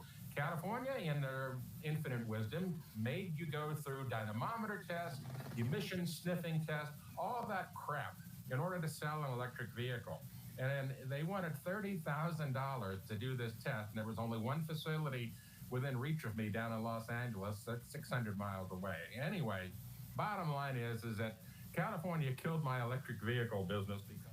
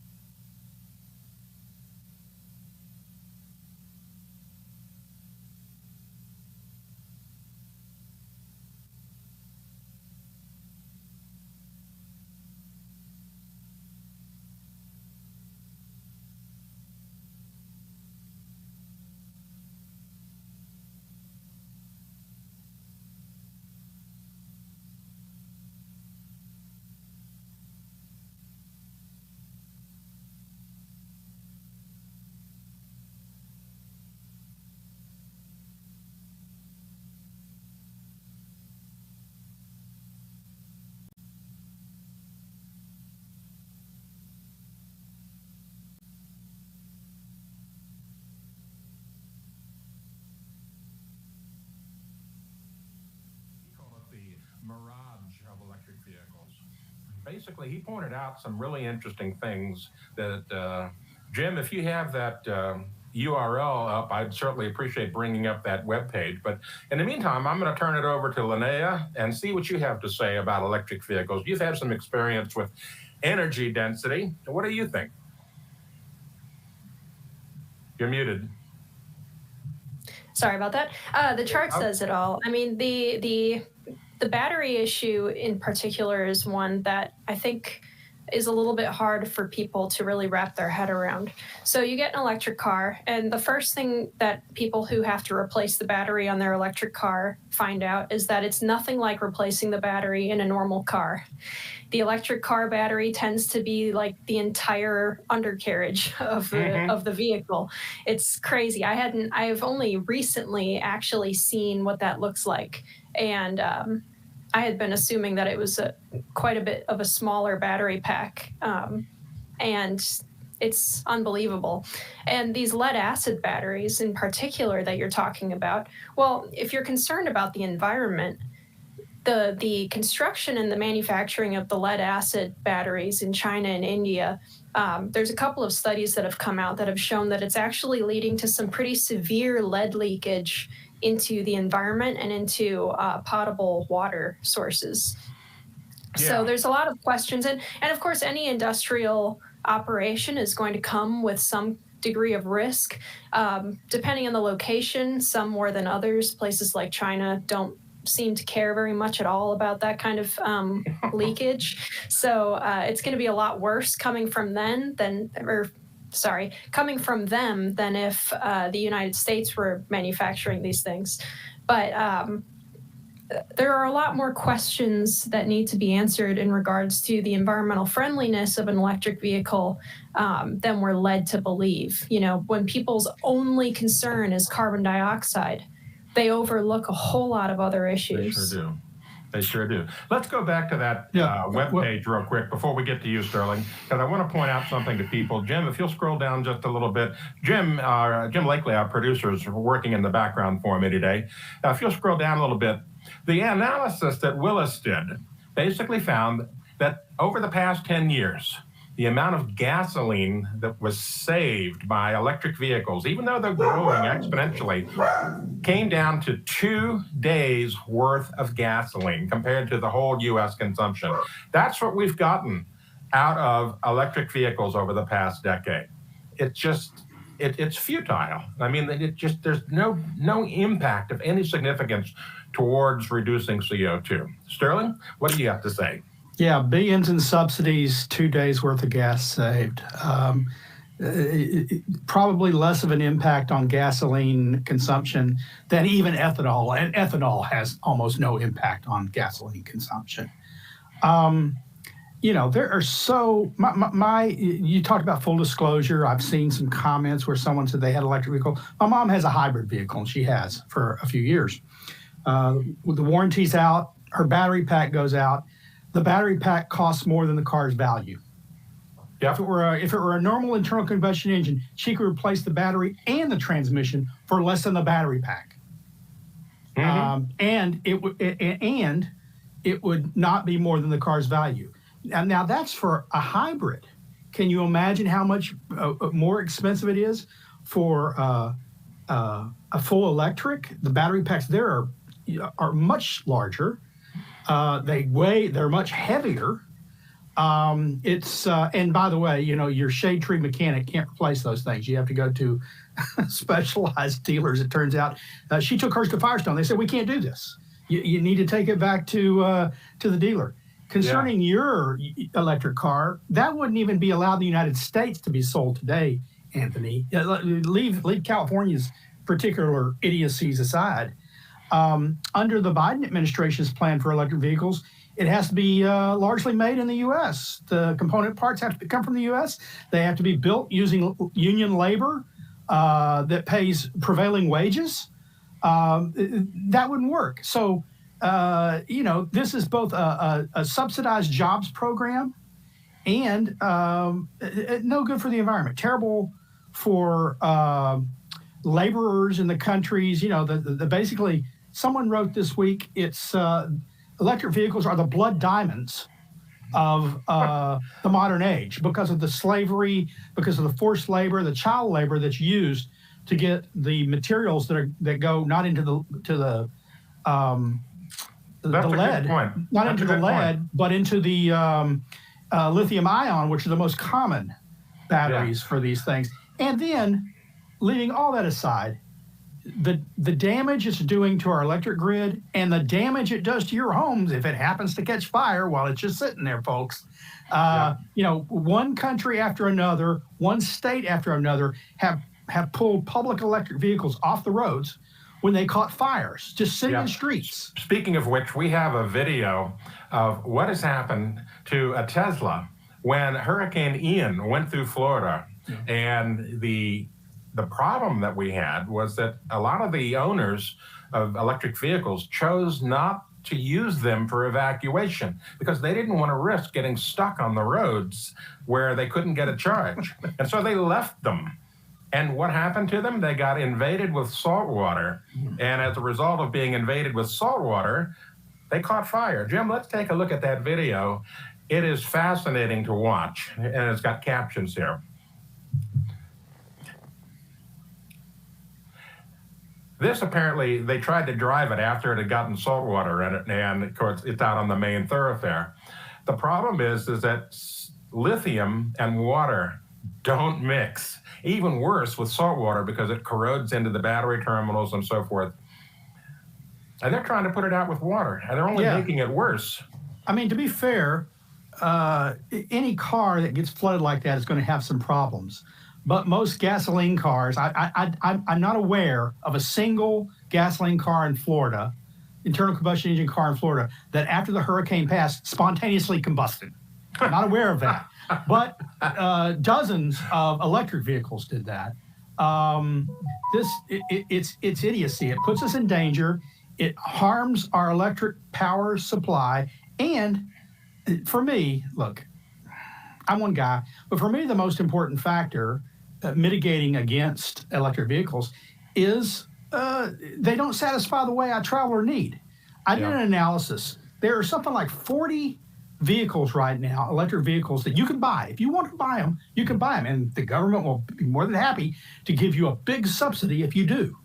It's coming from me, it's coming from Anthony, it's coming from Linnea, paying for you to buy your electric vehicle. Mostly pretty wealthy people buy these vehicles, so it's subsidy of welfare for the well-to-do. But there were only 2 vehicles being sold that I could get for sure to Houston and back. I mean, to Houston without a charge. That's if there's no traffic, if it's not too hot, if it's not too cold, you know, all the right Goldilocks conditions, then I could get to Houston. Other than that, every other vehicle, I'd have to stop for a charge. You say, oh, well, you have to stop to gas yourself up. Yeah, that's right. No, I don't actually. I can go to Houston and halfway back without having to put gasoline in my current vehicle. But if I had to stop, it would take me like 5 to 10 minutes. Yeah. If you wanted to charge an electric vehicle, the charging time at a fast charger, not your average charger that most of these are, but a fast charger, if you can find it, is 30 minutes to an hour for a 20 to 80% charge. Right. On a trip like I took to Colorado, I would have lost my entire vacation traveling to and from Colorado, stopping to charge that vehicle, rather than getting there overnight, coming back in one day, and having 5 beautiful days to enjoy my time with no charging. Yeah. Let's get back to the fire for a second. Linnea, you've had experience working on oil platforms associated with, hard to put out fires. How would they put out a fire like this? Right. So it's the same with any fire having to do with electronics, and a lot of, it's not just, it is mostly electric cars that have this problem now, but the more electronics you add to any car, the more of a risk you have of a fire that's difficult to put out because of the materials like lithium and stuff that go into them. So offshore, if you get a fire in an electrical panel or any place that there is battery storage, anything like that, what they can do on the drill ships that I worked on is they can actually close off the room airtight. and suffocate and pump CO2 into the room and suffocate the flame out. And then when they know that there's no spark chance or anything, they'll send someone in to get rid of the equipment that's causing a problem. But yeah, it's CO2. It's so what you're saying is, yeah, CO2. You know, you got to use CO2 to put out the savior of the planet for CO2. Right. But I wanted to point out too, Sterling, with you talking about the range issue, there's a video that my dad sent me a while back from a YouTube channel that he enjoys. And actually this YouTube channel had a little bit of a controversy. The poor guy wasn't trying to get in the middle of any kind of political discussion, but he tried to take a Ford Lightning and do like a big towing project with it. And it just did not have the abilities that a normal pickup truck would have. And then he also went and tried to drive it around in the winter, and he ended up getting rid of it because the range was reduced by half in the winter because of the cold. Batteries don't operate very well in those kinds of temperatures. They also don't operate very well in high temperatures. Yeah. So there's a whole lot of issues. And it's not to say that the technology will never get there. Like if we have some random magic breakthrough in batteries, which they've been promising for decades, you know, who knows what could happen. So I don't want to dismiss the entire concept of an EV, but current EV technology can't be mandated because it's just not there. Anyone who wants an electric vehicle should have the right to buy an electric vehicle. I got no problem with that. But I shouldn't be paying for their electric vehicle. I shouldn't be subsidizing that purchase because the government's decided these things are better when they are not. And, you know, you talk about Alaska. That's right. Alaska, there are cities in Alaska that tried to replace their diesel bus fleet and their natural gas bus fleet, because they had some natural gas buses, with electric vehicles. They shut that project down. San Francisco tried electric buses. They pulled them off the road. It was either Connecticut or New Hampshire recently that the governor signed, one day he signed a bill saying we're transitioning our public fleet to all electric vehicles. And the very next day, the only city that had bought electric buses so far pulled its entire fleet off the road of 7 buses because one of them caught fire while it was sitting in a parking lot. It just speaking of catching fire, I want to get into a couple of videos to help our viewers get an understanding of just how volatile lithium and water together are, or even lithium and air.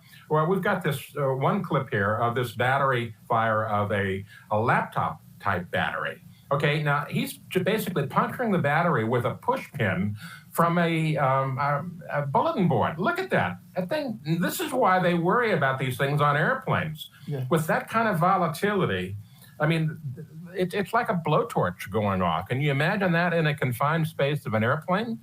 And they had problems like this with batteries, lithium batteries on transport ships. There was a fire a couple of years ago of a ferry boat where they had some lithium battery cars on the ferry boat, and the ferry boat caught fire because the lithium battery caught fire while it was being transported.